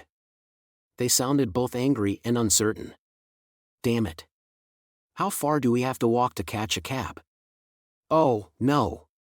That flying thing isn't going to come here, is it? Wait, my cell phone seriously isn't working? But now I can't upload the video I took. I know I'd get tons of views if I uploaded it. Ow. Don't push me, you idiot. I want to get to the station. I need to get a delay certificate. However, none of the voices were completely panicked. None of them seemed to feel their life was in danger. It felt more like the extreme of the complaints when traffic was stopped due to a large-scale traffic light malfunction. This is Gremlin's doing. Birdway clicked her tongue while looking down from the staircase landing. They destroyed a few choice roads in the city to paralyze the transportation network. That must also be why that dragon-like thing is flying around but not attacking Academy City. What do you mean? They've made a human wall, she said in a displeased voice. She may have experienced something similar at some point. It's the same as a hardening of the arteries. If you take out an especially large road, the cars have to take a detour down another road. That causes congestion on that smaller road. Once the cars and buses aren't working, the people start going by foot. This fills the sidewalks and walking paths with people, preventing anyone from moving along them either. The entire system grinds to a halt before long. So they filled the mesh of roads in Tokyo with people so no one can get through. That's what happens when you have 17 million people living in such high density. If you destroy even a small number of important points, a barricade of living flesh sets itself up on its own. One could not walk from the front of a train to the very back when it was filled with people during rush hour. This was similar to making all of Tokyo the same. It made sense. But something seemed off to Kamakawa Maria. While in Baggage City, she had personally experienced how fiercely Gremlin could attack. Is Gremlin really a group that worries about keeping damage to a minimum? If they wanted to create a barricade, they just had to destroy enough buildings to cover up the roads. Masses of concrete seem more reliable than trying to control uncertain flows of people. That's true, readily admitted Birdway. But who is this barricade meant to hold in check? Do you really think a group willing to make an enemy of the entire world would only be worried about us? Then who are they trying to stop? A much larger framework, said Birdway. Lessar shrugged and gave her guess. They are maintaining a situation with little damage, but where they can cause great damage and bloodshed at any moment. They're trying to distribute what people have to gain from this. Part 4. Everyone heard the sound of the air being beaten. The Tokyo Sky Tower was a new Japanese broadcasting tower over 600 meters tall. That giant steel tower was expected to become more of a landmark than the domed stadium, and it had quietly landed at the very top. Its giant form was made up of a massive amount of red thread. It had thin membrane-like wings, similar to those of a bat. That strange monster stared down at the concrete city like a bird of prey sitting atop a tree watching for a small animal. Shit, isn't that dangerous? Posting it online can wait. I need to film that thing. The guy who finds a new type of animal gets to give it a name, right? Is that in the order you send it in? Where do I send it? The Tanaka wyvern is right there. Something that huge must eat a ton every day. KH. I hope it eats plankton like a whale. It did not breathe fire and it did not knock down buildings with its giant body, but the majesty of its size and the clear look of a predator in its eyes was enough to put a great pressure on the human psyche. And that effect spread to the vast area from which the Tokyo Sky Tower could be seen. Do not fire. I repeat, do not fire. Do not shoot at it. A particularly noticeable shout rose amid the wave of people large enough to crush anyone fighting against it. A police uniform was designed to stand out in any situation, but a newcomer who had only just graduated the police academy had lost sight of the owner of the voice. He shouted out while searching for the figure who had to be somewhere in the darkness. Why? I doubt the handguns we were issued can do anything against that dinosaur-like thing, but a police officer isn't supposed to just stand by doing nothing. If that thing charges into all these people. That's why I'm telling you not to provoke it. Are you prepared to take the blame if an attack causes it to take action? Right now, there's still a chance it won't do anything. So don't do anything to make it move. Simply put, that was Gremlin's aim. During World War III, countries around the world, whether from the science side or the magic side, had gathered in one spot to bring an end to the war. And that had ultimately been enough to defeat the giant force led by Fiamma of the right. Someone may have taken the lead. Someone may have been the symbol of the group. But in the end, it had been a large number of people fighting for a common goal that had safely brought an end to that large war that could have easily wiped out mankind. That overwhelming power had miraculously stopped the tragedy that should have occurred. And so, Gremlin had planned to distribute that. They had distributed what people stood to gain. It was possible they might not draw the Joker. If they did not do anything to draw Gremlin's attention, Gremlin might overlook everyone but those opposing their objective. That meager hope destroyed the people's unity. Even though Gremlin, an obvious enemy, stood right before their eyes, something weighed down one side the scales in their minds so heavily that they averted their gaze from what normally would have been their top priority. And this did not stop with the people of the city fearing for their lives and homes. Could the people who ran the Japanese government choose to abandon the country's capital city of Tokyo? At the same time, could they allow a battle between Academy City and Gremlin? United States President Roberto Katza had brought together many different nations and powers to prepare a unified attack on Gremlin. However, that was stalled as well. They all wanted to protect different things. Gremlin had used that obvious fact in the worst possible way. People could not gather into a single group. The situation was now one of multiple scattered individuals. This seemingly small trick had sealed the miracle which had occurred during World War III. If Gremlin destroyed the most dangerous elements of those scattered individuals, one by one, only a group of those too weak to fight back would remain. That crowd that uncertainly moved about was destined to be destroyed by magic god Athanas's power once Gungnir was completed. Until that instant, the sweet illusion that everything might turn out okay would remain. What are the riot police and JSDF doing? There's a monster flying overhead that can fly from one end of Tokyo to the other in just a few minutes. Stay focused, newcomer. The new police officer's hand was tugged on forcefully. He was dragged to a slight space below the staircase to a pedestrian bridge. The flow of people cut off there with almost laughable abruptness. Guiding the people to evacuation points comes before glaring at an enemy we can't hope to defeat. If people start falling like dominoes here, how many do you think will be crushed to death? All of the surrounding roads are blocked up with people. Do you know how dangerous it is to not be able to call in an ambulance? I do, damn it. Just as the new police officer shouted in desperation, a large number of voices burst out like an explosion. He looked over and saw the flow of people in one direction was being stopped by something. The people were pressing forward with the force to flip over a car, so this had to be something significant. Had a new monster appeared? Tension ran through the police officers, but their guess was wrong. The sound of rubber tires tearing at the ground rang out. Several armored vehicles appeared in a large intersection while scraping alongside the line of cars stuck on the road. These were not the high-pressure water trucks the riot police used. They had tank-like turrets attached on the roof. Low-pressure smoothbore guns. They brought those in. I'm not obsessed with that kind of thing, so I don't know what that means. Anyway, where did they come from? I thought all of the streets were packed. More of the same armored vehicles appeared. That was when they finally caught on. The subway tunnels. Did they force them through there?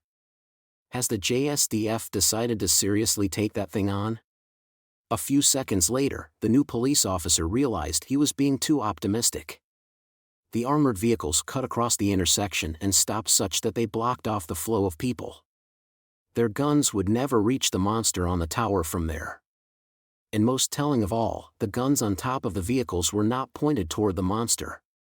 Every single one was pointed directly toward the crowd. It was as if they were fighting back against the people pressing in.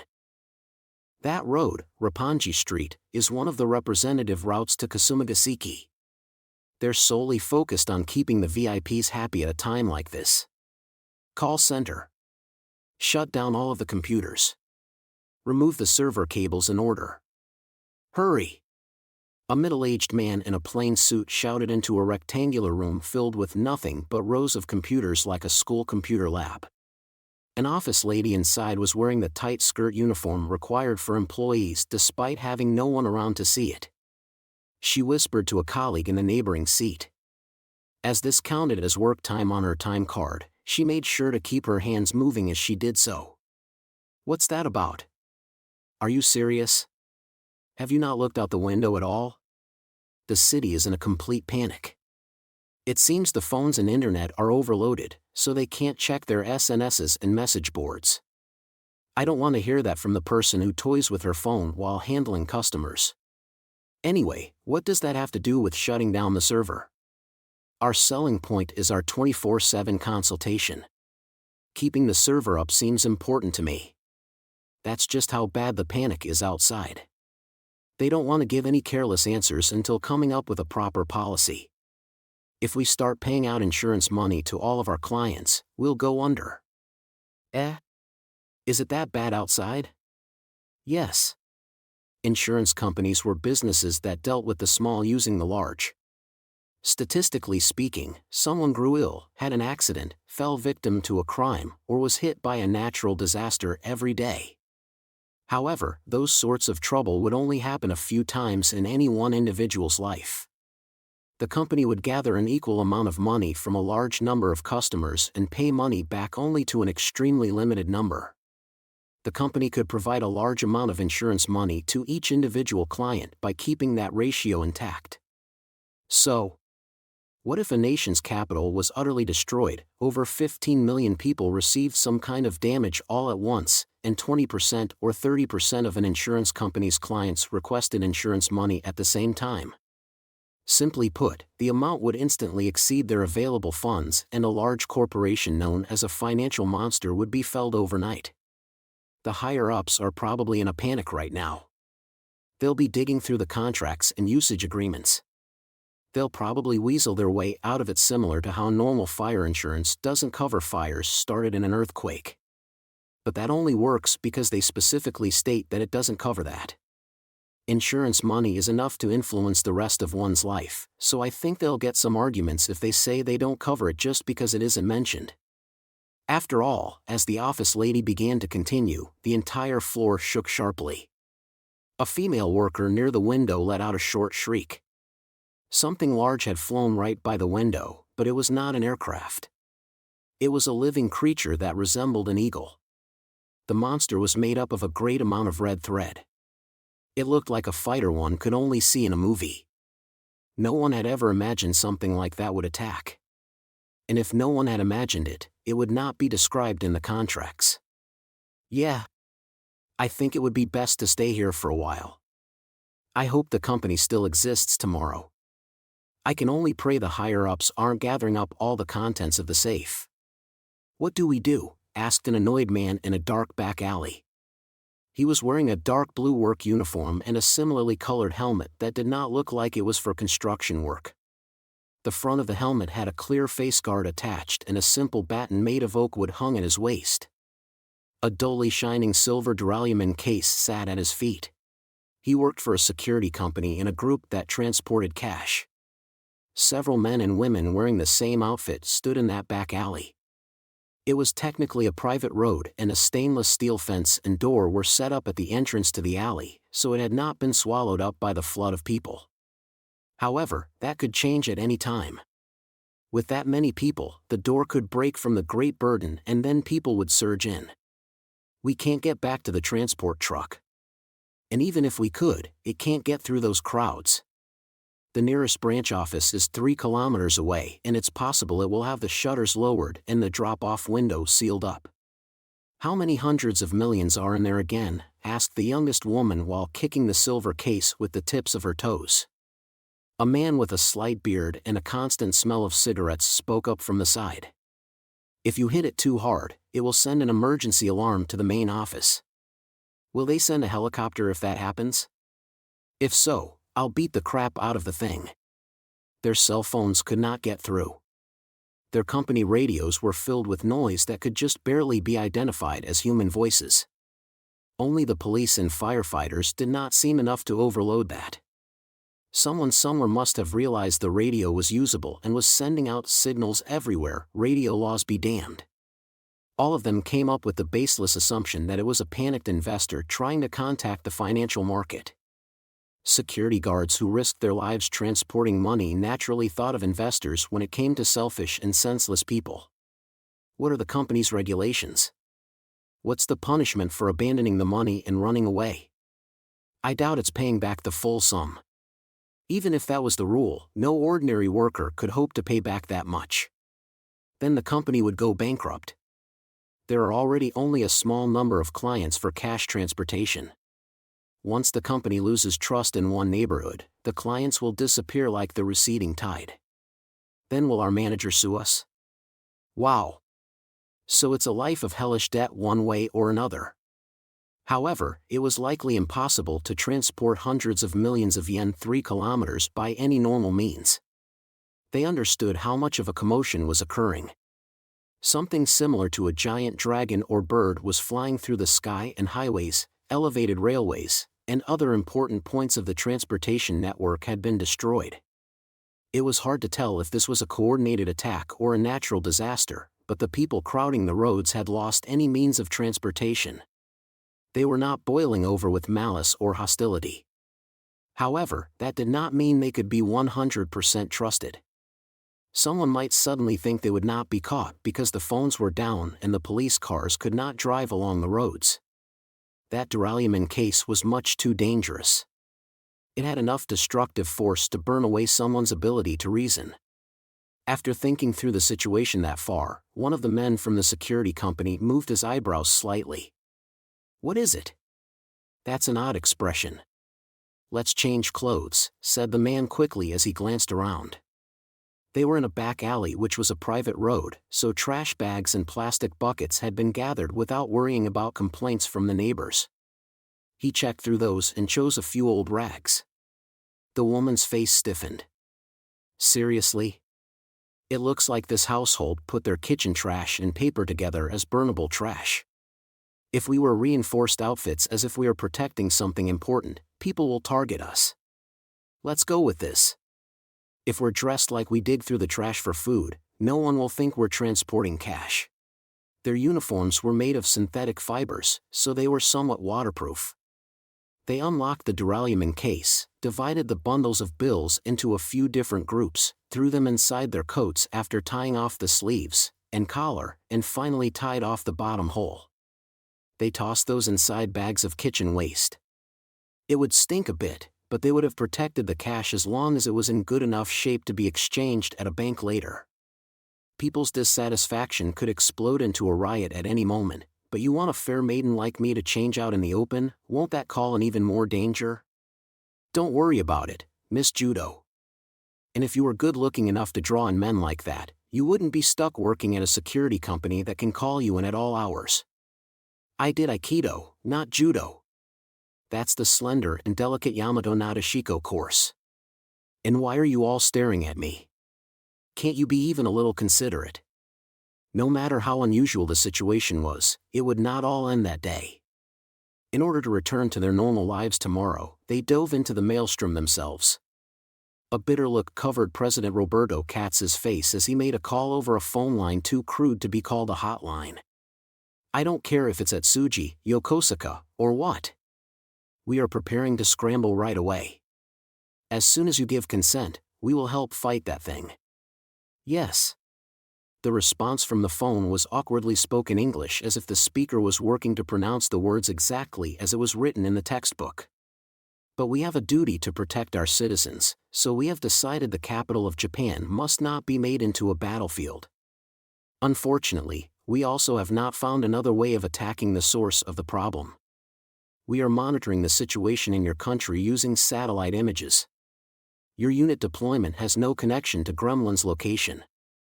You are cutting off major roads while showing no concern about crushing your own people. You aren't simply trying to buy time until the Diet Building can evacuate to the shelter in Nagatacho Station, are you?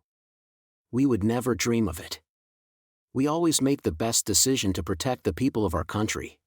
We fear your suggestion of an Allied attack would apply unneeded tension on the Asia-Pacific region, so, let's see.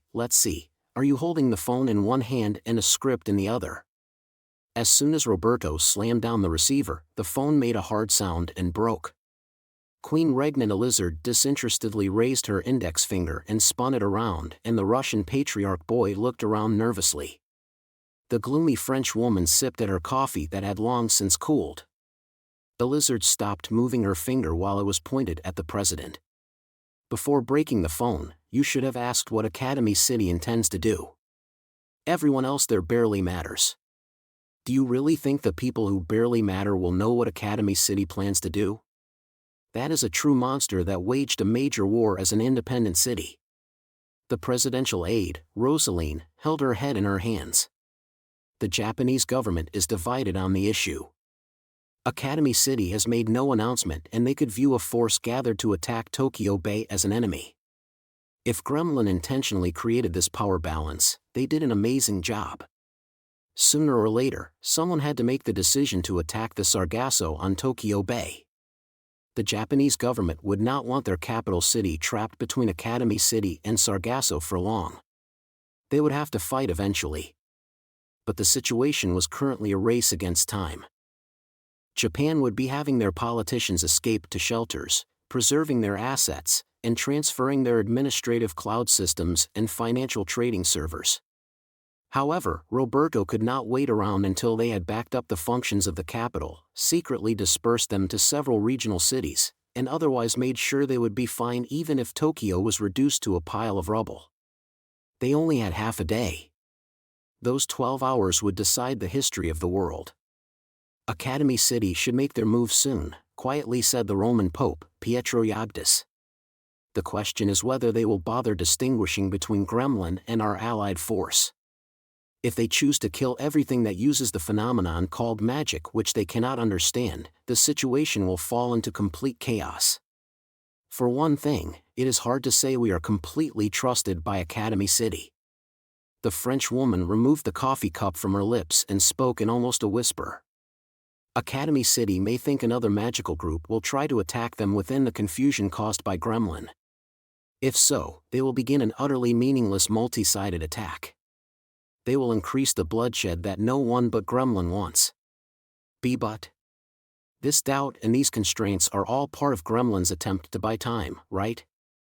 We need to work to have as many people we can trust, even if only slightly, said the Russian Orthodox boy. However, no one voiced full agreement with him. There was no time to sow the seeds and wait for them to bud. President Roberto Cazza scratched at his head and spoke. I hear that Academy City and the Anglican Church joined forces during World War III.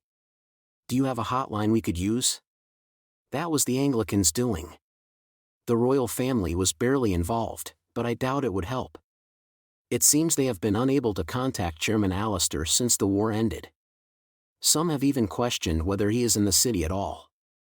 So even the Anglicans who are closest to them have no idea what's going on there, is that it? Even with this allied force, there were a lot of unknown factors concerning whether they could sink the Sargasso which functioned as Gremlin's base. And on top of that, Academy City was a giant black box. They could not tell what would happen. How much damage would be done? Could they stop the crisis to the world even if some damage was done? All they knew was that the time limit until the completion of the lance grew ever closer. And as it did, the odds of the Allied forces' attack succeeding dropped. And once those odds reached zero, they would never again have a chance to fight back. Their decision could cause a great number of people to sink into pools of blood. Later historians might curse them and textbooks might call them truly foolish leaders. The power of what if bound the actions of every force with the power to oppose Gremlin. President, said Rosaline quickly. Hearing that, Roberto Cazza finally gave a small smile. What we must do hasn't changed. Let's take a vote. Are we using a democratic decision to distribute the responsibility? No. Only those who agree will go along with this. Any true fools who aren't afraid of death will come with me. Part 5 communications are still down and there's no message on the disaster message board. Kamachi thought as he ran down the exposed metal stairs of the partially constructed building. Returning to Academy City was not an option. For one thing, Academy City was surrounded by thick walls. He had left by irregular means, so he would have to explain the irregular situation if he turned back. He doubted he could manage that without Lessar or Birdway. On top of that, Gremlin was sending a powerful force out from their base on Tokyo Bay. Kamachi did not know where Academy City would set up their defensive line, but the walls around the city would truly become the final line of defense. They might very well seal off all entrances into the city. That means my objective has to be Sargasso. I need to stop the production of the lance and defeat the source of all of this. I don't see any other way to ensure safety than to calm down this commotion. He would have to cut across almost the entire capital city, but he could not use the normal roads after descending from the building. The remains of the fallen crane had blocked off traffic, but both the road and sidewalk had become filled with waves of people in only a few minutes. It would be difficult to walk through there, much less use a bus or taxi. That left. Where am I anyway? I'm not too familiar with the area outside Academy City. The partially constructed building had no windows or outer walls. Outside that building of exposed floors and metal pillars, he saw a strange building that looked like rugby ball stood up on end. The subway. Even if the trains are stopped and the station is filled with people, the tunnel should be almost abandoned. While standing perpendicular to the station building's wall, Misaka Makoto used both hands to hold Index, who she had been supporting with only one arm. Here we go. She altered the aim of her power to control magnetism in order to move from building to building.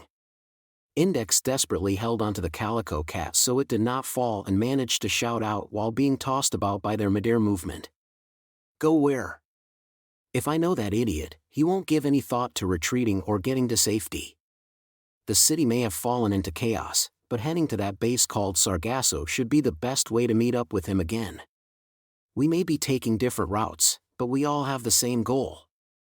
She jumped between the rooftops and walls of the high-rise buildings. The surface was as crowded as the starting point of a marathon wherever she looked, but the sky was surprisingly clear. However, that did not mean there were no risks. How far is it to Tokyo Bay? 20 kilometers? 30? I hope I don't run out of energy before I get there. In fact, this only really begins once we arrive, so it would be really bad if I was out of breath there. Short hair. Hey, short hair. Damn you.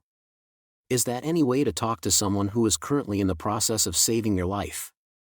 Watch out. Something's coming. Makoto saw motion before Index had even finished speaking. While holding Index in both hands, Makoto landed perpendicularly on the side of a high-rise building. As soon as she did, she saw sparks floating down from over 100 meters up as if during a forest fire. When each spark struck the glass-covered wall, it produced a giant pillar of fire perpendicular to the wall to match Makoto's orientation. Those pillars of fire twisted and gained form. They produced countless human figures. This is a Norse mythology-based spell. It uses the symbols of army, enemy, flame, and heat. Is this the Muspel? This might be a group of automatic attack spells set to feel artificial hatred for those who match certain conditions. Makoto did not understand any of what Index was muttering under her breath. However, the physical threat was obvious enough. Below the feet of those flame figures standing perpendicular to the wall, the glass began to glow orange and melt like candy. The melting point of glass was approximately 1,400 degrees, so these figures could easily kill a human by embracing them or even just breathing on them. Che, lightly spat out Makoto. A hostile look filled her eyes. I guess the path to reach that idiot isn't going to be easy. There's something here, said Birdway. She, Lessar, and Kamakawa Maria had decided to use the rivers rather than the roads, railroad, or air. First, they had entered the sewers through a random manhole. If they followed that path, they would arrive at the drain that emptied into a river. From there, they could follow the bank until they arrived at the ocean. Ideally, they could steal a motorboat or something on the way, but they could always walk otherwise. But something happened while they were still in the sewers. Fluttering sparks flickered within the almost completely dark space. And yet there should have been no way for those sparks to blow in from a distance in that sealed location. As expected, they have a trap spell that automatically detects and attacks people who are not stalled. This monster is set up to appear when people exceed a certain speed. The businessmen and investors who tried to flee with helicopters and chartered planes might have been wiped out. Just as she spoke, a tremendous noise was followed by giant pillars of fire appearing to block their path through the sewer. They twisted oddly and gained form to produce human figures. The flame army of Norse mythology. The Muspel. They opposed the gods with the giant Surtur as their leader, right? Birdway and Lessar seemed to understand, but Kamakawa Maria did not. All she could guess was that the close-quarters combat she specialized in would not work on these collections of flames. What are you two talking about? I'm amazed someone so ignorant could survive Gremlin's attack on Baggage City. Are you the kind of person that gets by on lock? Could you maybe pay attention to the enemies moving in as you chat? With the unnerving sound of the air being sucked in, the flame figures known as Muspel swelled up like round balloons. Wait, don't tell me, a certain unpleasant thought came to Kamakawa Maria, but she could see no way of countering it. Having this happen in a sealed sewer tunnel was very bad. And the enemy was not going to wait around. After taking in all of that air and heating it up to over 1,400 degrees Celsius, they would blow it back out with tremendous force. It would be less of a hot blast of air and more like the orange spear that was stuck inside a furnace. Being struck by that would fry a human as much as sticking them in a steam oven. Breathing in just a bit would horribly burn the trachea and lungs. One's hastily shut eyelids would melt and the eyeballs inside would boil. Almost anyone could easily imagine how difficult it would be to physically avoid a wind being blown at them. Even if one knew that wind would be fatal, there was nothing they could do. And this was a sewer tunnel. Kamakura and the others would be hopelessly cornered like a bug in a bath pipe while the pipe was being cleaned. However, a blazing wind, flames. Or is it primarily wind? Anyway, as long as you know the proper attribute, it is simple to deal with. Adding on some little tricks does not change its true essence. At some point, a wand had appeared in Lavinia Birdway's hand. In the blink of an eye, it transformed into a sword. The color is yellow, the shape is a dagger. With the action of defense and the symbol of flow and change, one of the 5 great internal symbols of my temple shall be contained in my hand. It twisted. It distorted. The massive blazing wind which should have filled the entire closed space began to spin around the dagger in Birdway's hand. The compressed and pointed tornado this created looked like a giant sword. Birdway thrust the tornado sword raging about her hand into the sewer water flowing down the center of the tunnel. With a sound like water being thrown on a hot metal plate, the tornado vanished. Norse mythology is a mythology of mutual destruction. There are enemies prepared for each of the gods, and the same applies to the Muspel and their king, Surtur. Lesser's voice was followed by a reverberating metallic noise. Kamakura Maria did not know where she had been hiding it, but Lessar was holding a strange tool that looked like a mechanical arm created by adding multiple blades to the end of a long handle. Lessar began shouting something nonsensical while opening and closing the blade fingers of the hand. The king of the world of fire and the weather god Freyr both die after battling each other. The deer antler carried by Freyr could not be removed by the followers of the king. The masses who cannot match the king even as a group can only accept defeat. Let the subjugation of the strict scales fill you with the order of my temple. Lessar complexly folded up the blade fingers as if forming a special sign and then swung it to the side. In response, every last one of the flame figures was ripped apart regardless of distance. It looked like a powerful gust of wind blowing out the unreliable flames of a few candles. Before Kamakura Maria's eyes was the frightening scene of the reason of the world being twisted for an individual's convenience. However, she did not have time to be overwhelmed by that result. Don't cause a reaction between the sewer water and those explosive flames. Are you trying to create dioxin? Either way, we can't stay here long. This won't be too bad if this is completely automated and we just get more of the same enemy, but I doubt it will be that easy. To put it simply, we should expect a more powerful enemy to come now that we've defeated these ones. The 3 of them ran toward the exit to the river. The other scattered members of their group were likely in the same or even more dangerous situations. At any rate, we need to head for Sargasso. We won't necessarily be able to use Kamachi Toma's right hand, but we have to do the most we can. If he alone reaches Sargasso, he'll die before he is able to use that right hand of his. And if we do nothing, the world is scheduled to end in half a day. It would be most constructive to bet on the possibility of him arriving, no matter how unlikely it might be. However, none of them raised a voice of worry. They were all on their way to the same place, so they would meet up eventually. Part 6. There were plenty of sports gyms, fitness clubs, and athletic gyms in the city. Japan's capital city was mocked for having rabbit cages for houses, so it needed other areas prepared for exercise. In one such facility, which was centered on an indoor pool, Kamaji Shina and Misaka Masuzu were watching the commotion. Oh, dear. Oh, dear. What is going on? Wow. The entire road outside is as crowded as a store during a major sale. Are they having a parade or something? I don't keep up with the international soccer games. A young instructor was yelling something into a megaphone near the entrance to the pool. It seemed they did not want anyone leaving the facility until the crowds died down. Misuzu pulled her waterproof cell phone from the chest of her swimsuit. The internet and email are frozen. Oh, even the phone will only connect to the disaster message board. Now we cannot know what is happening. Shina had tried to watch a one-seg news broadcast, but the reception was too poor to display the program properly. She did not understand it well enough to know that the many irregular signals being sent out were creating too great a burden. Shina elegantly tilted her head while wearing her wet swimsuit.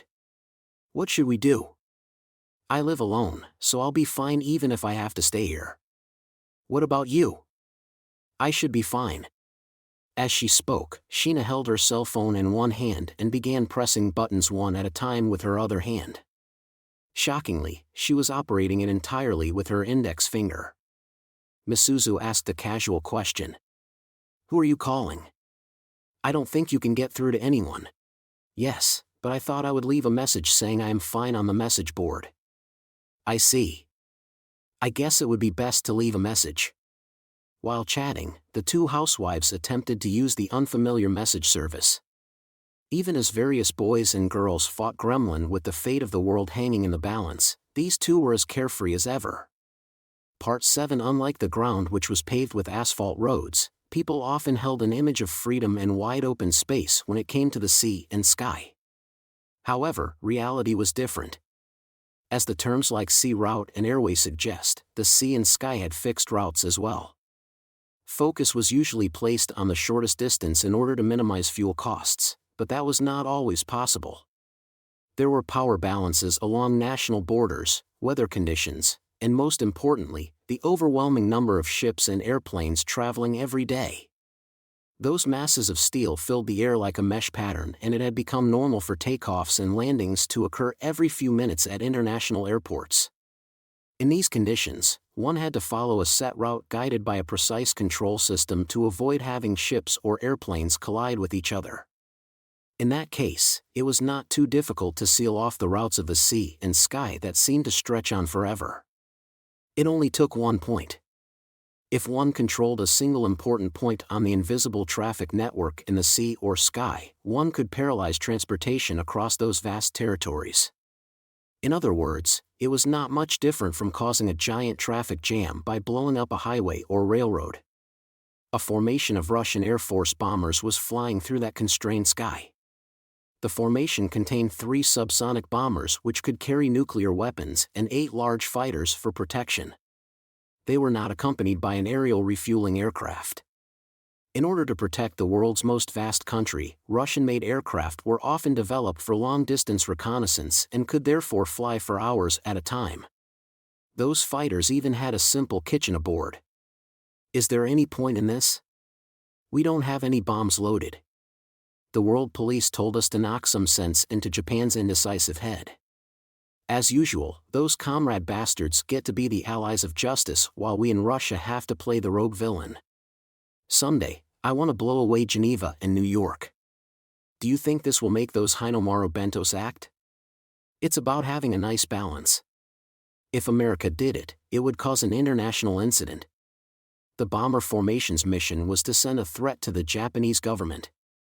They would be saying, the Allied force is going to take action without your approval. In fact, we already have shooting your fighters down over your cities would be a pain, so stay out of our way. It was mostly a bluff. And there was a reason why Russia had acted first. That reason was not simply because they were so close to Japan. It's amazing, really. Russian spy planes and bombers encroach on Japanese airspace so often that only the most important parts of the government are informed.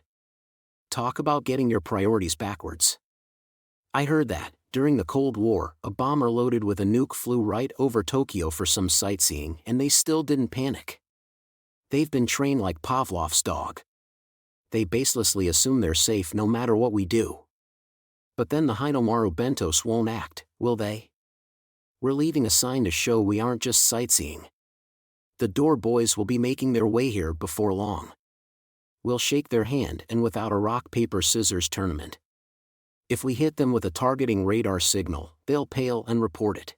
If Russia interfered in an argument between Japan and America, the situation would begin to move bit by bit until an avalanche built up and the Allied force was making their way to Tokyo Bay. It would become a horrible problem later, but politicians excelled at having soldiers simply move their arms and legs rather than trying to use their insufficient brains. Occasionally, it was time for those politicians in charge of the brains to suffer. The tactical bombers had nothing major loaded inside, but that was impossible to tell from the outside. And if told to clean the toilet, a soldier would immediately grab a brush and cleaner. If told to perform in a play at a school arts festival, they would put on the animal costume. They would hum and chow down on some pierogi while not hesitating to trick someone into thinking the world was coming to an end. That was when it happened. There should have been no difficulty, but none of them had let their guard down. Yet someone suddenly dropped down and grabbed onto the main wing of one of the bombers. Unlike passenger planes, bombers did not have plenty of windows along the side. As such, the crew of the bomber in question could not see what had caused the abnormality. The first report came over the radio. It came from the fighter flying quite nearby. "What? Hey, what? There's something clinging to your wing. You've got to be kidding me. The altimeter and speedometer are working properly, so what is that? What is it, newcomer? Frogs and fish are sometimes spotted 10,000 meters up. Tornadoes and the like send them up. At the very least, it isn't the doing of UFOs or aliens. It's a human. A human is clinging to your left main wing. Shake him off. Shake him off of your wing. I don't know why, but this looks dangerous." The bomber's crew had no idea what that meant, but every other plane in the formation changed course as if twisting around. If they were left behind, there could easily be a collision within the formation. The pilot frantically moved the bomber to follow, which naturally shook the main wing. No good.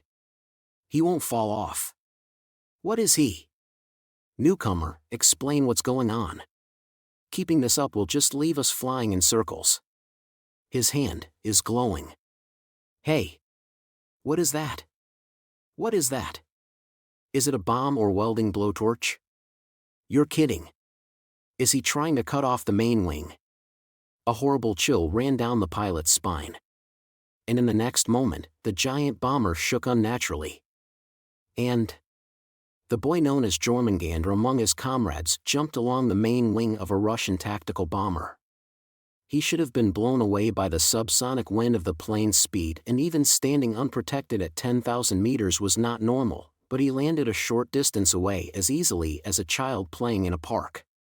The vibration from before had not been the boy's doing. It had been the interference of someone else trying to stop him. Oh? Jormungandr laughed.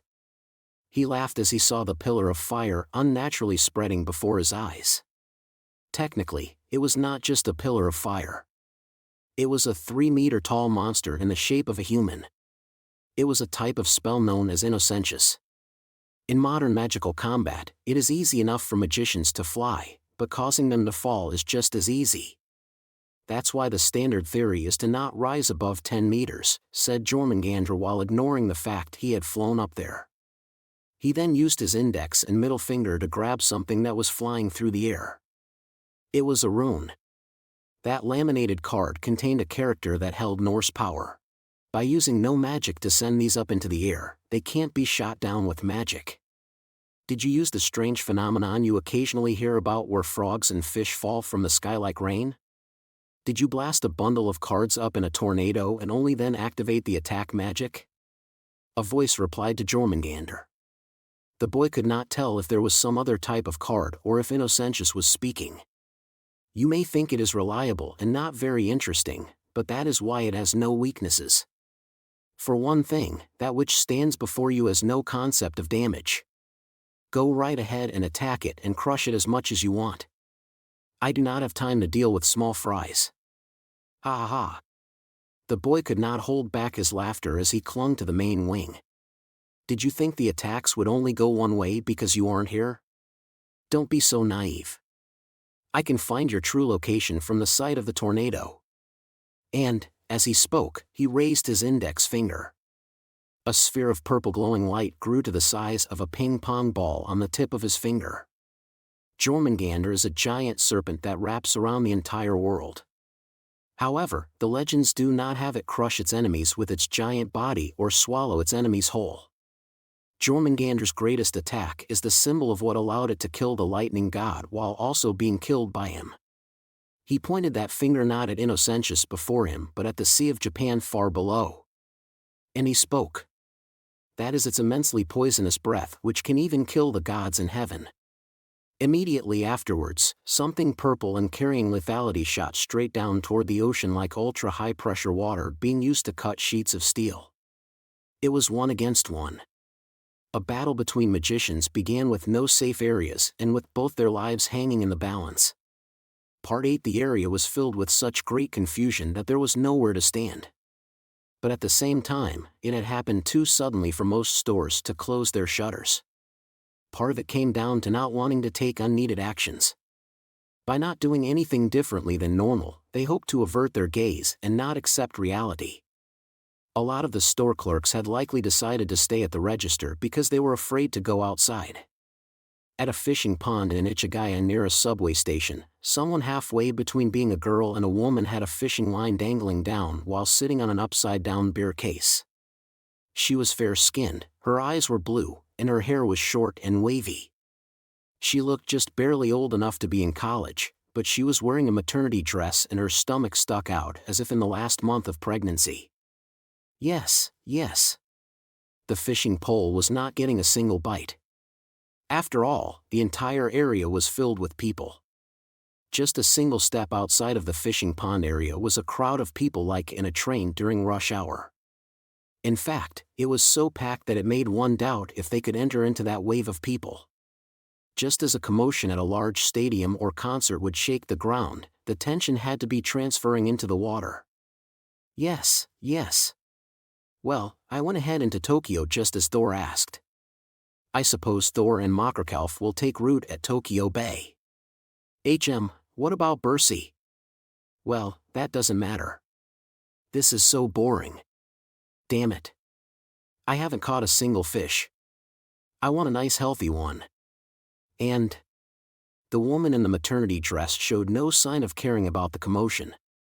There was something different about her when compared to the other fishers who were staring blankly into the distance to escape from the reality of the situation.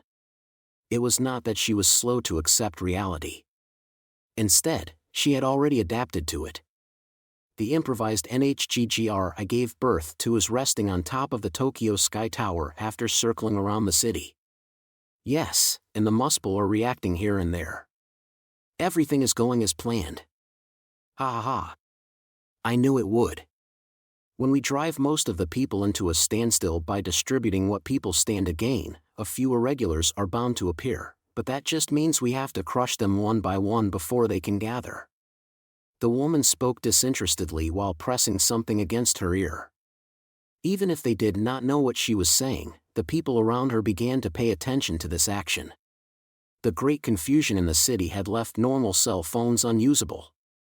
When no one could check on the safety of their family, friends, lovers, and others close to them, a communication device was as valuable as a jewel. It seems the Muspel are being destroyed, so I need to prepare something nastier before long. I guess I can't just sit around here any longer.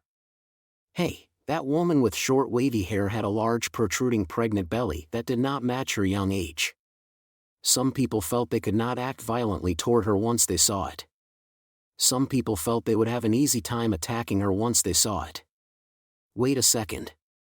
That's a cell phone, right? Hey, could I borrow it? Please let me borrow it. Just a minute. I just need it for a minute. A man called out to her from the side. By the time the woman realized that, the man had already grabbed the slender hand she was holding to her head. But she paid him no heed. She merely glanced over and muttered something under her breath. In the next instant, something leapt from the fishing pond, took the man's body into its mouth, and instantly dragged him into the water. Everyone there had to have seen what it was. However, none of them would have been able to explain it. None of them would have been able to draw a picture of it. All that remained in their minds was terror. It held such overwhelming dignity that they felt their minds would burst if they did not turn their focus elsewhere. Okay. With that, I'll head out to the place where the most muscle have been defeated. No one was able to do anything. No one restrained the woman in the maternity dress, and no one rescued the man who had sunk into the water. The woman merely leisurely held the fishing pole. The pole suddenly bent like a bow. However, this was no ordinary bite. She had clearly not caught a fish. But it was not the unidentified monster from before. The sound of something splashing against the water's surface could be heard. The barbed fishing hook had stabbed into some part of the man from before's body.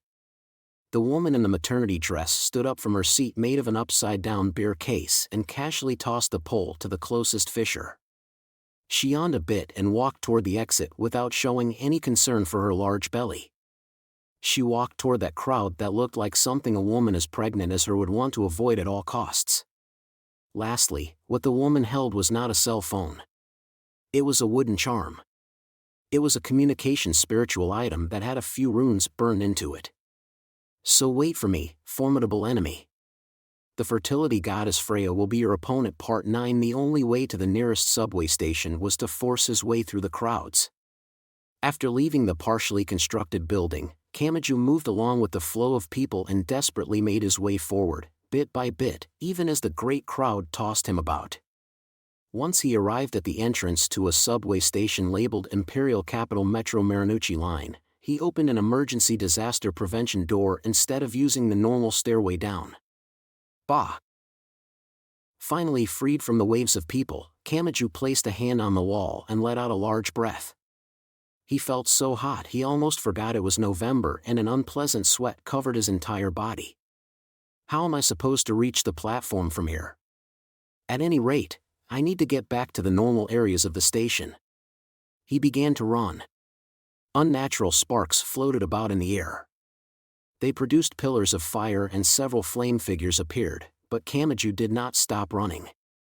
He did not know what made them appear or how they attacked, but Imagine Breaker in his right hand could negate any supernatural power. As such, the best option here was to not give it much thought and simply blow them away before they could attack.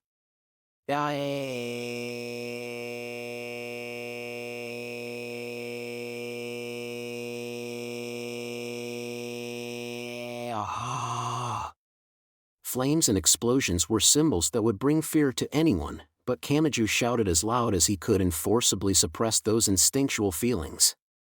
He held back his heart that wanted to put on the brakes, and he ran toward that oddity as quickly as he could.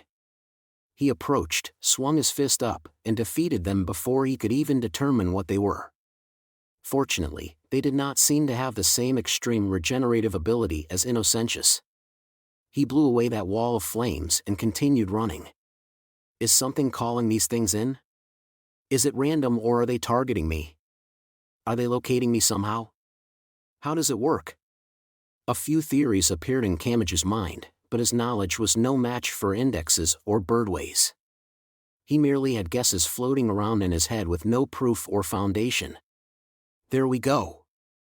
At the end of the long passageway was a stainless steel door that opened toward the corridor. If it had opened the other way, it most likely would not have opened. That was how many people there were on the other side. What? Is this really the station platform? He felt a bit guilty over entering without buying a ticket, but this was not the time to worry about that. The platform was a little different from the roads above. It was packed with people from one end to the other. The people who had been waiting for a train that never seemed to arrive had collided with the people who had gone to the station as their last hope after the buses and taxis obviously were not going to work. If many more people entered, people would start falling from the platform. From the looks of things, it would take a while to even climb down into the tunnel. But just as Kamachi thought that, a mass of steel shot by with tremendous force and produced a great roar. It was a 5-car train. It had no intention of stopping at this platform. It shot from the exit of one tunnel and into the other without slowing down.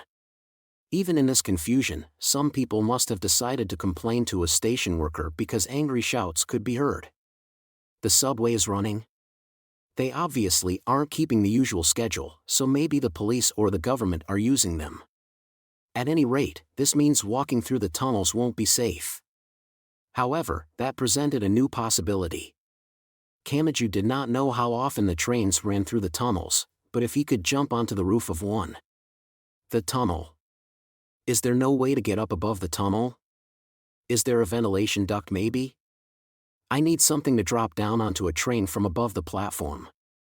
The ventilation ducts in subway stations connected directly to the surface and merely allowed one to feel the flow of air when a train passed through. It was most easily described by the image of the world's most famous Hollywood actress having her skirt blown up. Of course, the surface was too crowded to remove the cover there and climb in. However, the ducts themselves were made quite large to allow in a lot of air and prevent a lack of oxygen, yet were focused on the one exit point on the surface. In that case, it doesn't matter where. I just need some way into the duct so I can travel directly above the platform. He returned to the evacuation corridor. He glanced around in search of a duct and spotted a notice he had not seen on his way there. It described the route to avoid smoke, so it gave the area and height of the station and tunnels with actual numbers. The way the tunnel gets quite low at some points scares me, but this is no time to be complaining. I need to drop onto the roof and stay crouched down. He looked up and spotted the cover for a duct on the low ceiling. He grabbed it with both hands and it easily came off. He stretched out both hands, grabbed the edge, and forcibly climbed up as if performing a pull-up. Damn it! It's all sticky in here. There were shops and restaurants inside the station, so steam and smoke would often flow through the duct. The slight particles inside had collected over long periods of time. Kamachi had to crawl through it all, so he could only pray it had not become the home of flies and roaches. It was mostly a straight path, but it had a few right-angle turns. He had the feeling he was taking a long way around, but he could not back up now. He was forced to follow that winding path toward the area above the platform. In truth, he traveled maybe 50 meters. As he began rubbing at his eyes, Kamachi finally arrived at his destination. He may have cleaned the duct somewhat with his school uniform. None of the sparks or flame figures from before appeared. He began to wonder if it was due to moving below a certain speed or due to being in such a cramped space. He removed the duct cover and could tell he was directly above the track running alongside the platform. He was only a few meters up, but he felt a different kind of chill than when he was hanging from the crane on that building. He could actually imagine this height in his head, and he also had to fear falling down, spraining his ankle, and being hit by a train. When the previous train had passed by, there had been no announcement. He needed a different sign to judge the timing. When a train arrives at a subway station, it brings a gust of wind because it pushes the air. I have to use that as a sign. This was not a definite answer. If he was wrong and messed up his timing, he could fall down in front of the train. In fact, he was not sure he would be fine even if he did land perfectly on the roof of the train. He had no choice but to entrust his life in something he knew almost nothing about. The overwhelming pressure of that fact made him want to roll over and give up right then and there. He had no safer plan, and the situation would only grow worse as he tried to search for one. He heard a low rumbling. His throat grew dry. He waited 1, 2, 3 seconds. And then it came in an instant. Something filled his vision. A clunking roar struck his ears a moment later. He was too late. And by the time he realized that, the 5-car train had already disappeared into the other tunnel. If he had dropped down that time, his body would have slammed into the track. An unpleasant sweat spread across his entire back. He could tell his breathing was gradually growing erratic. I know the timing now. To a certain extent. It comes 5 seconds after hearing the wind. After 5 seconds, the train passes by. If I throw myself down with that timing, I should land on the train's roof. Fortunately, there was not a long gap between trains. After a few minutes, the next train came. He waited. And this time, just as the train arrived, Kamachi forcefully jumped down from the duct. A metallic thud exploded out. Kamachi had safely fallen on the roof, but a tremendous force caused his body to spin like a top the instant his body touched it. Finally, his hip struck a protrusion similar to an external air conditioner. He cried out as intense pain ran up his spine, and he reached out to grab onto the protrusions of the train's roof in a desperate attempt to not slide off. The 5-car train instantly entered the tunnel. GH. Pant pant. He caught his breath and somehow put up with the pain as he lay on his back. I am finally making my way to Tokyo Bay. If this train turns out to be headed the other way, I'm going to get seriously depressed. The distance to the ceiling was shorter than he had expected, but it was not so short that he had to lie down in order to not touch it. In fact, the height changed frequently. In the higher areas, the walls and ceiling were often covered in construction sheets. In the areas where old infrastructure is being repaired, are they raising the ceilings to give smoke somewhere to go during fires? But an amateur like me has no way of knowing how far the tunnel repairs will last. It may be safer to remain lying down for a while. Kamachi actually had no idea where the train was headed, but it at least seemed to be moving east, which was toward Tokyo Bay. As he thought that, Kamachi's vision was suddenly filled with bright whiteness. His eyes had grown so used to the dark tunnel that this sudden shock caused physical pain. It took him a bit to realize the train had merely left the tunnel and appeared above ground. And he heard a loud thunk. He desperately blinked his dazzled eyes and tried to look in front of him. Someone seemed to be standing there. It looked like a woman just barely old enough to be in college. However, something was odd. Kamachi could not figure out what it was at first, but he finally caught on. It was her stomach. She wore a loose maternity dress and her stomach swelled out like a woman in the final month of pregnancy. Nehai decided to check on the target with the highest muscle kill count, and it looks like I have to fight after all. Well, I intentionally left this one track intact in order to draw on all the most formidable enemies. Who are you? Freya. Is telling you I'm a Norse goddess enough for you to catch on? Just because we're on a train is no reason to worry about the pregnant woman. There are no priority seats on the roof and it doesn't look like you're in any condition to do anything anyway. Norse mythology. That could be called the foundation of Gremlin. The train shot back into another tunnel. The magician going by the name Freya continued speaking while her eyes sparkled in the slight light of the fluorescent lights. You should be honored. I have decided you are currently the biggest threat to Gremlin and thus must be defeated first. In the next moment, something burst from behind her that further overwhelmed the darkness. Between the lines 3, it resembled a flower. Dark matter that resembled a carpet or flower petals spread out in the 8 directions around a beautiful white girl. All of it, including the girl standing in the center, was a single system. Gungnir could not be completely constructed even with the use of every kind of magic. This was the result of reaching into the realm of science to forcibly fill that technical gap. At its essence, it was a simple device. It had a human form but no mind. It could not really be called a living being. There was no fire in the furnace. As soon as their objective was achieved, this hollow doll would be destroyed and disappear. My role is complete, said a gloomy man. He went by 2 names, Bursey and Kihara Kagan. He had just finished stabbing the final of countless cables into the 8 giant flower petals stretching from the girl's feet. This holistic Esper and everything else are Marion Slingeneyer's territory.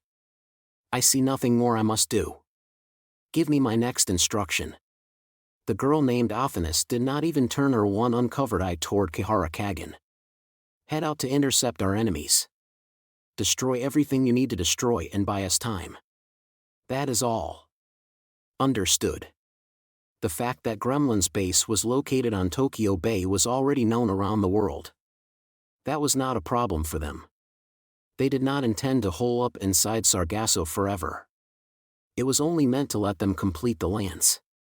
Once Athanas had the lance, she could destroy everything in the next moment, so it was no problem at all.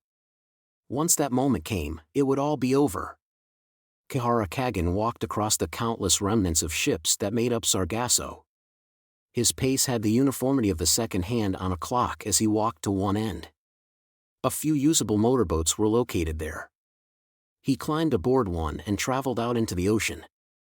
The mountain-like Makrakauf formed a shadow behind the white steam covering the ocean. Kihara Kagen traveled toward the Tokyo coast. He rowed the boat up to the concrete coast at the harbor. Several dozen to several hundred figures were visible there. They were police officers, riot police, and JSDF. They all belonged to different organizations and groups, but they all seemed to be those who preserved the peace of the country. To ensure their enemies did not gather into a single large group, Gremlin distributed what everyone stood to gain so everyone would naturally get in each other's way. For that reason, no unified force had come against Gremlin and everyone had stayed put despite knowing what a crisis lay before their eyes. In other words, the situation was engineered so no order could be given to attack Gremlin. However, it seemed a group of volunteers had gathered together without waiting for official orders. Special vehicles were visible here and there. That situation alone would normally have been a large enough incident to show up on tabloids. Sargasso was visible even from that distance. Or more accurately, the giant shadow of Makrakauf was visible as it slowly circled around Sargasso. Kihara Kagen felt nothing even as he watched that group attempt to motivate each other. His entire body had ceased to function, including the portion that controlled emotions. In life, he had had a single objective and he had already perfectly carried out that revenge. He had built up a great amount of magic for that objective. In that empty shell which had lost all ideals and belief now unhesitatingly charged toward that group while armed with that powerful magic. Notes 1. Means like a dragon. Ryujiei Gotoku, also meaning like a dragon, is the Japanese title of the Yakuza series of video games. Volume 8, Chapter 4, Disaster in the Depths of Fertility. Goddess_of_fertility. Part 1. The unrest and tension had spread even to Kanzaki Kaori, Vasilisa, and Sasha Kroitsev, the skilled magicians acting as bodyguards beyond the thick glass. Did you read what they were saying inside? More or less. Vasilisa gave a simple shrug and a thin smile as she watched the movements of their lips. It looks like things have gotten a bit crazy. Their base is right in front of Academy City in Tokyo Bay. This makes me feel like being here as a bodyguard was part of Gremlin's manipulation as well.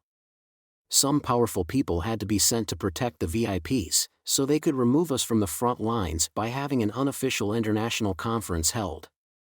We still don't know anything and you're already worrying about everything and doubting everyone?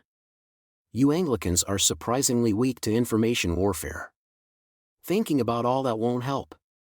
What matters in an emergency is to do everything as you always would. It's better than panicking and falling into confusion. Having said that, Vasilisa pulled something from her hair. It was a small charm made of parchment. Okay, did you hear that, everyone? Crush every member of Gremlin hiding in Russia. That should allow the normal military to head to Japan. Protect our precious citizens. You can handle this if we keep things simple, right? Are you sending out soldiers while ignoring the chain of command? Kanzaki's eyes opened wide in shock. The head of the Russian Orthodox Church was doing everything he could to control the situation beyond the glass. For better or for worse, not many people would be willing to act without his permission while in front of him like that. But Vasilisa showed no concern. His biggest selling point is his purity. I don't have to tell him about all the dirty jobs behind the scenes. Sasha, who wore binding clothes all over her body, lightly stroked the crowbar at her waist. You do have to. A question: do you really think I, a fellow member of the Russian Orthodox Church, will overlook a traitor? Yes, yes. And my answer is the same as always: the results will prove who is GBH. Vasilisa was cut off because Sasha unhesitatingly gave the crowbar a full swing toward her head. With a tremendous noise, Vasilisa's upper body bent sideways at a right angle at about the waist. However, she recovered like a metronome and she never stopped smiling. Even afterwards, Vasilisa continued smiling as if nothing had happened. Anyway, everyone go all out to crush Gremlin's diversion team. Teach them that we're the only magicians allowed to use the name of a fairy. You perverts, muttered Kanzaki. A question: could you at least refer to me as a monster instead? Protested Sasha. Part 2. Kamachi Toma lay on the top of the train's roof as it rushed through the subway tunnel. He slowly stood up as the car unsteadily shook back and forth. The train was made up of 5 different cars. It was not even 100 meters long. As Kamachi clenched his right fist, the woman named Freya who wore a maternity dress took 2 or 3 slow steps backwards. However, a smile could be seen on her face thanks to the slight illumination from the fluorescent lights that seemed to flow in the opposite direction of the train. She was not running away. She was not being forced back. Most likely, that was the ideal distance for Freya. She was preparing to attack. And once she had finished, the girl slowly swung her palm. "Come forth, Brisingamen." Kamachi heard the sound of a hard object striking something. At some point, a glowing jewel had appeared between her fingers. Cost 1. Black. Call / Svalefairy. Something occurred immediately afterwards. As a single jewel shot into the air with a roar, what looked like red thread appeared and wrapped around it. That torrent of thread looked like a red tornado, and it quickly compressed and tightened until it was solid. In the blink of an eye, it then twisted into the form of a giant red horse. It was a mass of kinetic energy made entirely out of powerful artificial muscles. With a glittering jewel on its forehead, the giant horse gave a tremendous neigh and charged toward Kamachi.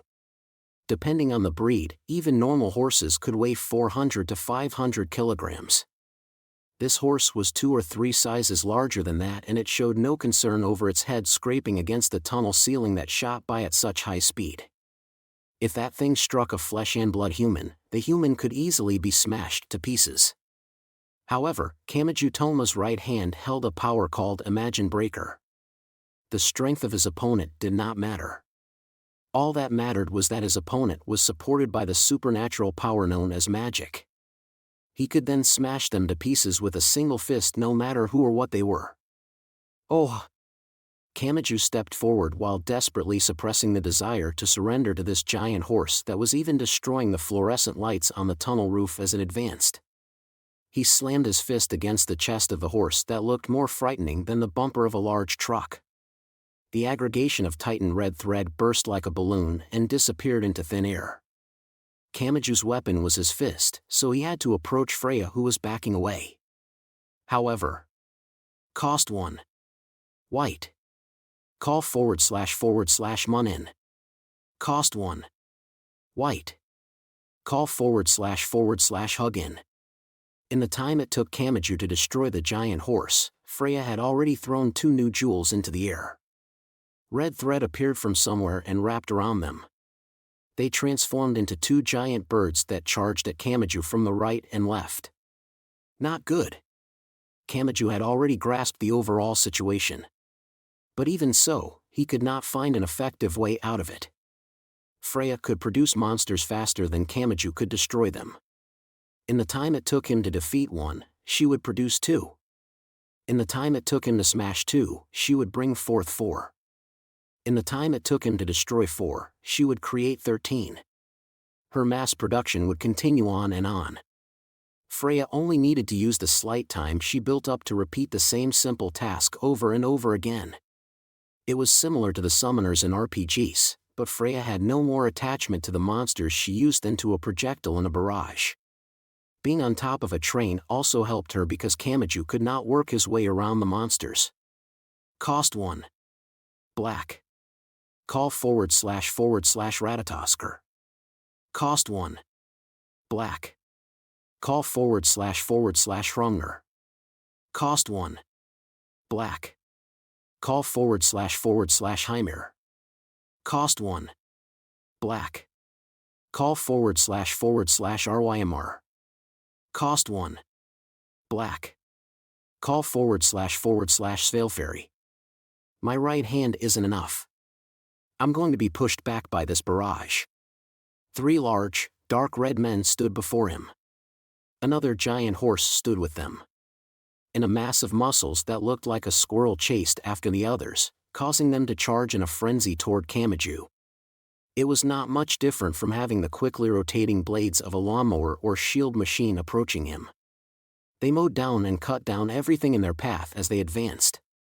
If Kamachi did not stop them, he would be smashed to pieces. If he did stop them, twice as many monsters would rush at him. Freya's incantations would continue as long as it took to exceed Kamachi's ability to handle them. It would continue until the overwhelming violence produced by those masses of muscle crushed that boy's skeleton. The sound of something soft being squished reverberated loudly throughout the tunnel. As it did, the fertility goddess Freya let out a whistle. She bent over and laughed while showing no concern for the large stomach pushing out her maternity dress. Ah ha ha! Amazing. Simply amazing. I never thought you would crush my surefire method like that. Kamachi's choice had been simple in concept. He did not have time to crush each individual monster with Imagine Breaker, so he had given up on defeating all of them. He had first stomped his foot down on the small squirrel-like animal, driving the other monsters into a frenzy. He then drove his right fist into one of the large men approaching, causing him to burst apart.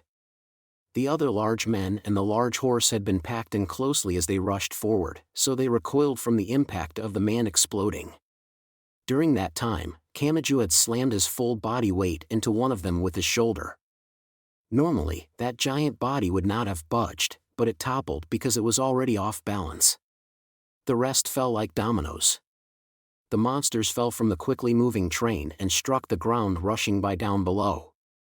That impact may not have been enough to destroy them, but it did not matter as long as they could not catch up. Kamachi ran down the path created between him and Freya. Freya responded by throwing a jewel. Cost 1. Black. Call / RYMR, oh. The pregnant woman with short, wavy hair bent her back and crouched down. Kamachi frowned slightly at that action that put pressure on her large belly, but then... Wah! The large man given birth to by Freya collapsed as if his head had been struck by a hammer. Seeing that, Kamachi finally caught on. The tunnel ceiling just got a lot lower. He crouched down as quickly as he could. The top half of the large man's head had been crushed, he lost his balance, and he fell off the train and onto the ground. Freya giggled while still bent over. Despite the darkness, she somehow had an accurate grasp of how high up the ceiling was. She straightened her back once more and scattered a large number of jewels. I won't let her recover here. Kamachi sprang up from his crouching position and ran forward. Meanwhile, Freya repeated the same incantation. Cost 1. Black. Call / RYMR. Cost 1. Black. Call / RYMR.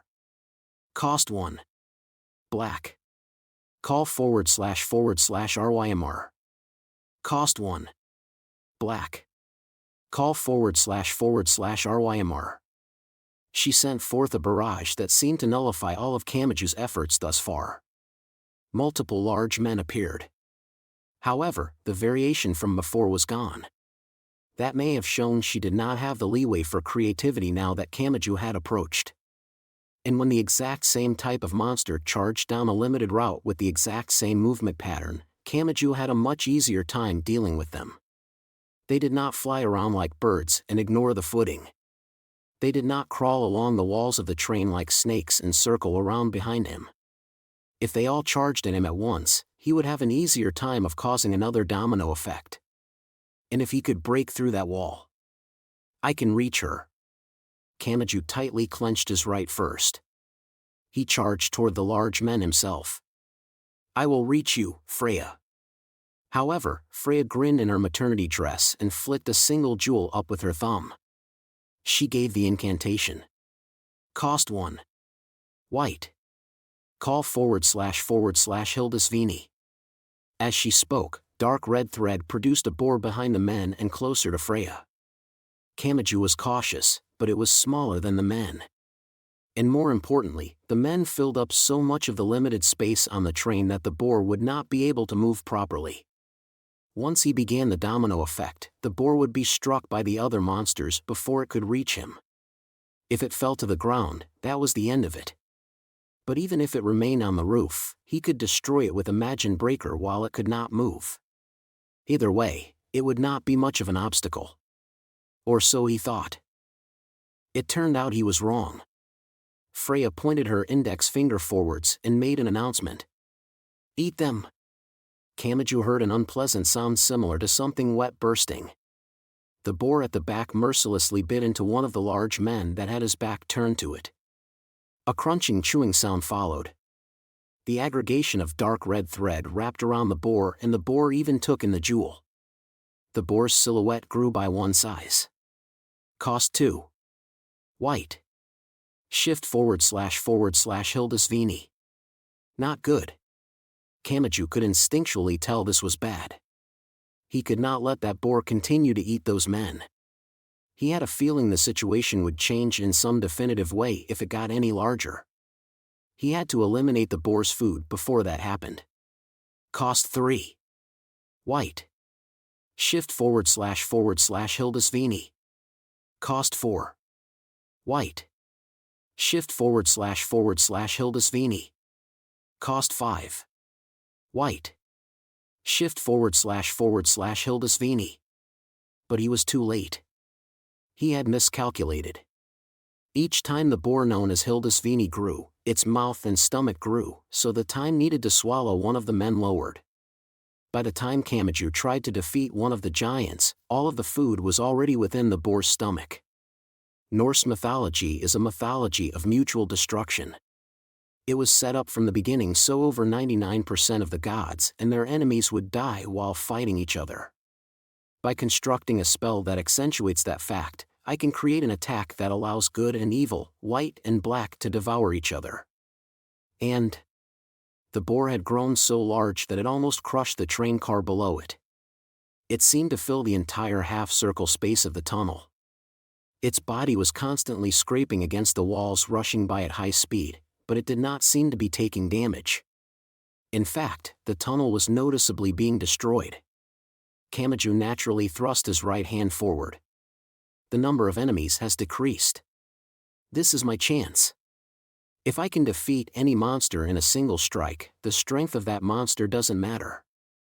I just have to blow away this boar with my right hand and charge for Freya. "Ah ha ha," laughed Freya. Not even the top of her hair was visible from behind the giant boar. "Are you forcibly trying to motivate yourself? That isn't gonna work. After all, this is the child I, fertility goddess Freya, have given birth to. Now that it's grown up to cost 5, your mental state isn't going to change anything." "Child," muttered Kamachi as he felt a great tension from that special phrasing. One big reason behind his question came from his desire to look away from the very real danger before him. But Freya continued speaking. "Yes. I am not calling these children in from some other place. I am creating them myself. I guide my magic power through the womb to give it a specific directionality of germination. I pour that magic power into a Brisingamen jewel, and I create a completely different design using that jewel as the core." Kamachi then heard a sound similar to rustling silk. Freya may have been rubbing at her stomach. Kamachi may have been able to guess that, but the words she spoke next exceeded anything he had imagined. "But I suppose this child is the same. Ah ha ha. My own magical sense is hopelessly lacking. I had no choice but to borrow this child's brain and body to use magic. Damn you, after being trapped in here for 2 full years, not even I really know what's going on in here. Ah ha ha. I'm not sure how to say it. Maybe it's like when a leftover has been sitting in the back of fridge for a long time and you're afraid to check on it. What do you think a human life is? Or maybe it's just that thinking about it wouldn't do any good." Just as she said that, the giant boar that filled the entire empty space of the tunnel attacked like an approaching wall. Ah. No matter how powerful the opponent, Kamachi had assumed he could manage as long as he could slam a magic breaker into it before it could attack. In fact, the larger the target, the easier it was to hit. This could even be called a chance to make a comeback. Even as he forced himself to think positively like that, he tried to stop his trembling body. He had been completely wrong. As the boar charged, Kamachi's feet floated up from the train's roof and he was blown backwards. When a subway train arrived at the platform, an odd gust of wind blew through the station. The large mass of the train passing through that sealed space pushed the air like a piston. The giant boar named Hildisvini did the same. It had grown so large it filled the entire upper portion of the tunnel and scraped against the concrete tunnel walls. What would happen if that giant form charged straight forward with tremendous speed? Naturally, a mass of air with nowhere to escape would be sent straight into Kamachi. You're kidding. That can happen even on top of a running train. Does that boar have some strange ability to draw in the air around it? Gh. He subconsciously flailed his arms and legs around, but it had little effect in midair. In midair with no footing, he could not even change the orientation of his body. And Hildisvini continued charging toward Kamachi at an even greater speed than he flew backwards. If he continued to be pushed by that explosive gust of wind, he would be knocked off the back of the train. If the giant boar touched him, he would be changed into a pile of flesh more gruesome than if he was hit by a train. Kamachi's throat grew dry as that giant form approached. Even as alarm bells rang in his head like sparks from a short, he tried to think up some way out of this. Is there no way to overcome this? Part 3. In London at night, a muscular man with a messy beard groaned at a bar on the outskirts of the city. He was Masaka Tabagake. He was Masaka Masuzu's husband and Masaka Makoto's father. He sat at a table on one end of the dimly lit bar, opened the kind of unrefined laptop used at public construction sites, and called someone using a satellite phone. A number of windows were open on the computer, but they all said transactions suspended in various languages. Hey. I finally get started with that undersea water pipe project connecting the southern tip of Spain to North Africa, and everywhere has suspended transactions. How am I supposed to bid for construction contractors now? What's going on? Preparations for war, President. Iron, copper, rare earths, and jewels. Instead of making proper deals, the influential people have decided to get rich selling everything valuable until the world passes the boiling point. All the contact points have been closed up and they won't open again until this crazed excitement is over. Do you have any idea what the self-sufficiency rate for food is? If both sides stop trading, everyone will dry up before that get-rich-quick scheme pays off. Don't look at me. Honestly, I want to get out of Africa. It's only 30 kilometers to Europe. You should be grateful I'm making an effort to stay put. Despite what the person on the other end of the phone said, he did not seem all that troubled. That showed just how much experience he had in that continent of hot sand. More importantly, Misaka-san, should you really be in London right now? I hear Tokyo, Japan has become a battlefield. What kind of father doesn't rush off to save his family? I tried every method I could think of. All the airlines have shut down and I can't use my connection with the RAF. My calls and emails aren't getting through. I went back to working on this job because nothing worked. It scares me how you mentioned the Air Force so casually there. I tried getting a civilian space trip, too. You know, one of those things that gets you in space after only 30 seconds of ballistic flight. But that didn't pan out either. Everyone is in a complete panic over this imaginary war. No matter how much I say I'll pay with my black card in hand, they say they don't want to send anything into the air during these unstable circumstances. Damn. Maybe I should buy a Soviet warplane from the European Mafia. My personal funds should be enough for an unarmed long-distance reconnaissance plane. I get it. You care for your family to a reckless degree.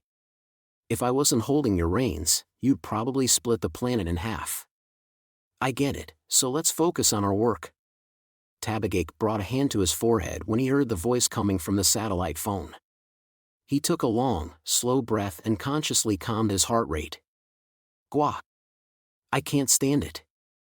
I'm returning to Japan right this instant. There has to be some way. I know. I could buy an old ballistic missile and climb inside as the payload. You haven't calmed down at all.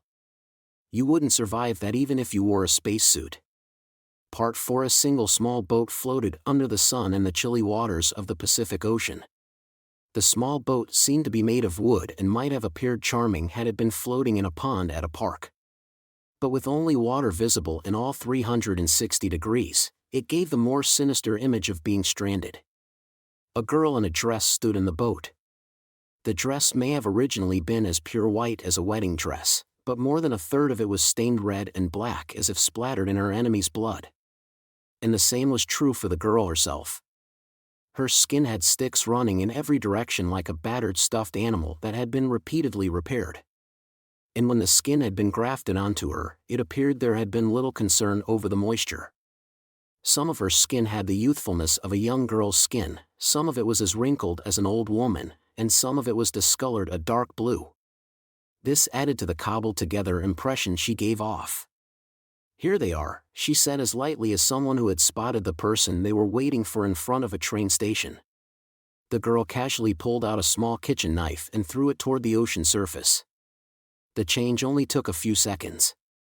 The ocean water for over 100 kilometers around the small boat completely froze into a thick layer of ice. The girl in the bloody dress took an elegant step onto the ocean surface that looked like a lake during winter. The ice palace reassuringly welcomed the girl with a hard sound. The girl smoothly walked across the ice like she was being escorted by the hand of a well-mannered noble. Several military ships had their path blocked by the sudden appearance of the ice. It was as if a special chemical had been used to harden the oil in a wok with scraps of vegetables still inside. And the ice did not stop at the fleet on the ocean. The ocean was likely frozen all the way to nearby Saipan. Wars are not only fought by the superheroes wielding machine guns. If one crushes the supply ships in their routes, the superheroes' supply of ammunition will dry up, muttered the girl in a dress with the light-heartedness of someone reading back their shopping list. The supply ships had several escort ships with them and were armed with autocannons themselves. Even if they did not understand the details of magic, they at least understood that the instant large-scale freezing of the ocean had occurred with that small boat in the center. A deep voice gave a warning in English using the speakers meant to communicate with pirates. "Stay where you are. Immediately disarm yourself and put your hands up. If we determine you are a threat, we will fire. You have plenty of weapons to drive off pirates, blow up cruise missiles, and shoot down planes, but you have nothing ideal for killing a delicate maiden, do you? I suppose I should commend you for hesitating to tear me to pieces." Her voice remained carefree. And she continued. "The Queen of Niflheim can draw out a location's causes of death." Lights appeared. And not just around the girl in a dress. Small candle-like flames floated up over the entire 100-kilometer area of frozen ocean. They numbered in the hundreds, thousands, or even tens of thousands. The girl raised her index finger and scooped up one of the candle-like lights. She brought it to her lips. And she breathed something in. Analyzing the residual information of the death. Arnold Mackenzie, male, 24 at time of death. While taking a trip on a cruiser, an acquaintance aboard questioned him about a romantic relationship.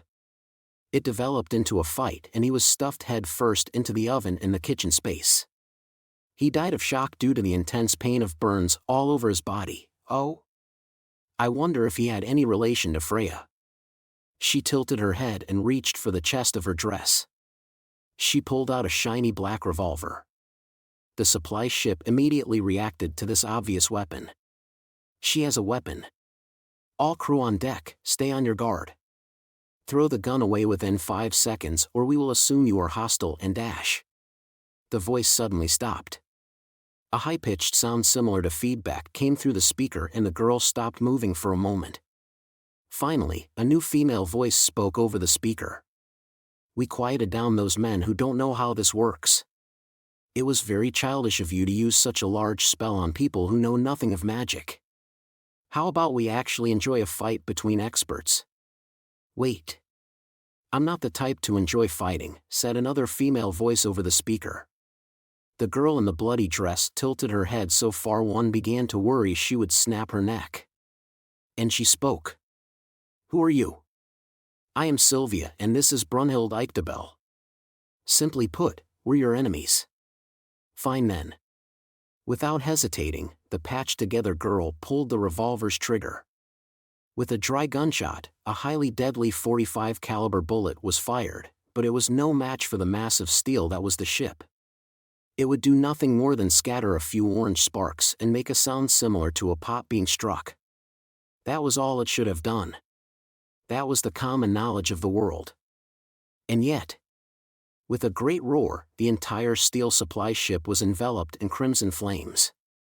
Nothing had been ignited. Even if all the fuel stockpiled aboard the supply ship had caught fire, the flames would not have spread so evenly. It would have instead exploded at a single point, breaking the ship in two.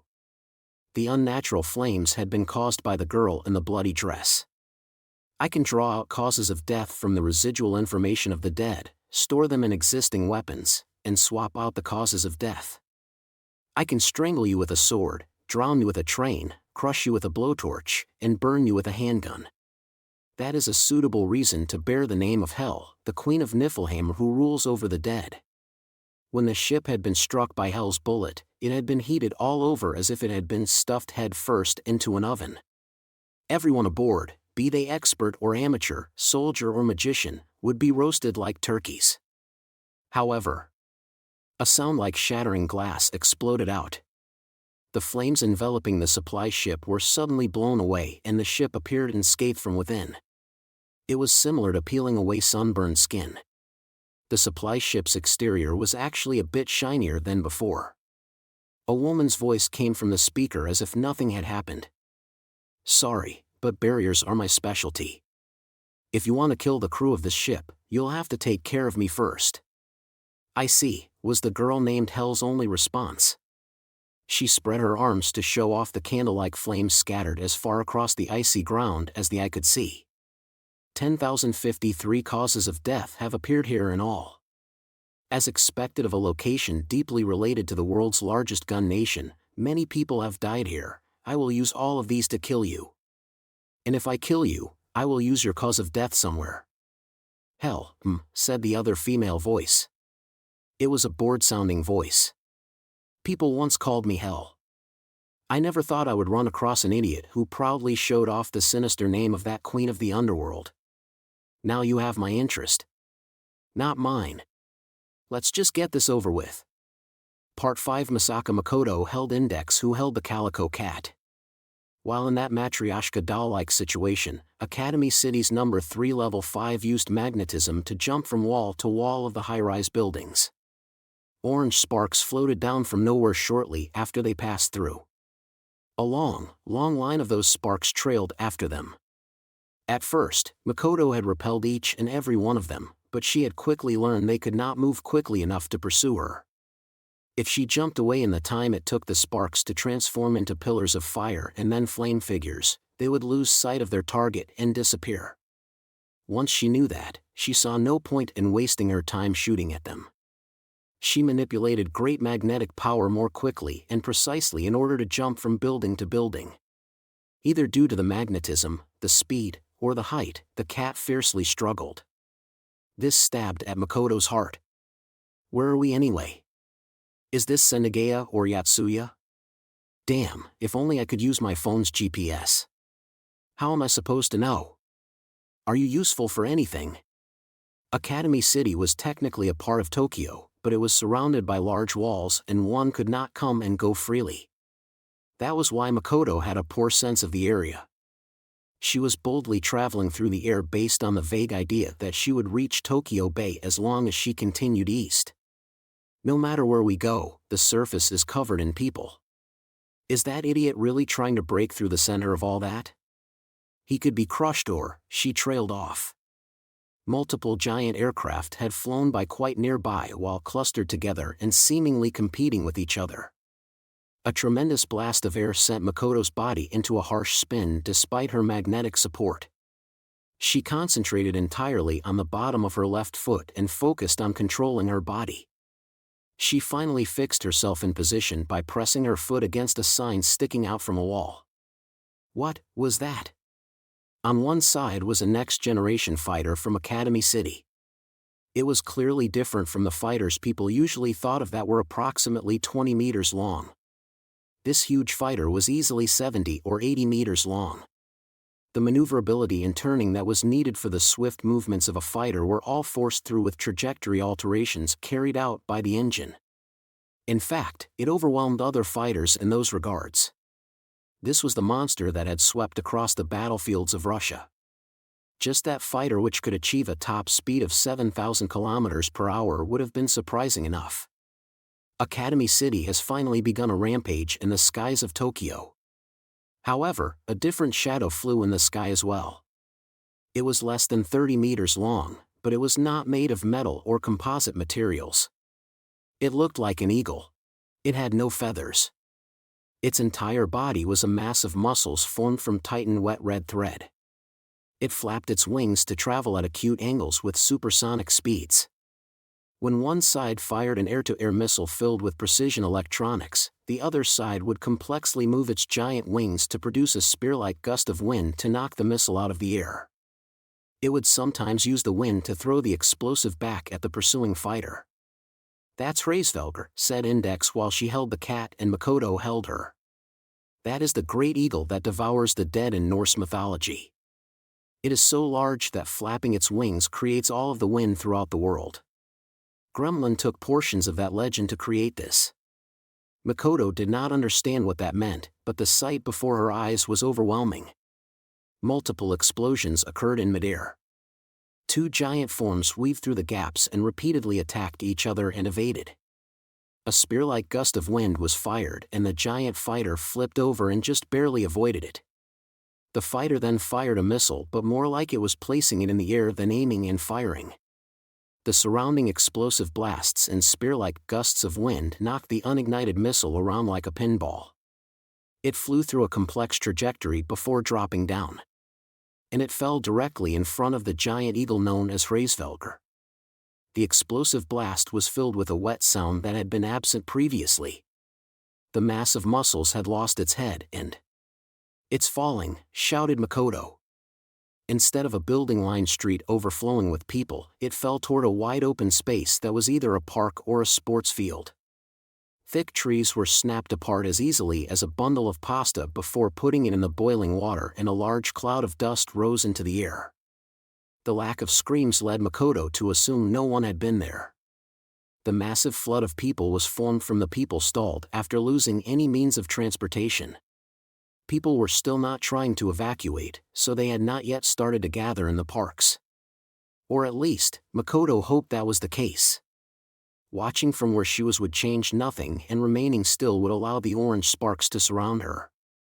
Makoto thought as she once more traveled from building to building with magnetism. Academy City and this gremlin group are both seriously planning to fight here. But do they really understand what that means? If they set up a defensive line in such a densely populated area, who knows how many people will be dragged into this? The situation had developed in an even odder direction.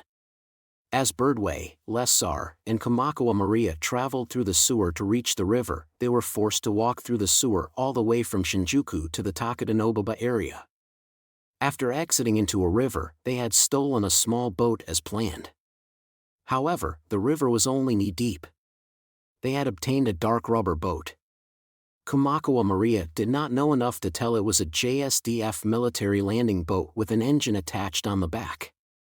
"You're going to return it with a message card later, right? I can have a certain president replace it for them. That should make a good memory for most anyone." The tiller attached to the engine at the back of the rubber boat was being operated by a 12-year-old blonde girl, but no one challenged them. It was obvious to everyone that this was not the time to worry about that. "That bridge is about to collapse," commented Kamakawa Maria from the front of the boat as they passed under a small bridge covered in people. Lesser's nose began to twitch from where she sat next to her. "I sense an odd presence." "You too," said Birdway without turning around. Academy City and Gremlin have finally collided. Everything was limited to the air before, but a few pieces of wreckage have crashed into Tokyo. The looks on the people's faces have changed. They're changing from simple dissatisfaction to panic and fear. However, there was nothing those three girls could do. The phone and internet lines were overloaded and they had no way of speaking to all of the people at once. And even if they did, they could not think of anything to say which would calm them down in this situation. Dissatisfaction held much more energy than people thought it did. It was more difficult to understand than the more obvious emotions, but that meant it was difficult to defend against. It could cause a real change in people's mental activity. When a leader controlled a single administration, he needed to detect the quantity and quality of the people's dissatisfaction and establish a means of reducing it before it exceeded the tolerable limits. That showed just how important it was. And the quality of that dissatisfaction was changing. The stabbing sensation approaching from every direction was likely anger. Birdway gave a sneer and spoke. Those damn pacifists have turned their anger toward Academy City. Why? Gremlin is the one attacking. That dogfight just now only happened because Gremlin targeted a foolish passenger plane that didn't change its course during this emergency situation. Academy City's supersonic fighters may look flashy, but all they're doing is trying to intercept Gremlin's attacks. They aren't observing this so calmly. Lessar dragged over the cooler sitting in one corner of the military rubber boat. The normal people will know some strange creatures had been flying around until now, but they weren't attacking. It was only once Academy City interfered that they started going on a rampage. And so Academy City is the villain? That's no different than ignoring the hornet's nest on the eaves of your house. This is part of their distribution of what people stand to gain, readily replied Birdway. Doing the right thing but having the majority mad at you is not fun on the political side of things. I doubt that's enough to break Academy City, but it should at least slightly dull the decision-making ability of those on the scene. And Gremlin's plan doesn't end here.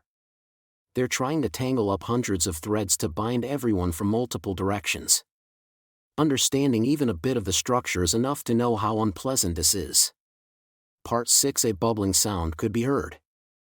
Sargasso contained the remains of a luxury passenger ship. On the deck of the giant rusted ship was a giant rectangular pool. It was filled with a thick, transparent liquid. It seemed to be at quite a high temperature because the air bubbles of a boiling liquid floated up here and there. Perhaps due to the stickiness of the original liquid, it looked like a monster's gastric juices or a dark swamp with a corpse submerged in it. No one would have thought it had originally been pure gold. In the Norse areas, gold was both a symbol of wealth and the material used for the weapons of the gods. After Gremlin had concentrated all of their techniques into extracting the weapon material side of its meaning, the gold had already lost its chemical properties and meaning. People from the science side would have hesitated to even refer to it as gold. 3 girls stood on the poolside, magic god Athanas, Dvergramarian Slingenire, and Mjolnir, who took the form of a drum. They were all central members of Gremlin who were focused on producing Gungnir, which could control and stabilize the power of a magic god which was too powerful to use properly. However, they were not constantly and unendingly uttering incantations. So this is what it's like once it begins, said the eye-patch-wearing girl. Igniting it is the hard part. This girl here did a good job of taking in and controlling the volcanic energy we acquired in Hawaii. We should only have to wait now.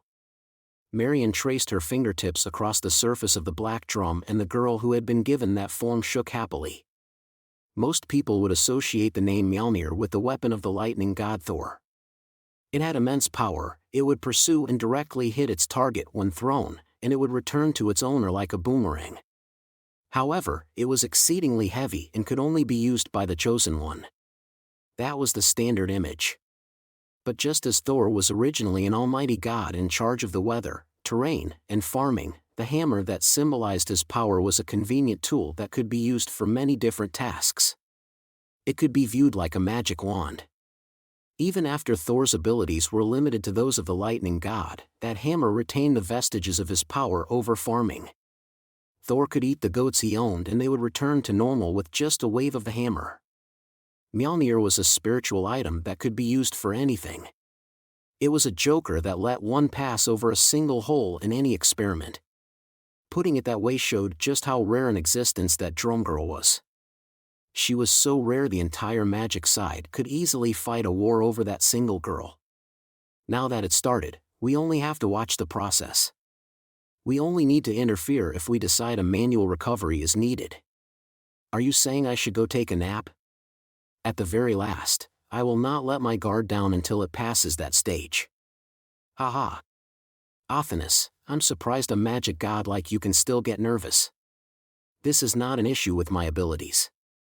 This world is unskilled and untrustworthy. That stage. There was one obstacle they could not overcome even with a magical joker that let them fill in a single inadequacy. They knew the lance could never be completed with the existing techniques of the magic side. Mjolnir could fill in any one magical symbol, but only within the field of magic.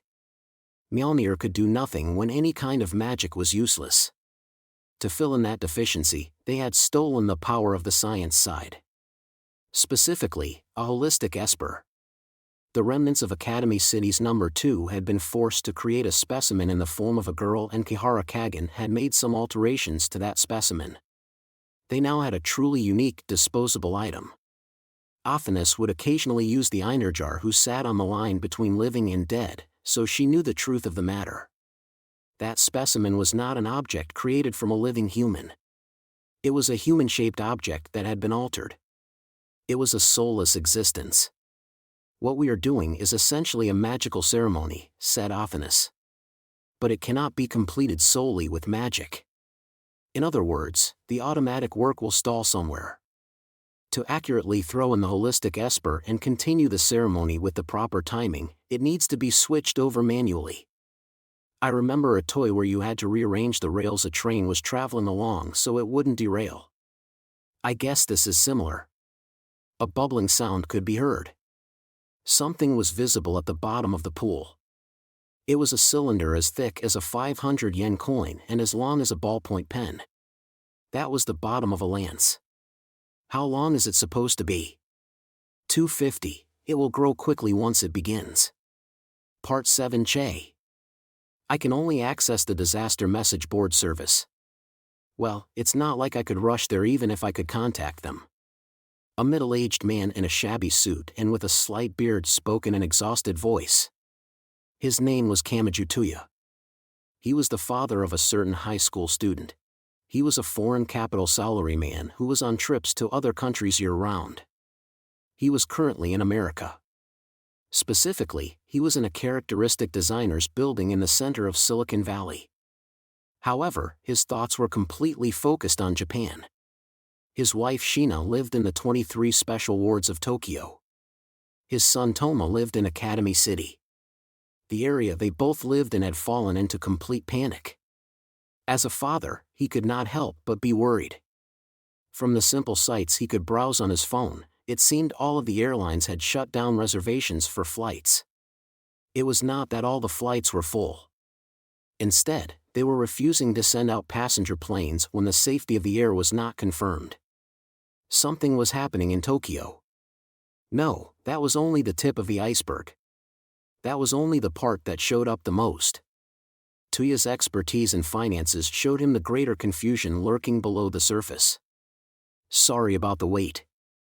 A voice as high-pitched as a whistle filled the reception space. It belonged to a young girl. Tuya frantically put his phone in his pocket and stood up from his seat. A blonde girl not even 10 years old had entered. Her name was Lindy Blueshake. After the fall of the Data Queen of the United States, Olay Blueshake, this girl had inherited her kingdom. She was the new queen that controlled a large pillar supporting the value of the United States and its currency, the dollar, by controlling the world's largest search engine and several other internet services. During the incident in Hawaii, rumors had spread of the corporation's bankruptcy and dissolution, but it seemed the people had not wanted to see such a convenient service disappear. It was now back in business thanks to the support of several financial investment companies. For example, Kamachi parent company. Lindy trotted over to the table with a gait that made one think she should be wearing colorful rain boots. I have looked over the paperwork. I just have to sign here, right? She asked. Well, yes, excuse me, but did you read over it at least 3 times? I know it is odd to say this as the one making the proposal, but this kind of contract usually has some king of cruel wording hidden inside it. Don't worry. I read over it with my lawyers and accountants. It seemed she was not giving much thought to the possibility of opposing factions or bought industrial spies within her own company. Tuya suddenly wanted to explain the basic workings of the world to Lindy, but the large man standing behind her lightly cleared his throat. He was a tanned and muscular man with sunglasses completely hiding his eyes. The black suit did not suit him. In fact, it was the wrong size. It looked like it would rip in places if he started running. Tuya guessed he was a native Hawaiian, and the man spoke with a voice as deep as one would expect. "There is no problem. We have a system for revealing corrupt personnel." "Very well then, it is not our problem if your group begins to decline because of this." Lindy looked puzzled and Tuya exchanged a quick glance with the large man wearing sunglasses. He watched that young hand sign the documents on top of the reception space table. As Lindy moved her hand, she spoke. "Does it bother you?" "What?" "Well, the situation in Tokyo." Tuya gave a bitter smile at how readily she said that. Lindy continued her struggle against the many documents. "Specialists like us can tell right away when communications are overloaded in an area." "Haha. It looks like it is difficult to hide anything from you. But it is strange. Using the internet normally should not overload it to such an extreme. Unless everyone in Japan took simultaneous action to overload it, information should not be cut off so cleanly for a localized area." "Are you saying someone or something is guiding this large flow of events?" As Tuya answered, a different piece of information passed through the back of his mind. The New York Stock Exchange, the London Stock Exchange, the Shanghai Stock Exchange, the Berlin Stock Exchange, and the Indonesia Stock Exchange. This information dealt with the flow of money and objects. Iron, steel, car, and aircraft stock, as well as the standard futures in oil and grains. Those hasty people are buying and selling everything like a war is starting. And all of the deals are ones that will pay off if the confusion grows. "Does it bother you?" she asked again. Tuya raised his head to find Lindy continuing to battle the paperwork. He could not tell how much she knew. The eyes of a child could sometimes see through the deception of adults with a special kind of instinct and logic. Tuya viewed her comment as just as dangerous as women's intuition. There seemed to be a fair number of people who would be happy if this commotion dragged on for a while. If one gathers and analyzes search results, SNS posts, and message board posts, one can create a graph of the world's trends. It gives a logical framework for what is known as big data. Anyway, it seems that arrow is pointed in quite a dangerous direction. What an unpleasant age we live in. Tuya kept that thought from showing on his face. Instead, he spoke. In the financial world, there are plenty of people known as traders of death. However, it is more than just the specialists this time. We are catching glimpses of innocent young man and housewife day traders who want this confusion to continue. It appears that some hints have been left to ensure those people voluntarily think that way. Do you not know who exactly left those hints? Big data does not collect information that would allow us to specify individuals. Once we do that, it becomes a spying and eavesdropping system. That is what my mother did. If someone was making posts online to foster this confusion, could their location be used to search out the source behind all of it? No. Tuya rejected his own idea. The true agitator will have manipulated complete strangers to make those posts. The true villain does not commit evil deeds where anyone can see them. I doubt they would remain in the kind of location anyone would think to check. By the way, said Lindy as her fountain pen raced along the final document. If we use the packet pattern file structure of the Japan-America hotline connecting the White House to the Prime Minister's residence, we should be able to break through the overloaded line network with a top priority VoIP connection. Want to try it?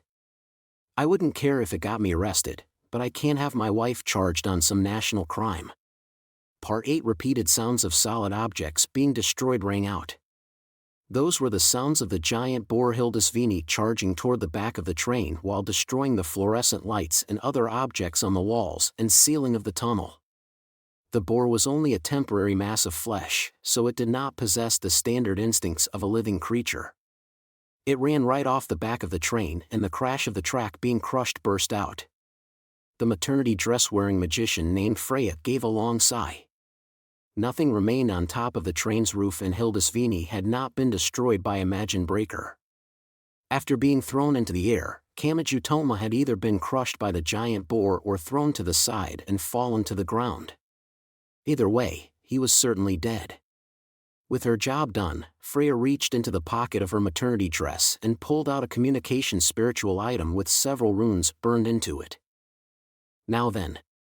I've crushed my top priority, so now I can go to the location of the next greatest problem. Let's see, the Muspel Destruction Report list says. Just as she began carelessly muttering to herself, she heard an ominous creaking noise. At some point, a glowing jewel had appeared between her 5 fingers. She looked toward the source of the sound. It was quite nearby. It was on the edge of the train's roof. While looking to the front of the train, it was on the right.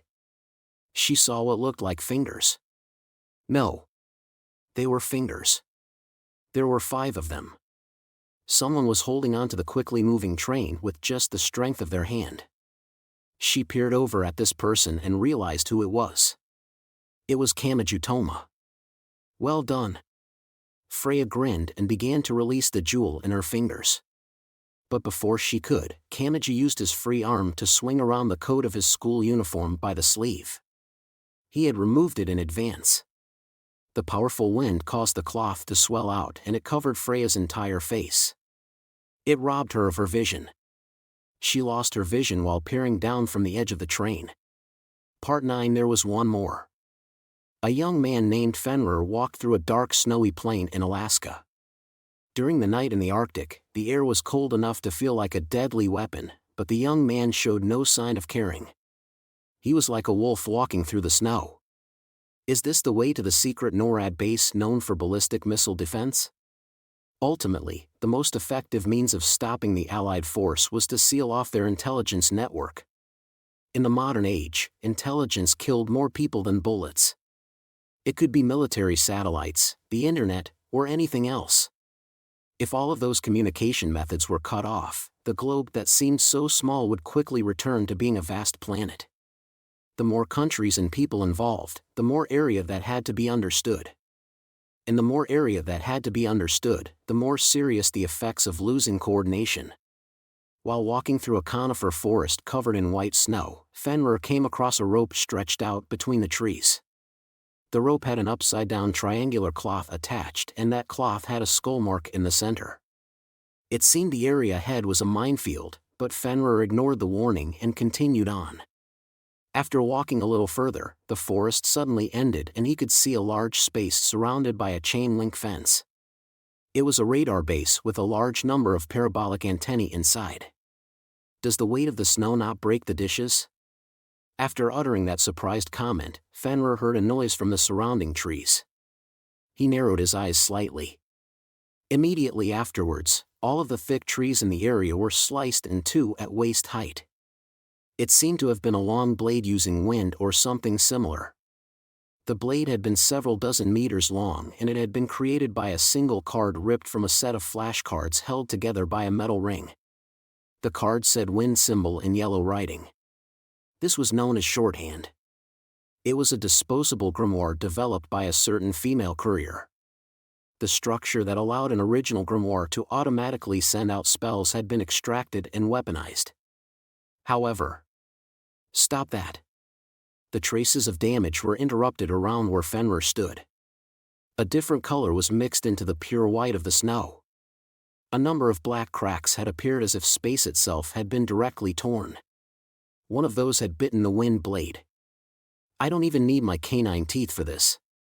If I release just my central incisors or lateral incisors, I can tear you to pieces right away. The sound of something breaking rang out. The wind blade did not disappear or break. It was swallowed. The cracks disappeared like the surface of clay being smoothed over with water. That long blade was swallowed up by those disappearing black cracks as if it was water being sucked down the drain of a pool. The young man turned around. He calmly observed the glamorous blonde courier named Oriana Thompson. Don't be so afraid. This is just a trick. It's not like I'm damaging another phase and throwing it into heaven or hell. Not even I can do that. Then what are those cracks? It's simple. I distort the flow of power a bit. The young man shrugged. Eastern feng shui is the same. The existence of mountains and rivers changes the flow of energy through ley lines and the like. In that case, you can create a ditch that draws in the surrounding energy by creating a new mountain or river. It's the same as how the rainwater will naturally flow toward an irrigation canal and be swallowed up. Fenrir was the beast that would devour Odin during the final battle of Ragnarok. The gods had feared him and so bound him and stabbed a sword into his mouth through the lower jaw so he could not close his mouth. When they had, the drool that had flowed from Fenrir's giant maw had created a large river. He had used that legend. By incorporating the same symbols as a river into a location, he created a large ditch that swallowed up the massive power of the ley lines. It forcibly swallowed up the magic power that constructed magic and swept it away. In response, Oriana Thompson lightly spun the set of flashcards in her hand. And she spoke. This is not my first time doing it with an enemy of magic. I have yet to use them on that boy, but I have simulated some countermeasures. Oh, you mean that right hand? All I do is have the magic swept away. I can't completely annihilate the occult, so I can't take on the exaggerated role of being a reference point for the world. The space around Fenrir grew distorted. Several black cracks appeared. But with this, I can drag in plenty of other things along with the massive amount of energy. You could say it's like sucking a human down the drain of a pool.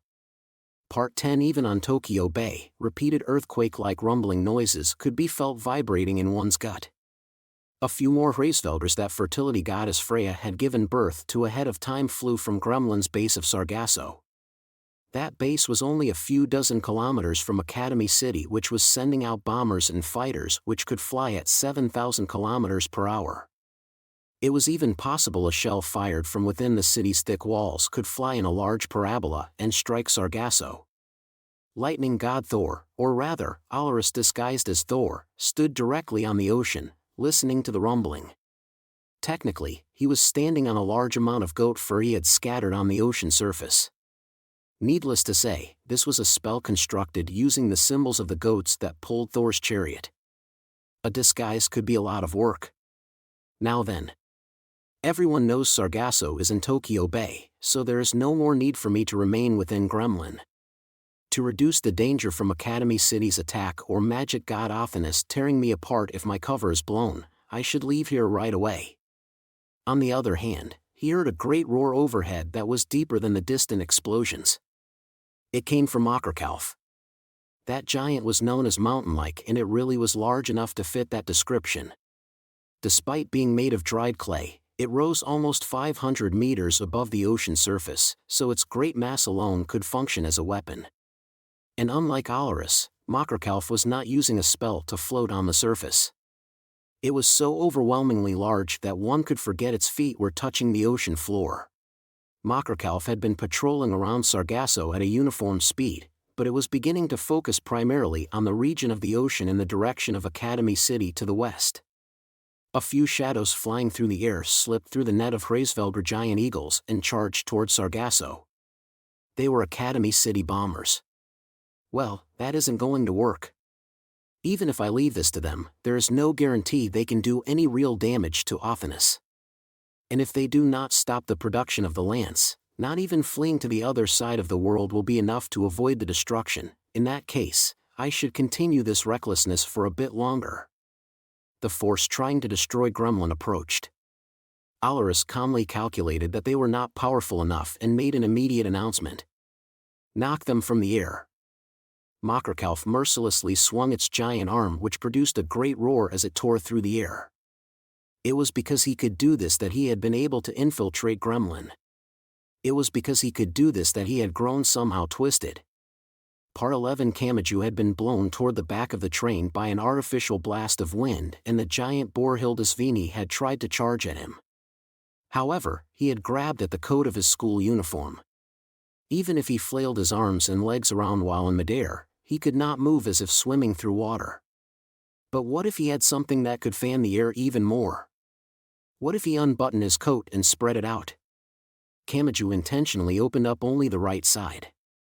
He had no guarantee it would work. It was a complete gamble.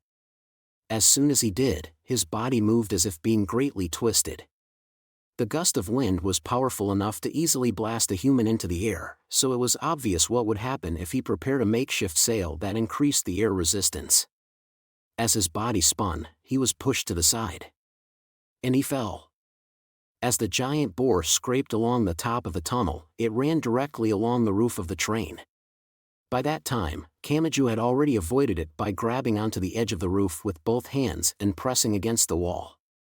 Hildesvini was large enough to fill the empty space, but that was only the area above the roof of the train. The gap next to the train's wall was wide open. The wind produced by its giant form did not reach down there either. Gh. Pant, pant. He had survived for the time being. But if he climbed up now, Freya would begin her attack once more. And she might not wait until after he had finished defenselessly climbing up. He needed a way to fight back. Fortunately, Freya would likely assume she had one. With that much destruction, checking for a body would be difficult. He had to make his preparations during that slight period of safety. Currently, Kamachi was supported only by his 10 fingers and was about to fall to the ground, which was rushing by with tremendous speed below. The biggest obstacle was removing his coat. Removing his arms from the sleeves meant he had to temporarily support himself with only one arm. With his removed coat in hand, Kamachi supported himself as if performing a pull-up and slowly moved toward Freya while clinging to the side of the train. Once he was close enough, he only had to wait. He waited for her to peer down at him. All he did was throw his coat up to block her vision. "Damn it! That's your decision," shouted Freya. It seemed even a magician felt a bit fearful when her vision was blocked at the edge of a train. If she carelessly stepped off, she would fall straight for the ground. Kamachi had to climb up onto the roof in that time, but it was still not enough.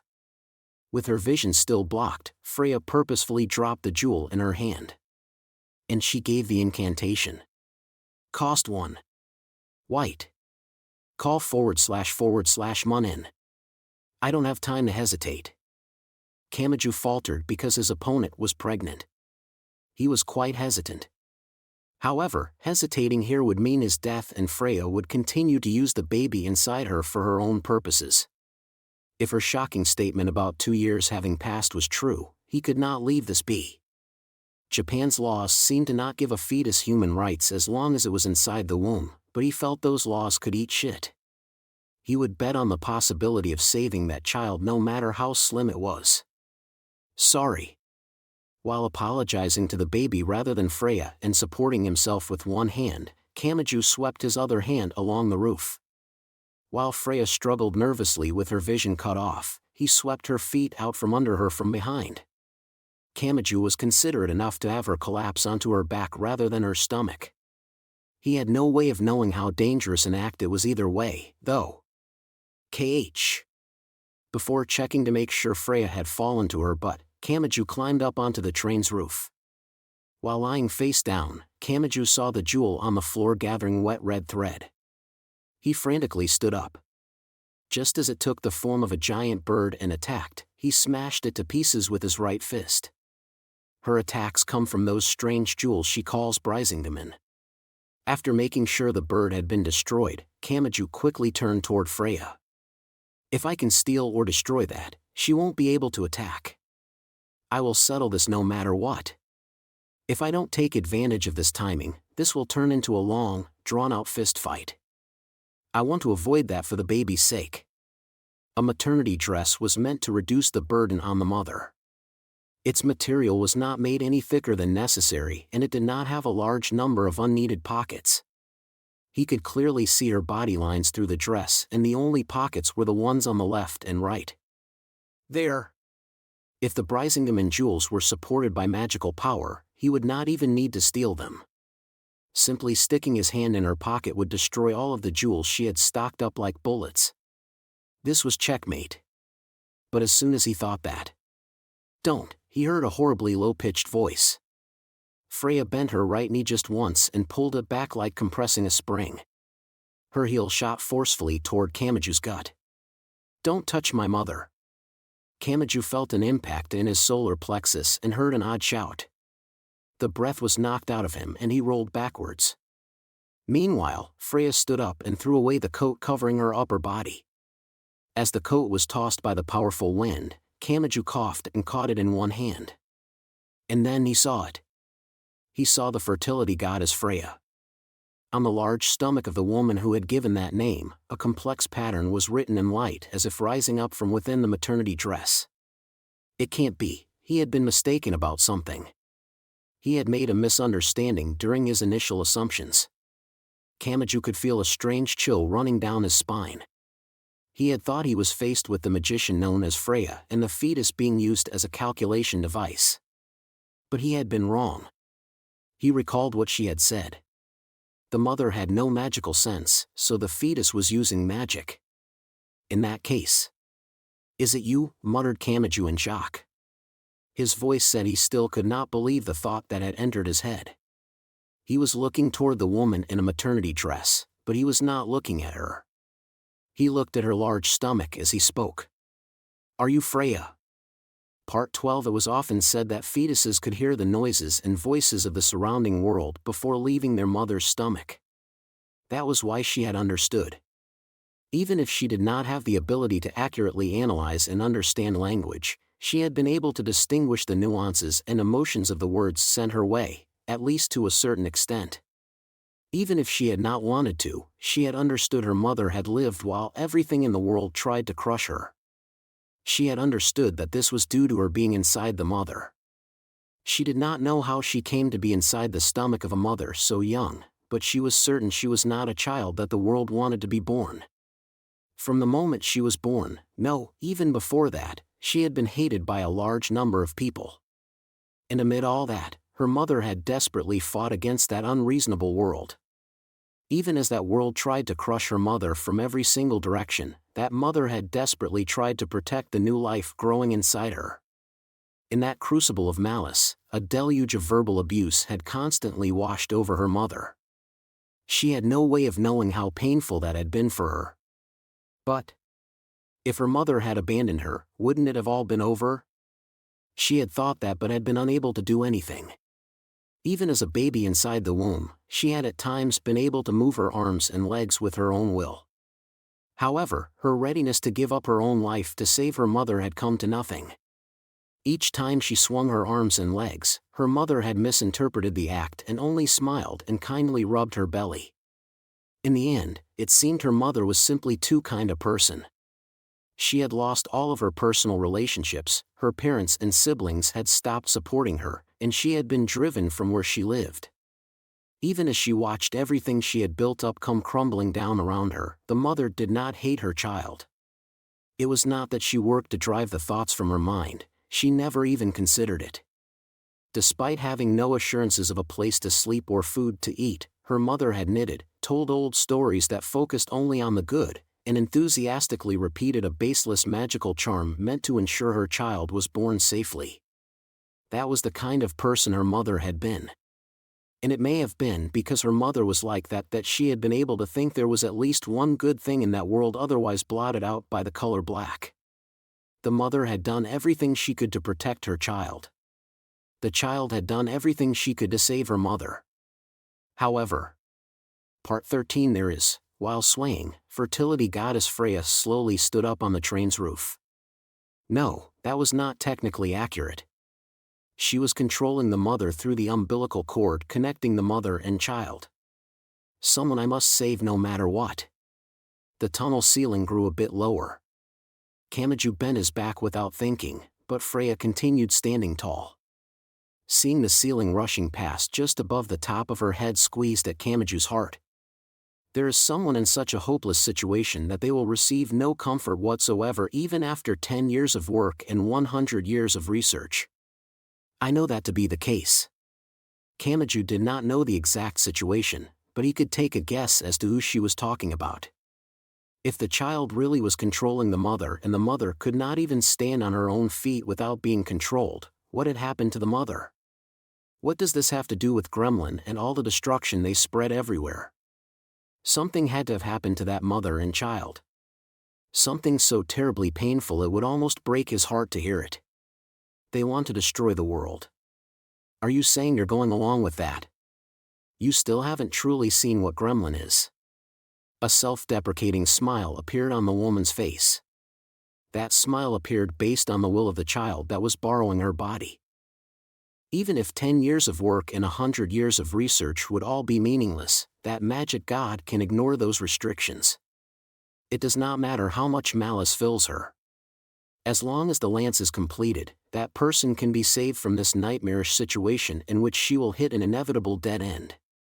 For an instant, just an instant, Kamachi thought about that possibility.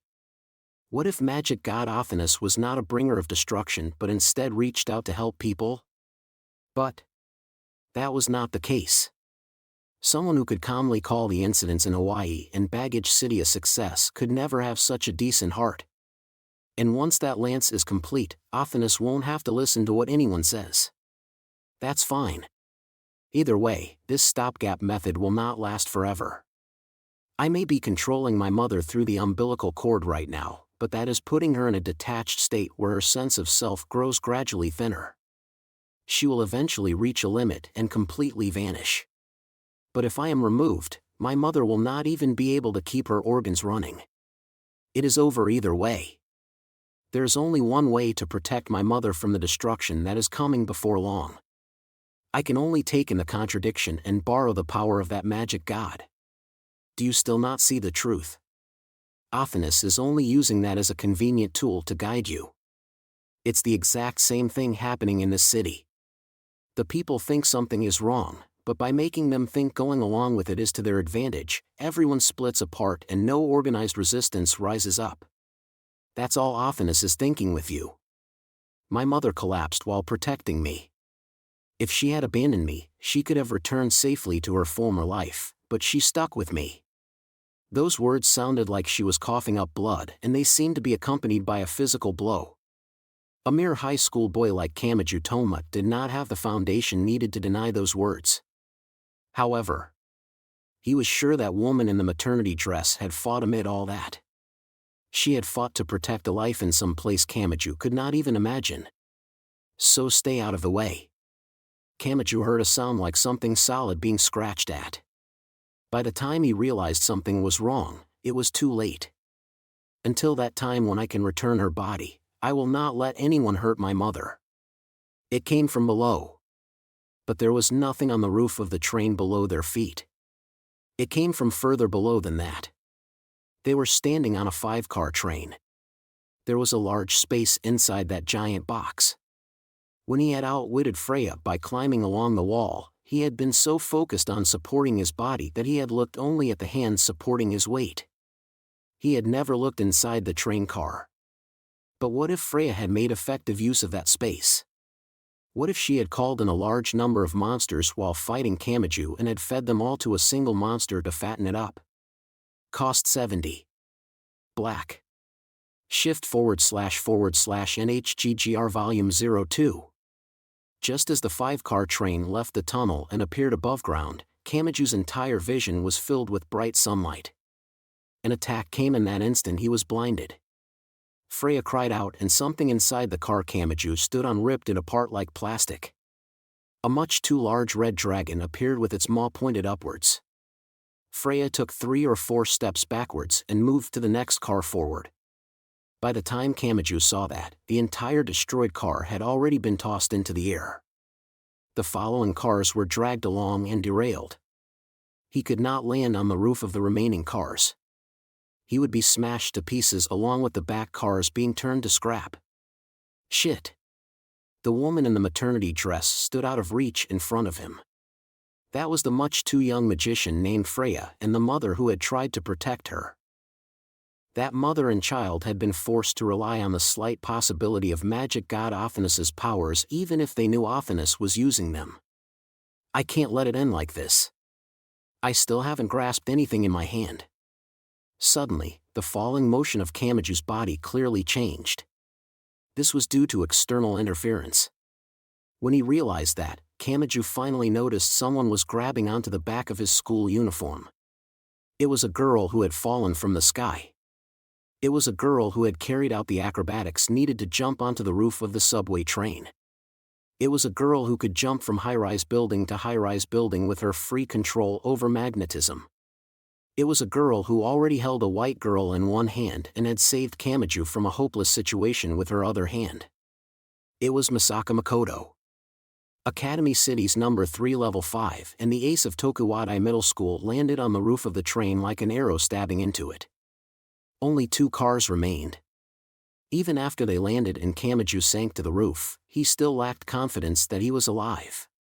"What a pain," said Makoto simply as she released Index from her right hand and Kamachi from her left. "I finally caught up to you, you idiot. Just because our cell phones don't work is no reason to run off on your own and get cornered. Did you forget that you only have one life no matter what kind of power you have?" The white nun holding a calico cat sighed. "Saying that won't change Toma. And because nothing will change him, we have no choice but to compromise. Sorry, Toma, but I'm joining in this time. No matter what you say, I'm not backing down." There may have been people who would say this was pathetic. There may have been people who would mock him as powerless. There may have been people who would criticize him for getting others involved for his own selfish purposes.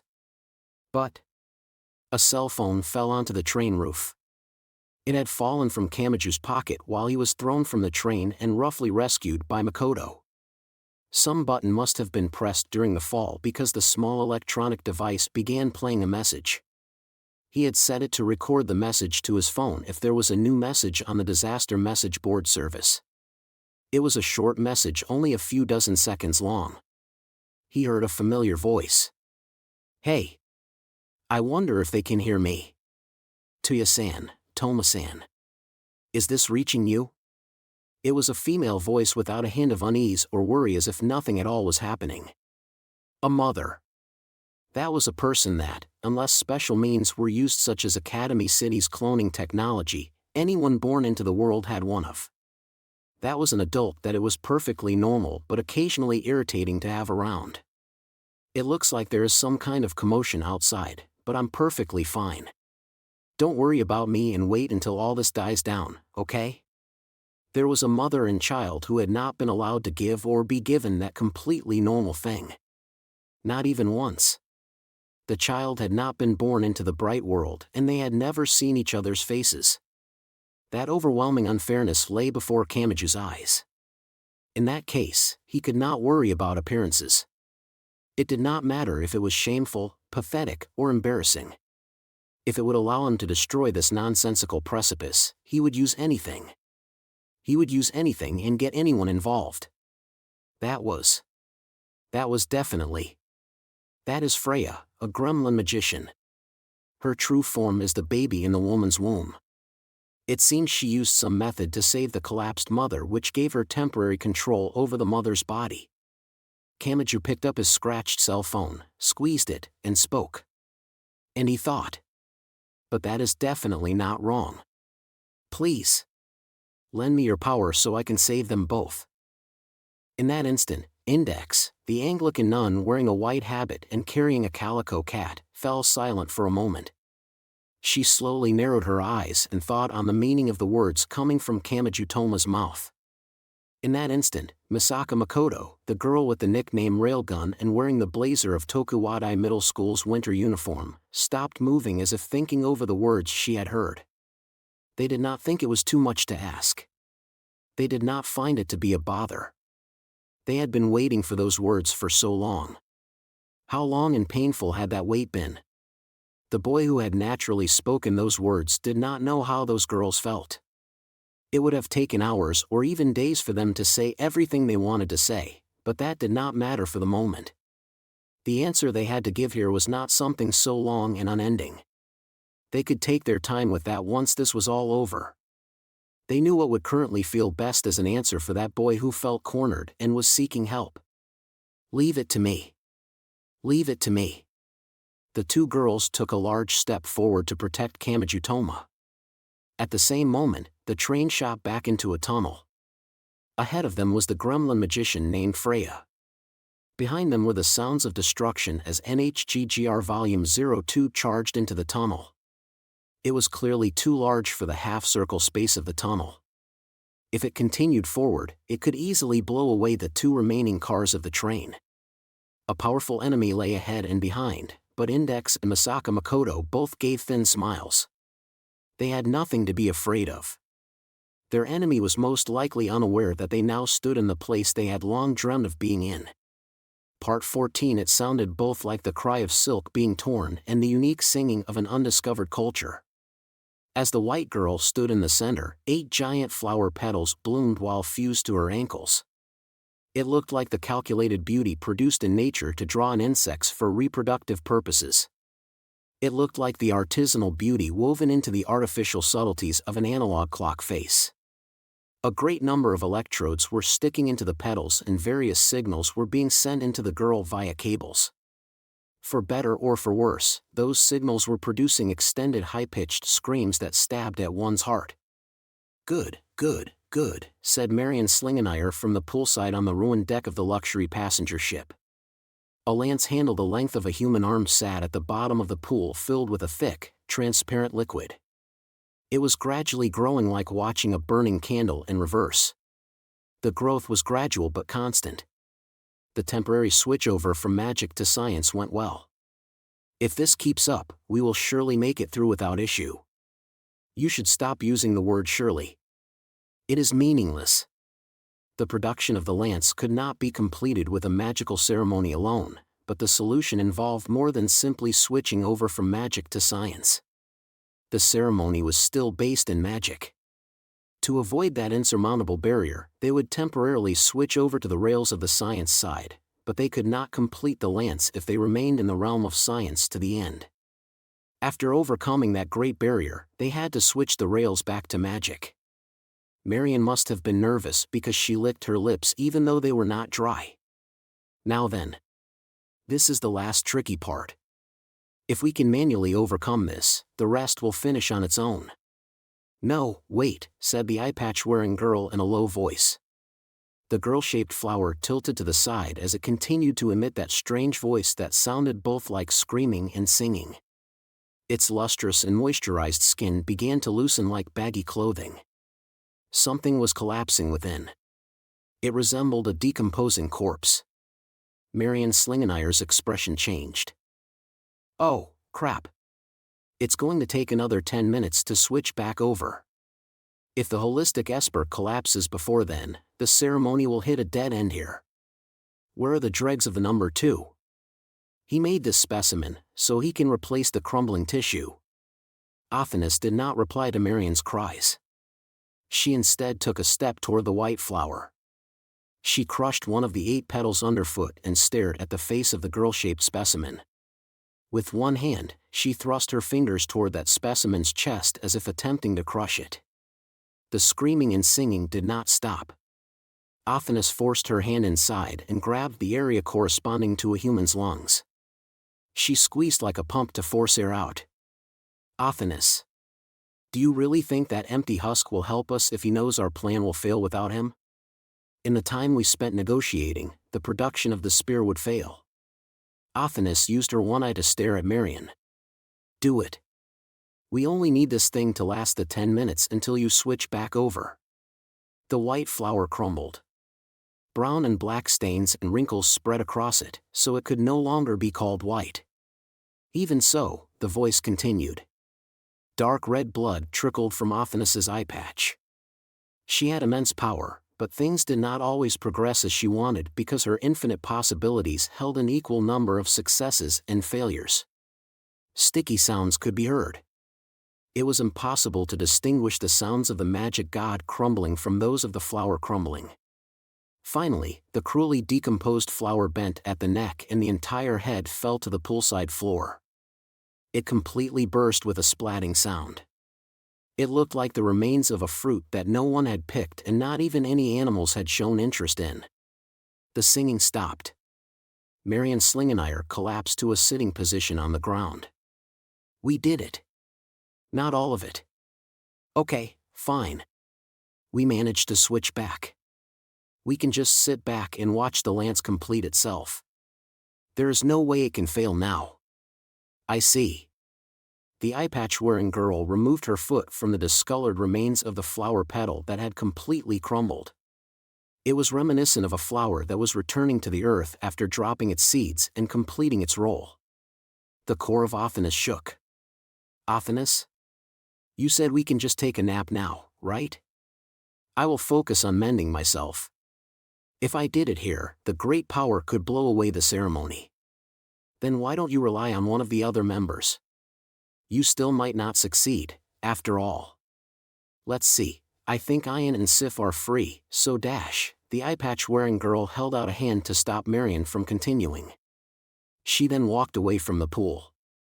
As Marion Slingenire watched the girl leave, the other girl who had taken the form of a black drum clattered next to her.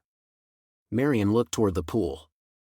The lance had already reached 2 meters in length and a sharp blade was forming on the end.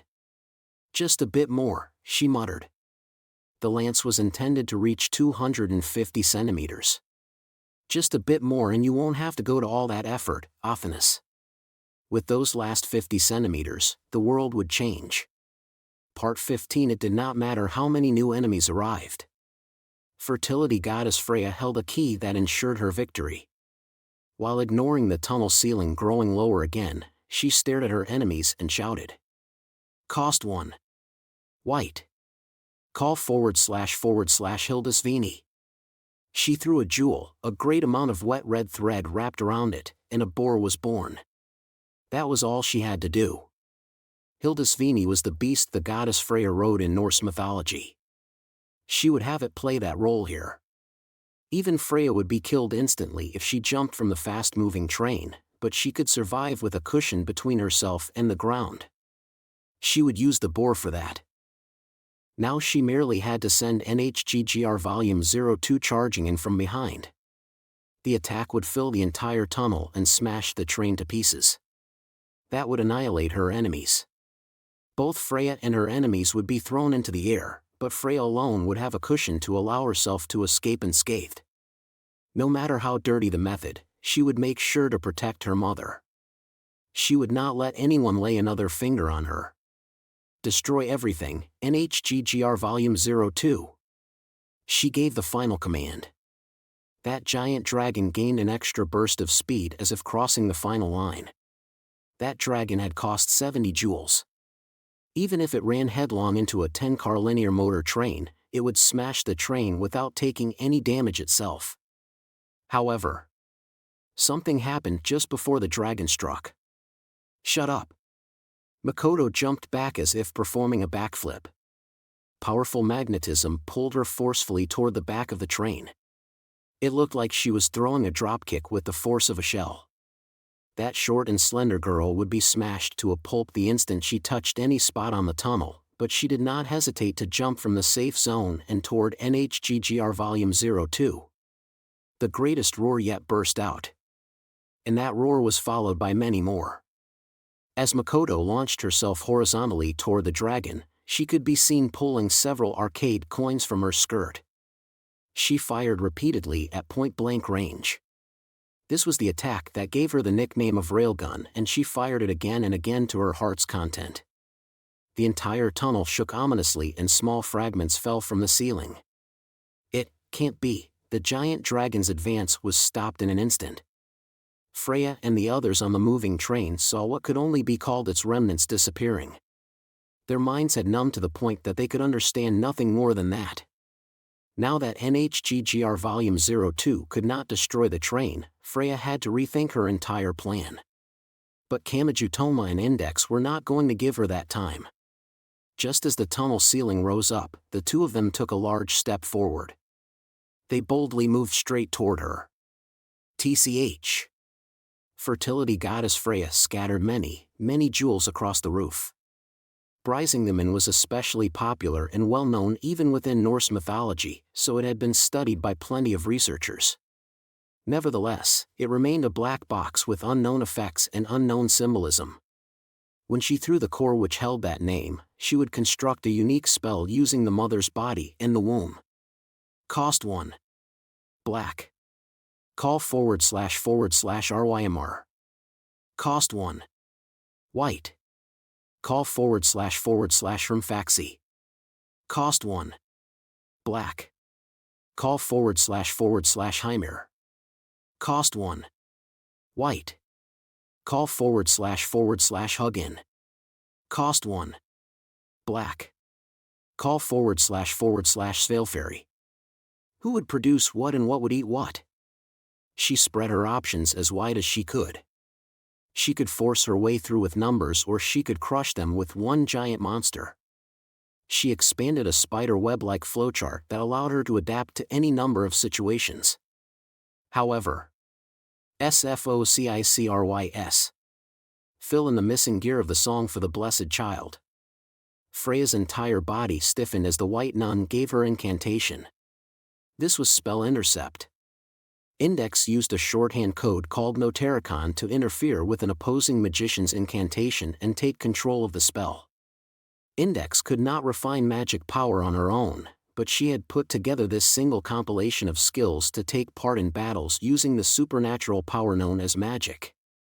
That girl took all the knowledge contained in the 103,000 grimoires stored in her head to instantly analyze her opponent's attack method, search out the most effective method of interfering, and use that against her enemy. At the same time, Kamajutoma spoke to Index, who was facing the enemy magician. He told her to analyze the magic being used to give birth to those children. Now that I think about it, it didn't really make sense, said Kamaju after letting out a slow breath. You said you worked to protect your mother from within her womb. But how and where did you learn magic? Was your mother a magician? Perhaps, but seeing as your magic is specialized toward giving birth to children, I can guess what it is all based on. Do you know what that is? Magic used to safely give birth to your child, said Kamaju as if thrusting the words at her. The original magic was made to ensure you were safely born. I don't know if that was a spell involving an actual procedure or if it was nothing but a magic charm, but it wasn't something meant to hurt people. You remade it into attack magic so you could join Gremlin. If that's true. So what if it is? Asked Freya with a voice so low it sounded like she was chanting a curse. No matter what it originally was, it failed in the end.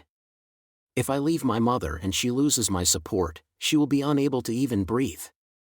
She will die. But if I stay in here, her sense of self will gradually fade away.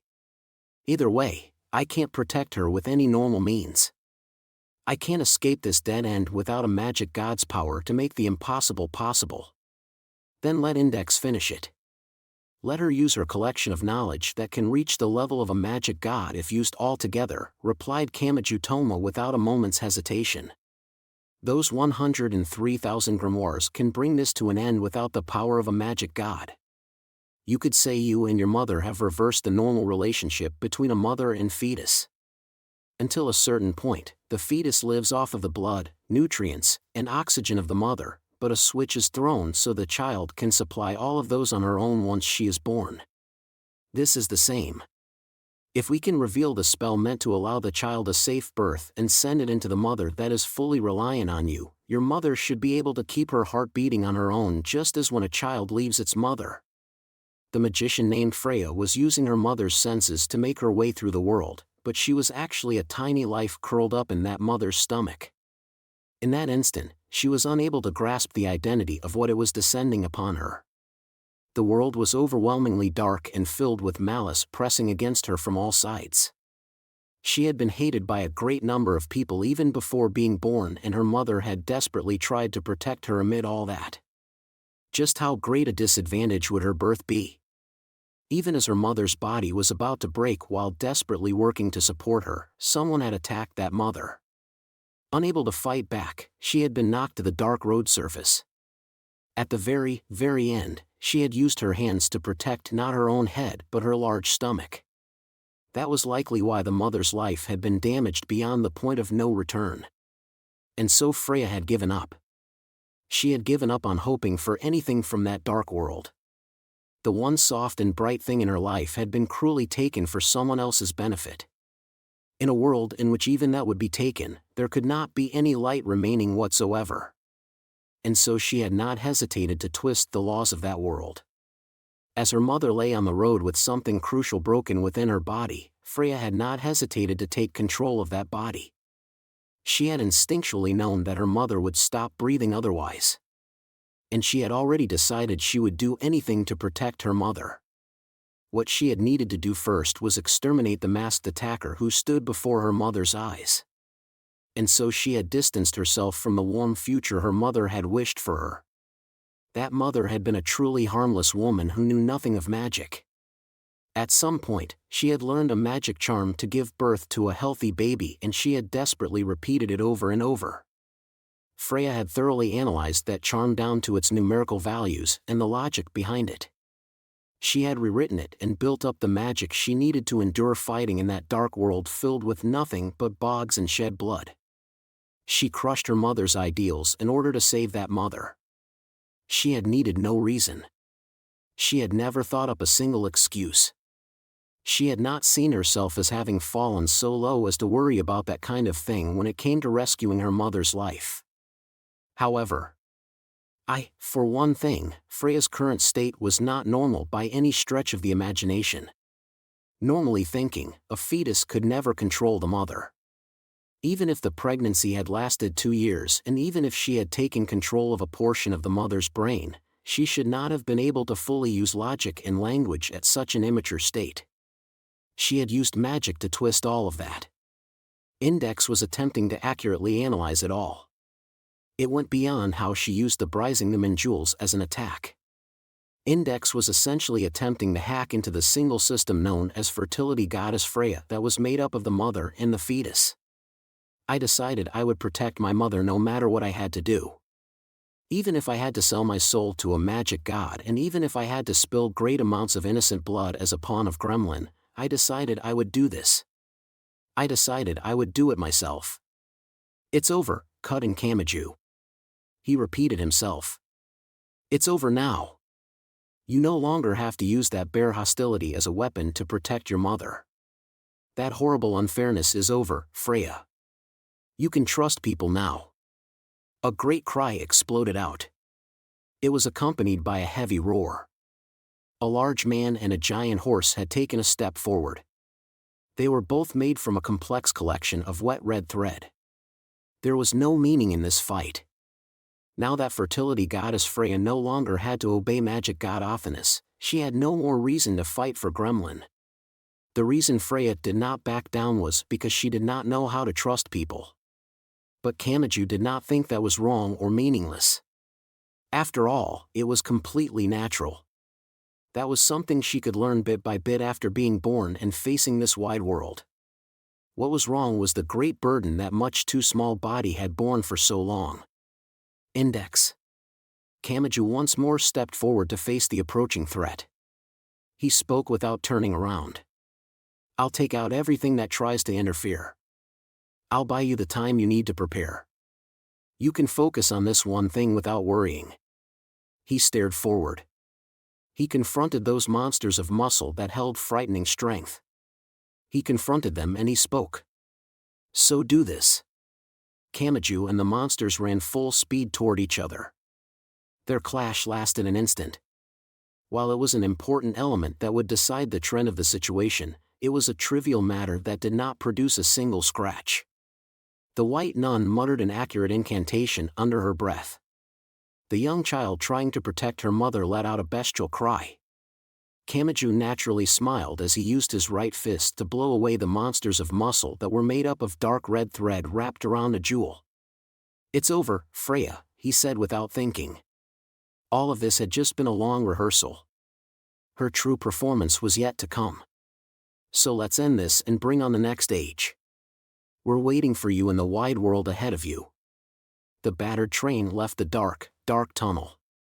And it entered the bright, white sunlight. The train no longer held any monsters with the strength to crush a human in a single blow or any gremlin magicians who possessed the frightening power and skills needed to keep the head of a nation from acting. Excuse me. Where am I? This was the same pregnant woman as before, but she asked that question with a frailty that was completely different from before. This was no longer a mother whose fetus had been forced to take control to keep her alive.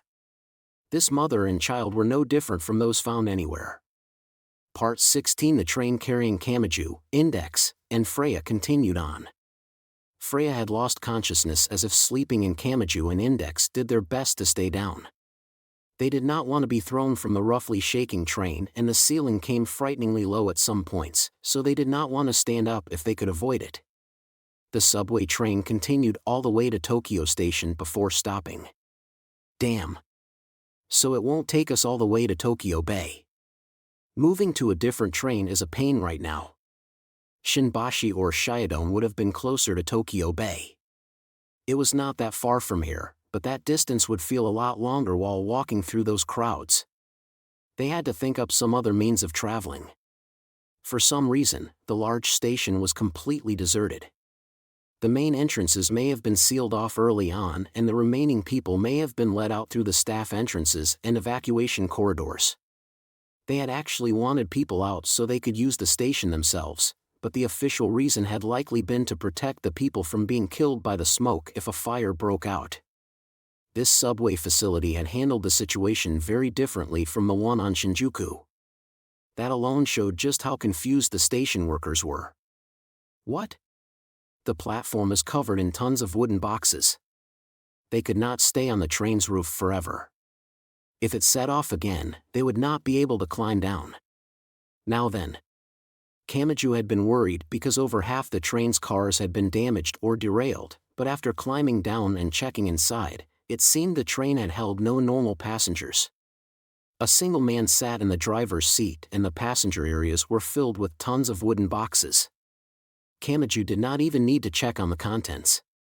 The man in the driver's seat did not look like a normal driver hired by the railroad company. The camouflage he wore was a dead giveaway. The riot police or the JSDF are using the railroad to transport materials. Those boxes aren't full of ammunition, are they? He was worried because a dragon had broken through the roof of one of the passenger cars and several of the cars had derailed, but it seemed no one had been hurt. Freya may have intentionally set it up that way. That child had been fighting against the unfairness of the world to protect her mother, so she may have wanted to avoid sullying her mother's hands as much as possible. Kamachi wondered how difficult it had been to get Gremlin to recognize her as a useful member of that inhuman organization. At any rate, the driver looks fine. Kamachi knocked on the door to the driver's area and called out to the man but received no response. He and his organization had likely been trying to stop Gremlin's invasion in their own way, but he had apparently fallen into mental shock upon seeing Gremlin's destructive power up close. Index spoke from the roof. Toma, what should we do? I'm probably a high-priority target for Gremlin. Not because of my strength or anything, but because my right hand can stop the production of that lance. The best way of keeping her safe would be to keep her as far away from us as we can. On the other hand, they could not just leave fertility goddess Freya while she was unconscious. She was a member of Gremlin and could possibly regain her great strength under the right conditions. Gremlin would want to capture her to regain her power, and the defenders would want to capture her to defend against Gremlin's invasion. I see. So you give top priority to the girl. I see, said Index. I haven't done anything wrong, so why are you glaring at me like I'm a terrible person? Either due to passing out or due to the child inside her stomach, the woman in the maternity dress showed no sign of waking up after closing her eyes that first time. According to Index, her breathing and heart rate were normal. However, her sense of self was quite thin due to giving control of her body to someone else for 2 years. It would apparently take some time before she could naturally accept that role back and fully regain control of her own body. It would be similar to regaining feeling in a limb that had gone to sleep. It took some doing to lower her from the train roof. Fortunately, Index's spell to return control from the fetus to the mother was not needed after the switch had been made. That meant Kamachi could touch the mother with his right hand with no ill effects. Index worked from above and Kamachi worked from below to lower the calmly sleeping woman to the platform. Index looked like she was about to jump down after her, but Kamachi frantically recommended she instead use the ladder on the side of the train. Toma, I hear a clanking sound. It seems the other tracks are running, too. They may be using Tokyo Station as a relay point for transporting supplies. That sign is covered in so many colorful lines that I can't tell what it means. The Japanese salarymen who can read this really are amazing. They walked down some stairs, headed for a different subway platform, climbed over the ticket barrier, and succeeded in boarding a different train. The subway train was being used as a cargo train, so the car was filled with wooden boxes. That gave them plenty of places to hide. And due to the structure of the train, all of the doors opened when boxes were being loaded or unloaded, so sneaking aboard was easy as well. If this place was safe, we could leave Freya with the station workers. You aren't going to? If this station is being used as a central supply base, Gremlin might target it. And if the people working here learn Freya is a member of Gremlin, things could get bad. As the train shook, it took them to the harbor area that bordered Tokyo Bay. Just as Kamachi thought they would arrive at the station, the train passed right by and continued through the tunnel. It came out above ground and arrived at a switchyard near the bay. Is this Shinbashi? No, Shiodome. Kamachi lived within the walls of Academy City, so he had little knowledge of the 23 special wards in the city. However, even he had to tilt his head here. Was there a switchyard in a place like this? It may have been a facility belonging to the Fire and Disaster Management Agency or Ministry of Defense that had not been officially announced. But if that was the case, an amateur like him would find nothing if he searched the internet for the answer. Once again, all of the doors opened. Let's get off here, help me out, Index. I'll climb to the ground first and you take care of Freya. Meanwhile, a rubber boat with an engine attached passed by along a nearby river. It was headed toward the mouth of the river. Kamachi recognized the girls on board. They also noticed him, so the rubber military landing boat decelerated, made a U-turn, and came right up to the edge of the switchyard. You've caught yourself another strange girl? And this one's pregnant? It was Birdway. She was operating the tiller and engine while Lessar and Kamakawa Maria sat in the boat. Index looked like she was about to be crushed under the weight of the woman, and it would be a big deal if she was dropped, so Kamachi could not leave Freya. Technically, it was her mother, with Index. However, if Kamachi held that sleeping woman in his arms, it seemed things would develop in an amusing but chaotic direction. You three would be amazed if you knew what's happened while you've been leisurely floating around. But something else happened before he could get to an actual explanation. With the sound of scattering sparks, Misaka Makoto fell from the sky and used magnetism to land on the metal railing alongside the river mouth. Honestly, you make that big announcement about fighting together and then leave me behind after the very first attack, and why are you forcing yourself on the pregnant woman who was trying to kill you not long ago? Please let me answer one question at a time. You're chaining them together like some kind of competitive puzzle game. A great number of sparks appeared along the path of the rubber boat and Misaka Makoto's descent. Between 50 and 100 flame figures appeared, so they did not have time to stand around talking. Birdway held up her wand and Misaka Makoto flicked a coin up with her thumb. With a great roar, the army of automatic soldiers was blown to pieces before it could begin to attack. Lessar calmly placed a hand over her eyes and looked off into the distance. It really does look like these attack automatically if you exceed a certain speed. Does it check over a distance of 10 meters? I ran into some at the subway station.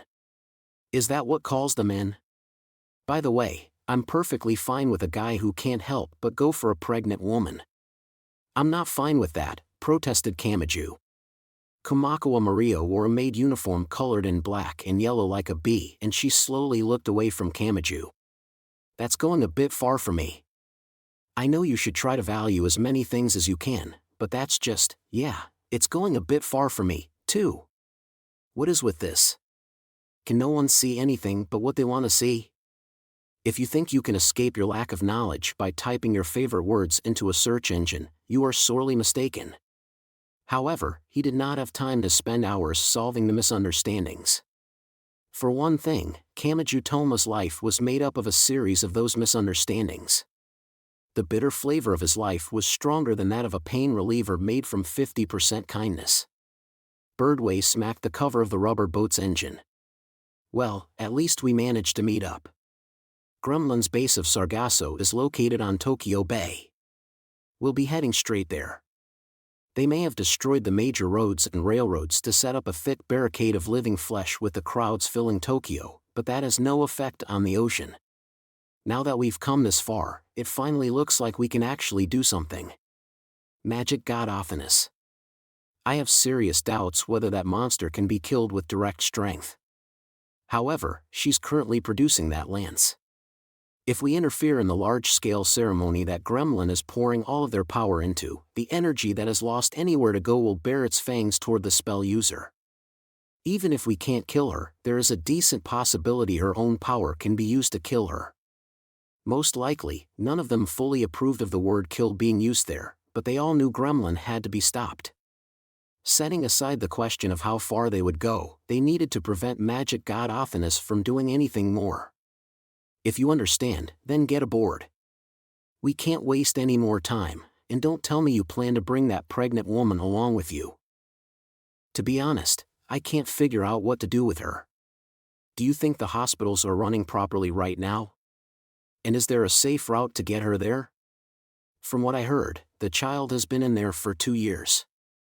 I have no idea what will happen or when, so I can't just leave her in some warm place and dash. He trailed off because a powerful gust of wind blew through. A shadow appeared overhead. Kamachi looked up and his face stiffened. It was NHGGR. That giant monster which had glared down at the people from the top of the tower earlier was now soaring very close nearby. That dark red dragon passed above Kamachi and the others and then slowly circled around in midair. After turning 180 degrees, it charged toward them again. The first pass had been to locate its enemies in preparation. The second pass was the attack. As the dragon charged at them with tremendous speed, it showed no concern about striking the ground. It flapped its wings to pick up more speed as if it was fine with creating a giant crater in the ground and causing that coastal area to crumble and allow seawater in. With his hands full due to holding the woman in a maternity dress, Kamachi shouted to Makoto. "I thought you defeated that thing." "I did. This one is a lot bigger. It looks easily over 100 meters long. If a mass that large slams into the ground with the speed needed to catch up to a supersonic passenger plane. This is different from those sparks from before. It has some special conditions for attacking. Does it have to do with that pregnant woman?" Birdway and Lessar prepared strange spiritual items. NHGGR may not have been trying to exterminate them. Fertility goddess Freya had been the primary person sealing off Tokyo, so her defeat may have triggered a rescue attempt by the dragon. It may have been ordered to do that from the beginning. But it was all for nothing. Freya no longer wanted to be rescued by Gremlin, and this violent method would smash both enemy and ally to pieces.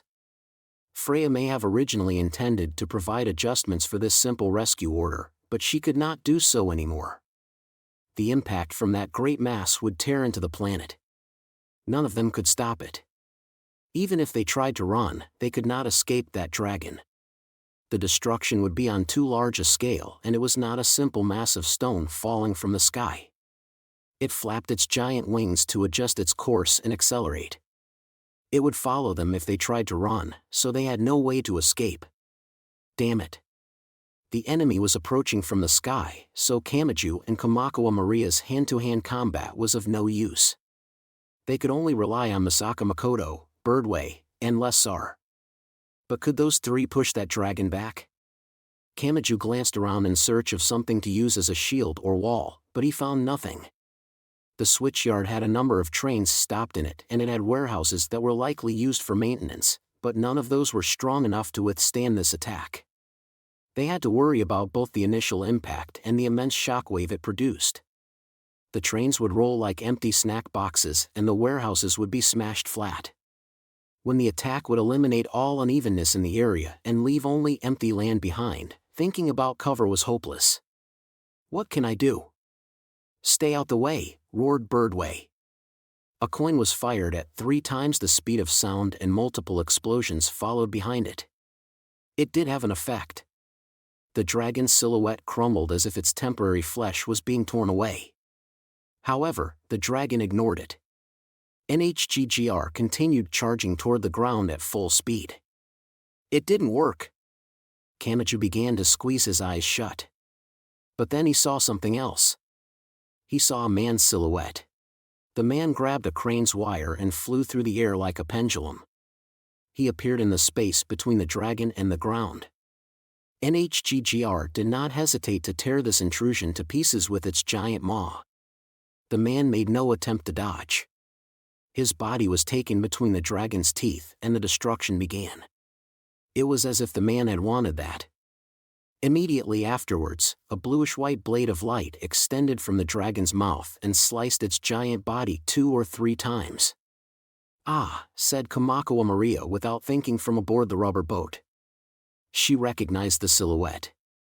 She recognized that man who had constructed a spell to neutralize only the fatal wounds he received and a sword spell that amplified its tremendous sharpness the more he was injured. Ah! The man had not sliced the dragon into pieces. That would have left the pieces of that giant corpse to rain down on the switchyard. The countless flashes of that sword of light did not fully slice through the dragon's body. He left the pieces attached like vegetables cut by a terrible cook. All he needed was air resistance. He needed to throw off the dragon's balance. NHGGR's giant body could no longer maintain its orientation, so the direction of its flight greatly changed as if a giant invisible hand were moving it off course. The dragon now headed toward the river instead of the land, and it crashed into the water, starting with its battered head. Water flew in every direction with incredible force and the rubber boat shook, but that was all. A hopeless situation similar to an asteroid strike did not occur. The man in the air twisted his body around a few times to adjust the direction of his fall and landed on the gravel-covered ground after falling from a height of over 10 meters. The bluish-white blade of light extending from between his index finger and middle finger slowly disappeared. He was Bursey. He was Kihara Kagen. This man was officially a member of Gremlin and had supposedly died during the commotion in Baggage City. He had risen again with the power of magic god Athanas, but that had not meant his life had been saved or that he was once more working for Gremlin of his own will. He was still dead even now. He had completely lost the life force he should have produced. Instead, he was a doll that never rotted and moved using the magic power injected into him from outside. The look in Birdway and Lesser's eyes showed those 2 girls of the magic side had silently put up their guards. But Kamachi Maria was a bit different. Kihara Kagen was acting somehow different from the lifeless doll she had seen at the end of the incident in Baggage City. And finally, she found it. There was a slight scar on the back of his neck. Part 17. The eye-patch-wearing girl in Sargasso narrowed her one eye slightly and looked up. Part 18. That man had once devoted everything to take revenge on and kill a certain Kihara. He had thought of every possibility and left behind back doors with which to escape any dilemma. One of his ideas was a countermeasure for a very dirty and Kihara-like method. From the beginning, Kihara Kagen had considered a certain hopeless possibility. What if he failed in his revenge and, upon his defeat to Kihara Buri, control of his physical body was taken in some way? What if he was ordered to attack one of the people he most wanted to avoid baring his fangs against? To escape such a situation. "There's something embedded in here," muttered Kamachi Maria. That freed him from being controlled like a doll. It was nothing more than a small semiconductor. A list of how Kihara Kagen would act given certain conditions had been inserted as a string of 1s and 0s. Kihara Kagen was not thinking using the brain of Kihara Kagen. However, a tiny effect would appear only when he was forced to do something that was not like him. He wanted to ensure that he would take the actions that were like him based on the list he had inputted into the device. 1. He would exterminate his enemy, Kihara Buri. 2. As long as it did not interfere with 1, he would limit the loss of life of both enemy and ally as much as possible. 3. To achieve 2, the damage or destruction of anything other than human life was allowable. No one but Kihara Kagen himself knew those rules. He had already fought a few times along the coast of Tokyo Bay in order to fulfill those conditions. It was not limited to this attack on NHGGR. He had only run across Kamakuwa Maria by coincidence and had recklessly tried to save the people there while he saved Freya. It was the same as that time when he had held a shovel and stood before a killer in order to protect a few children. He would no longer say anything to her. That device most likely did not support something so complicated. No one could ever know the truth of the matter. However, "I'm going to stay here," said Kamakuwa Maria. She stepped out of the rubber boat and onto the concrete bank of the river. "Someone needs to take this pregnant woman to a safe place, right? I'll take her, and she might not be the only one in an urgent situation. Even if the rest of you go to defeat the cause of all this, it wouldn't hurt to have someone in the city, right?" Kamakuwa Maria slowly took Freya from Kamaju's arms. "You understand, right?" asked Kamaju. "I have already accepted that he is dead," she readily said. "This is just the last remaining trace. It's like finding his will after the fact. Most likely, he wasn't trying to save me. Nor was he only trying to save this woman. In the end, he hasn't changed. He tries to save everyone around him even if it wears away every last piece of his own body. Someone needs to reward his foolish selfishness." She was not trying to run from reality. She did not think she could save this moving corpse. In that case, it was her problem. Kamaju Toma had no right to stop her. "We're counting on you, then. We're counting on you, too." With that short exchange, Kamaju Toma and Kamakuwa Maria went on their separate ways. The boy climbed aboard the rubber boat along with Index and Misaka Makoto. Birdway steered the small boat away from the shore. They continued into the fog-like steam covering Tokyo Bay. They moved toward Gremlin's base of Sargasso. Part 19. As Kihara Kagen moved his feet as precisely as the second hand of a clock, Kamakuwa Maria followed behind with the pregnant woman in her arms. She had not noticed before, but a large number of men in camouflage were collapsed in the area. They seemed to be riot police and JSDF members. Most likely, they were volunteers who had attempted to fight Gremlin without knowing what a threat the group was. The armored vehicles and self-propelled guns had been sliced to pieces, but the people were almost entirely unscathed. If a single shell had been fired at Gremlin, the counterattack would have caused such great destruction that the people would have been smashed into too many pieces to count. Kamakuwa Maria could clearly imagine that simple truth after what she had seen in Baggage City. Kihara Kagen had carried out an obvious act of destruction. It may have been a quick decision after receiving an order from Gremlin. However, he had ultimately protected the lives of his enemies. Seeing that, Kamakuwa Maria knew that man never would have changed.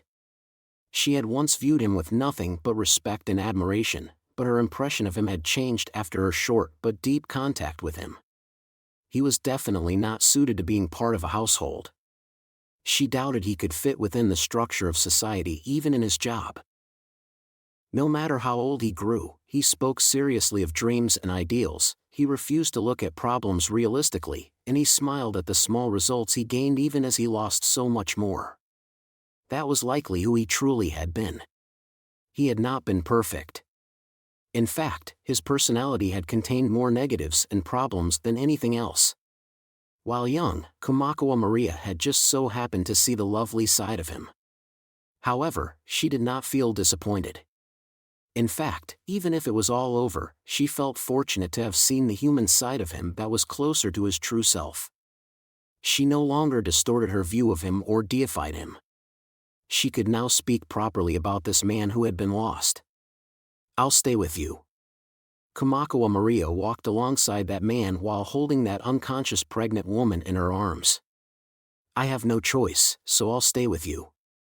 Just like leaving flowers by a grave, this is nothing more than self-satisfaction, but what's wrong with one person being led around by this awkward will?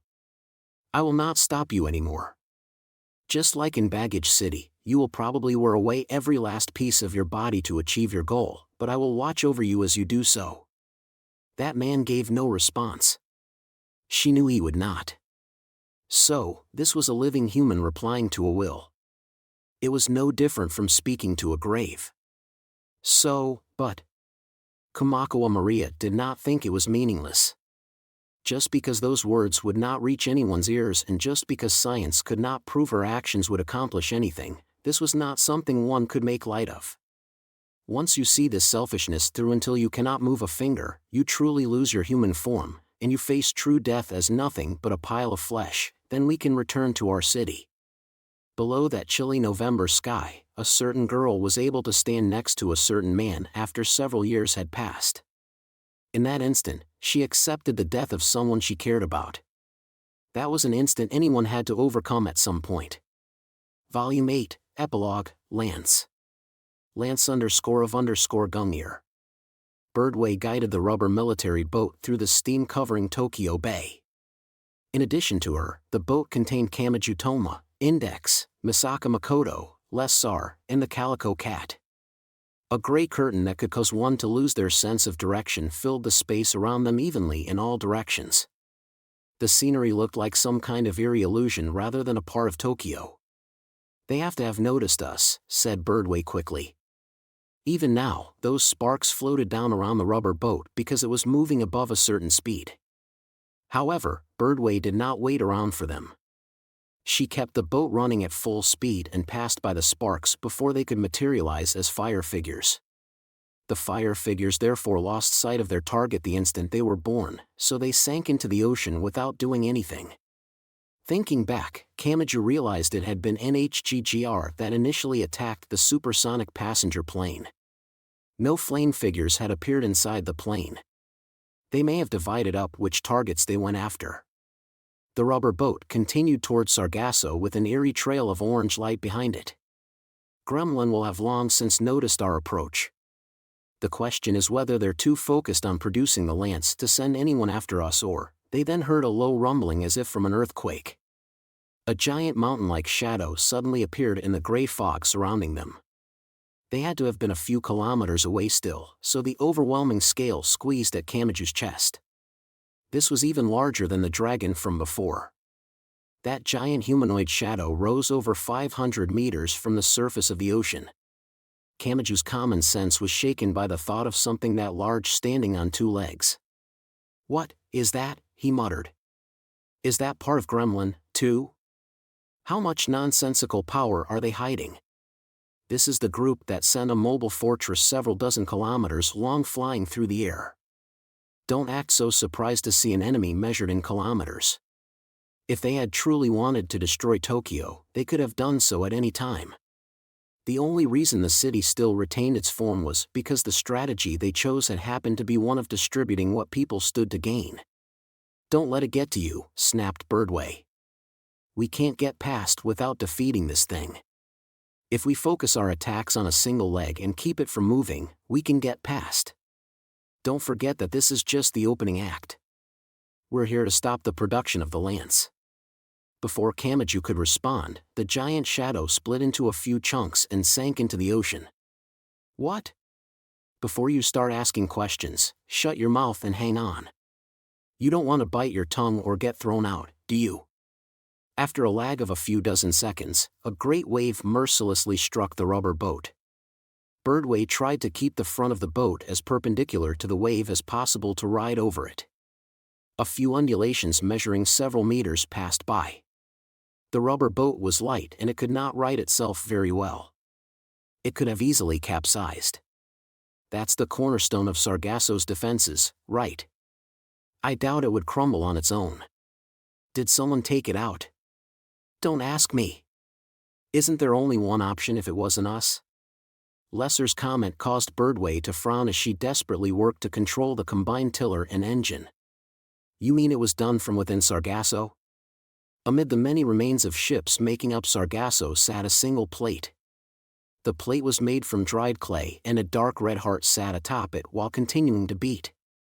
It belonged to Mokrakalf. Mokrakalf was an enemy of Thor in Norse mythology. It was an artificial life form that was made from a mare's heart contained within a giant mountain-like body of clay. The legend said the mare was so cowardly that Mokrakalf could not fight properly and Thor's servant destroyed it. So if the defective heart was replaced with a more powerful item, one could create an overwhelming power worthy of being an enemy of the gods. A slender arm held that heart. It belonged to lightning god Thor. As if acting out the legend, that boy picked the heart up from the plate while ignoring the iron-smelling liquid staining his fingertips and palm. No. Technically, that was not what was happening. He may have looked exactly the same, but this boy was someone other than lightning god Thor. He did not hesitate and no change came over his voice or expression. The boy crushed the dark red heart. With the sound of a rotting fruit being thrown against a wall, the remains of the heart fell to the ground like kitchen trash. Immediately afterwards, one could hear the deep sound of something large crumbling. "What are you doing?" asked the girl's voice. This blonde-haired, green-eyed girl had one eye covered by an eye patch and wore a witch's hat and cape. Despite her lovely appearance, she was known as a magic god and held the power to end the history of humanity at any moment. She was a rare life form that sought that lance not because she lacked power but because she had too much. She was Athanas. The girl had suddenly appeared behind this killer disguised as lightning god Thor, but he only shrugged. "I just thought it was about time." A great roar exploded out. One section of Sargasso was filled with a pure white flash of light. It came from Mjolnir, who was connected to Thor. She had also been helping Marion Slingeneier with the production of the lance. "I doubt that will be enough to kill her, but it should be enough to keep her out of action for a bit. Now, Athanas, how high on your list of priorities is the Dvergr? Show your true self. Do you want to die in disguise?" At some point, the boy became a young man. He was tall yet somehow melancholic. He had the expression of someone who was a bit disappointed with either life or the world. He too was an existence of whom legends were told in some places. He was Alaris. Originally, he would have been the magic god of the modern age. However, Athanas had usurped the single method in chance. His role was that of an old god. He was the ruler of the old laws that was to be defeated in order to prove the new god's power and legitimacy. Alaris had been dragged down to that position, but he was still qualified to confront the single person to have reached the territory of a magic god. The eye-patch-wearing girl narrowed her eye and lightly touched the brim of her witch's hat with her slender fingers. "Why are you here? You have risked your life for this plan, so I doubt that was it. If it was, I will kill you right this instant and return to producing the lance. I am a god of magic that can bend the laws of life and death to help me in my fight. Did you think someone's life or death would be enough to stop my plan? I'm glad you didn't see through my plan all at once. That puts my mind at ease. It looks like your infinite possibilities sent your power in the negative direction.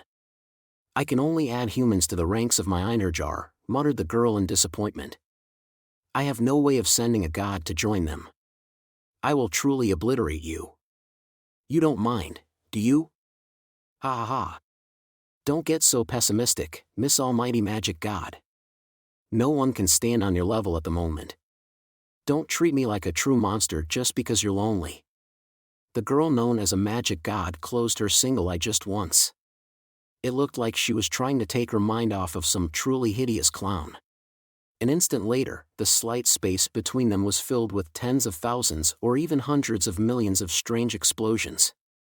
If the theory of relativity that summarized the relationship between time and space would allow a black hole-like object to exist under certain special circumstances, the extreme compression of space by their frightening clash may have twisted the continuity of time. That was how extreme this series of attacks was. A wall of explosions completely filled the space between those two monsters. It showed no sign of ending and seemed to completely ignore the concept of numbers. "I thought you had a bit more sense back in Baggage City," said Magic God Athanas while only slightly opening her lips. Despite the noise from all the explosions, her voice sounded oddly clear. "But it seems I was mistaken. Or did you lose your mind at some point? Either way, think about it from the perspective of those who have to deal with you. The world does not revolve around you. Only I may claim that." "I never thought I could win with this cheap trick," replied Alaris carefreely. "And it does not matter if I don't win." Immediately afterwards, Alaris suddenly ended his side of the eternally even exchange of explosions. The eye-patch-wearing girl's great number of attacks approached with the force of surging waves. Alaris did not defend or evade. He instead stepped into the deluge of explosions himself. His bones could be heard shattering and his flesh could be heard bursting. An arm flew off, but Alorus's expression did not change even slightly. Before it could, he rushed up to magic god Athanas as quickly as possible. His hand was palely glowing. Only someone who has touched the territory of a magic god can research one. And only someone like that can find how to oppose one. He jabbed his palm into the center of the girl's chest. What looked like a stake made of light shot forcefully out. I will turn you into a fairy. Time stopped. The explosions disappeared. In that silent space, magic god Athanas's eye was open wide. Only Alorus's words filled the stillness of Sargasso. I built a spell out of a historical fact the great Christian powers carried out without realizing it. Simply put, they shrank down the pagan gods. The king of the forest transformed into a dwarf. The queen of the sea was remade into a female monster that sank ships. The god that is hit by this spell will be dragged down from the territory of a magic god and forcibly returned to the territory of a human. One theory said the gods of the many old religions that conflicted with Christianity were reclassified as evil gods who fell under the category of demons. Those became clear enemies, but there were others that had been remade into beings that lived alongside mankind. In other words, fairies. These small neighbors were frightening beings that kidnapped people and ate their insides, but they would also help with one's job or housework if certain conditions were met. The religious powers had once forbidden belief in them, but they had remained in the people's hearts. These beings had not been completely remade as enemies or completely eliminated. Unlike the evil gods whose great power was recognized but were seen as merciless enemies, most of these had managed to remain unchanged in people's hearts on the condition that they were made powerless or shrank down. Alorus had created a system from this and contained it within a single spell. The word fairy was not all that rare. Religions did not treat it as taboo and it filled children's fairy tales and picture books. However, very few people had accurately extracted their true form and original role from the flood of information. It was similar to how the great mixture of information on the modern internet diluted the trustworthiness and credibility of the information found there. And that was why only one who had taken a step into the territory of a magic god could extract the spell to kill a magic god. It was a twisted method, but it was obvious what would happen if that spell struck Athanas, who had reached the territory of a magic god.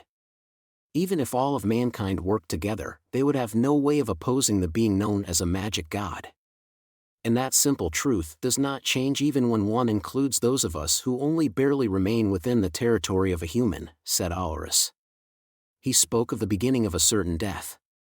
So instead of trying to bring mankind higher, I will drag you down.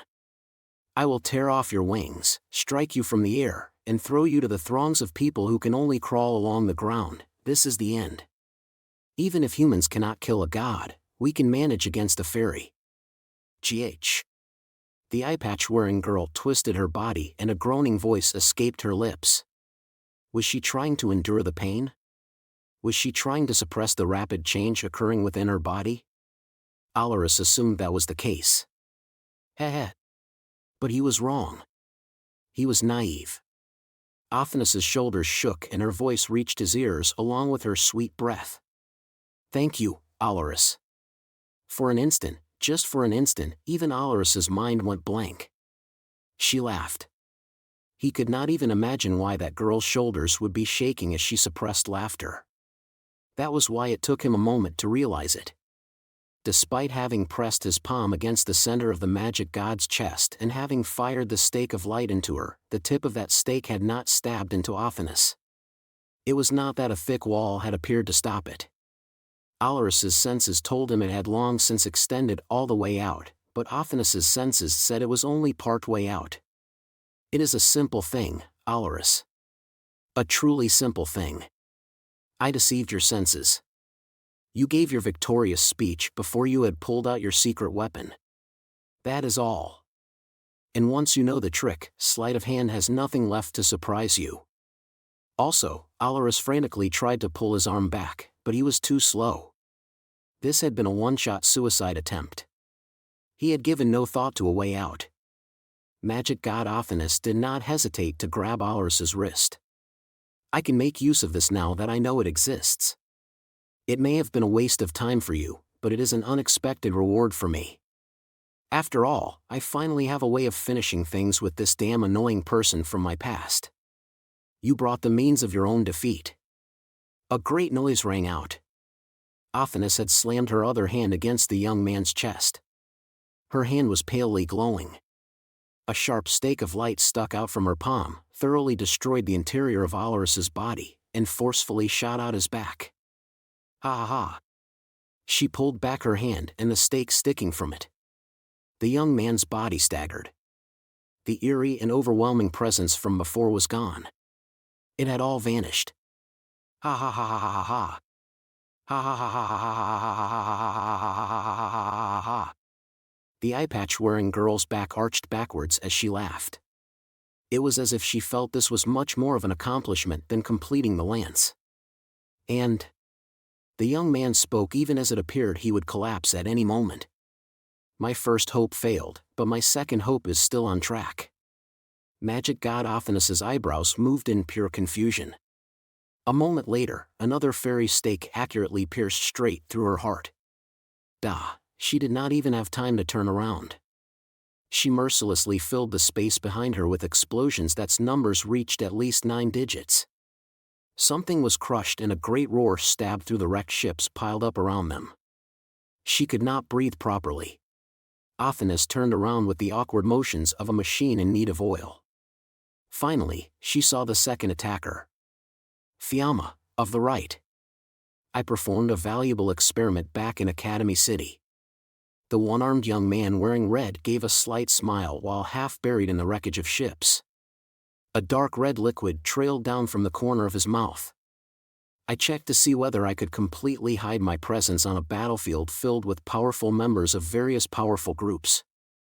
It seems my method was effective even on a magic god, and thanks to that, I managed to hit you with the fairy spell. Alarus brought a knee to the ground in intense exhaustion but still spoke with the expression of the victor. "I no longer have any interest in being a magic god. But I could not allow someone to misuse that which I had hoped to be. To stop you and take away your status as a magic god, I do not regret giving up that which makes me special. You misread that about me, didn't you?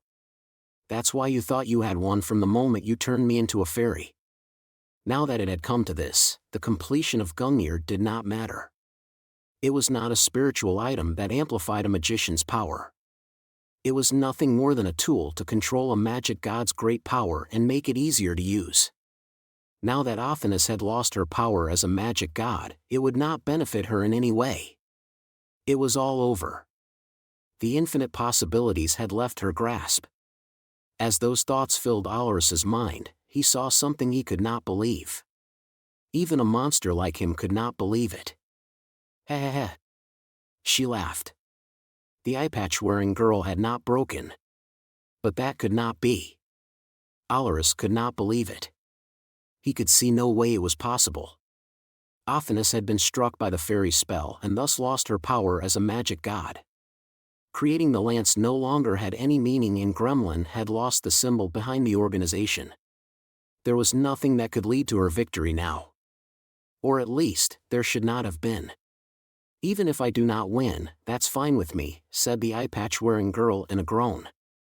"What matters is unifying my infinite possibilities." Success and failure were always half and half. No matter how much experience I built up and no matter how great a defeat I suffered, it had no bearing on what would happen next time. I never knew which direction to work in or which way to turn. I wanted the lance to escape that situation. Instead of having half success and half failure, I would have 100% success. "You can't mean," Alarus finally caught on. But this truth was truly a nightmare. "You can't mean." "I only needed it to lean in one direction or the other," she announced as a grin split across her face. It did not matter if I completed the lance and gained 100% success or became a fairy and gained 100% failure. My actions were sealed by the constant 50% balance between success and failure. I could never know if my actions had achieved heads or tails, so I could never know if I could build on top of that action. Moving forward with constant heads is one possible path. But if I know every path I choose will come up tails, I can achieve 100% success by always moving in the opposite direction of the path I choose. Failing as a magic god acts as a guidepost towards success as a magic god. You two meant nothing from the beginning. Whether I won or lost, you could not stop me from becoming a complete magic god. If she had won, she would have become a complete magic god. If she had lost, she would have become a complete magic god. That's why that imagined breaker was so irritating. In a way, it did hold the possibility of driving me to 100% failure, but its role as a reference point and repair point for the world meant it clashed with my desire to change the world. With that method of achieving 100% failure off the table, I had no choice but to invite 100% success with the lance. I never thought you would bring such an interesting alternative approach. She had only needed to obtain one extreme or the other. Ha ha ha. Ha ha ha ha ha ha. I was afraid of ending up in a twisted situation where I thought I was constantly failing but hit a dead end while walking down the opposite path. Once you reach my level, it is hard to experience such a thorough defeat that it is impossible to recover. That is why I had hoped you would do it for me. I knew you would eventually come to kill me. You really are a genius. Haha.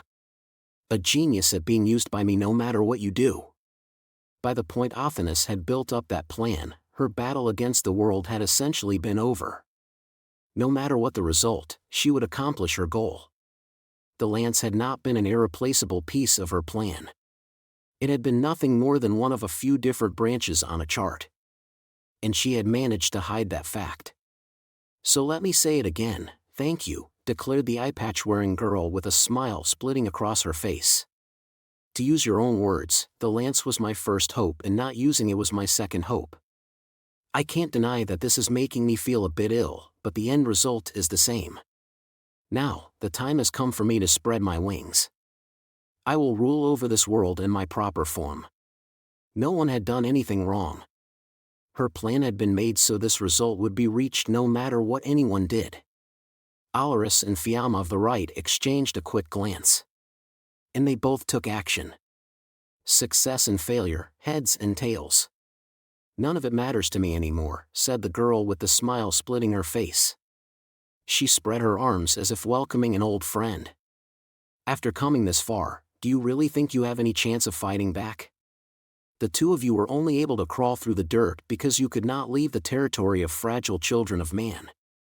Kneel before me as you witness history. This is 100% success. The rubber military boat approached one end of Sargasso. Kamachi Toma did not have time to be surprised that such a giant structure had been hidden in the middle of Tokyo Bay or that their base had been so close to Academy City. He took a step onto that island made up of countless wrecked ships. A strange sensation rushed up from his foot and stabbed into his brain. He thought he might pass out right then and there. Something was wrong. He almost doubted this was part of the real world. He felt as if he had been plunged into a nightmare horrible enough to kill a human from shock, and he could not even tell when the switchover had happened. Yes. This doesn't feel real. Is this gremlin? Are they able to twist the world this much? What had happened with the lance? What about the magic god?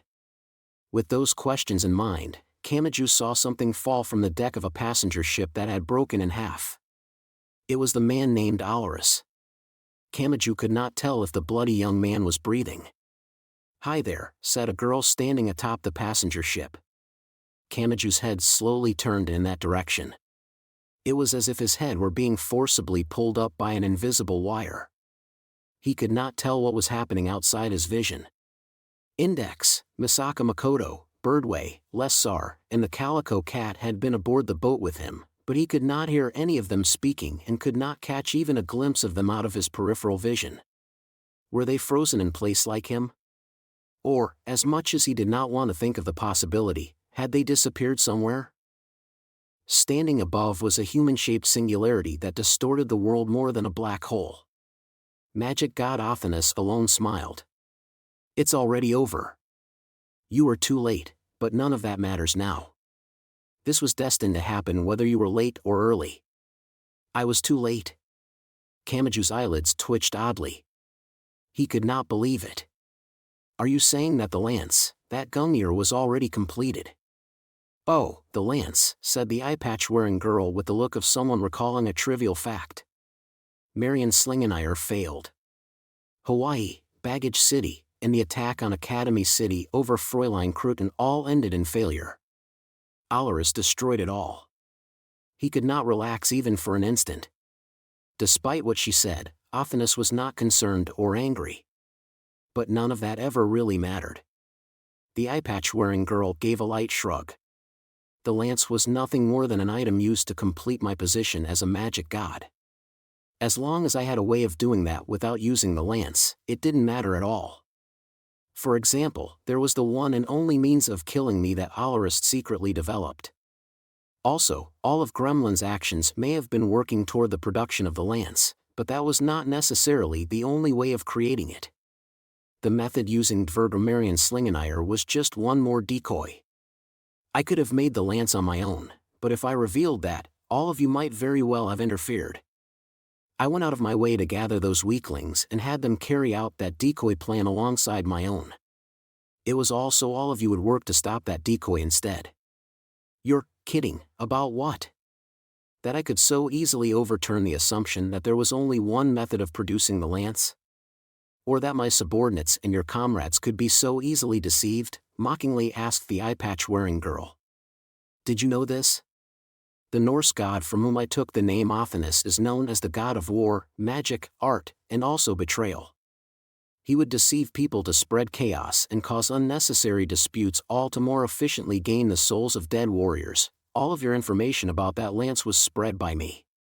Gremlin and its enemies were manipulated by the information they found where I had conveniently left it for them. No matter what anyone says, that is the truth. Even Alaris was deceived. Kamachi could not keep up with the situation. His brain refused to comprehend the information. The great organization known as Gremlin had shaken the world so greatly, but all of that had been pointless effort that held no meaning.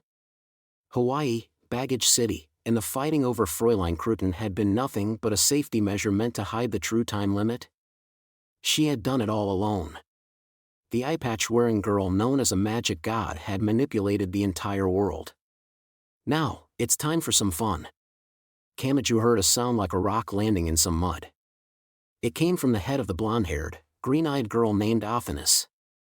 The black eye patch was pushed out from within. An object covered in a dark red liquid shot out from the empty eye socket. It continued on and on. Ha ha ha ha. Ha ha ha ha ha ha ha ha ha. The magic god laughed arched her back. An unpleasant noise rang out. The tip of the lance was not a sharply pointed blade like on a knife. It was a wide blade as if a double-edged sword had been forcibly attached. What would happen if that was forcibly dragged from her narrow eye socket? The sound of a joint popping continued on and on with a sticky sound mixed in. No, that was the sound of something breaking and splitting. Her eye socket may have been spreading and distorting like a hole in a rubber band. It may have even grown larger than the girl's small face. Ah, Kamachi Toma's body froze as if paralyzed while he watched this overwhelming sight. He could do nothing but watch. He could not even guess how much pain that would cause. He could not imagine what was going on in that girl's head as she continued to smile. And a lance covered in a dark red liquid made its horizontal entrance into the world. Athanas grabbed the gungnir she had produced from within her own body and looked down on Kamachi once more. Her face had returned to normal. Had it truly possessed the strange elasticity of rubber? Or had she somehow instantly repaired her smashed and destroyed skull? Either 100% success or 100% failure would have completed my status as a magic god. Ah, thanks to all of you, I have gained both solutions at once. Do not think of me as a mere magic god any longer. I will now show the world what Athanas truly is. Ah! He shouted, screamed, and cried out. Finally, Kamachi Toma was freed from the bonds keeping him frozen in place. Without paying any attention to his surroundings, he ran so he could get as close as possible to magic god Athanas. She stood atop the towering passenger ship, so there was no way the boy's legs could have brought him to her. However, he was afraid his mind would collapse if he did not oppose her in some way. And magic god Athanas lightly spun the lance around in one hand and pointed its tip toward the heavens. She spoke slowly. She uttered 2 short sentences. These small fights are such a pain. I think I'll just end the world. And exactly as she had announced, everything was immediately destroyed. Volume 8, Afterword. To those who have bought 1 volume at a time, welcome back. To those who bought them all at once, welcome. This is Kamachi Kazuma. The series with the New Testament label is already on its 8th volume. The fight with Gremlin has continued for that long. This time, the focus is placed on Kamachi Toma's small objective of saving those he confronts even as he is caught up in a major battle. At the same time, focus also falls on Alaris and Athanas. Someone has to fight back against Athanas somehow, but who can hurt such a terrifying opponent and how? When faced with that question, Alaris and Fiamma of the Right attacked as a combo that doesn't play fair. All of the foreshadowing laid out in the background of New Testament volumes 5 and 6 was used for this one-shot attack. How did you like it? Perhaps because of her beauty, Freya is a popular goddess in Norse mythology, but she is a mysterious existence with many other sides to her. Among those are more aggressive traits such as being Odin's lover and having free control over half of the god's army of Einherjar. But this time, I used the most basic trait of being a goddess that gives birth to life. No matter how great a mission a hero has, I hope they do not crush this kind of character underfoot along the way. I give my thanks to my illustrator Himura-san and my editors Miki-san, Onodera-san, and Ainen-san. The stage this time had to have required a lot of work in a different way from Academy City. I am thankful they continue to stick with the unreasonable things I write. I also thank all of you readers. I think this is the first time the story has taken place in Tokyo but not in Academy City. I think you will see many different stages from now on as well. It is time to close the pages for now while praying that the pages of the next book will be opened. And I lay my pen down for now. Now, what will happen to the world that was ended without hesitation? Kamachi Kazuma.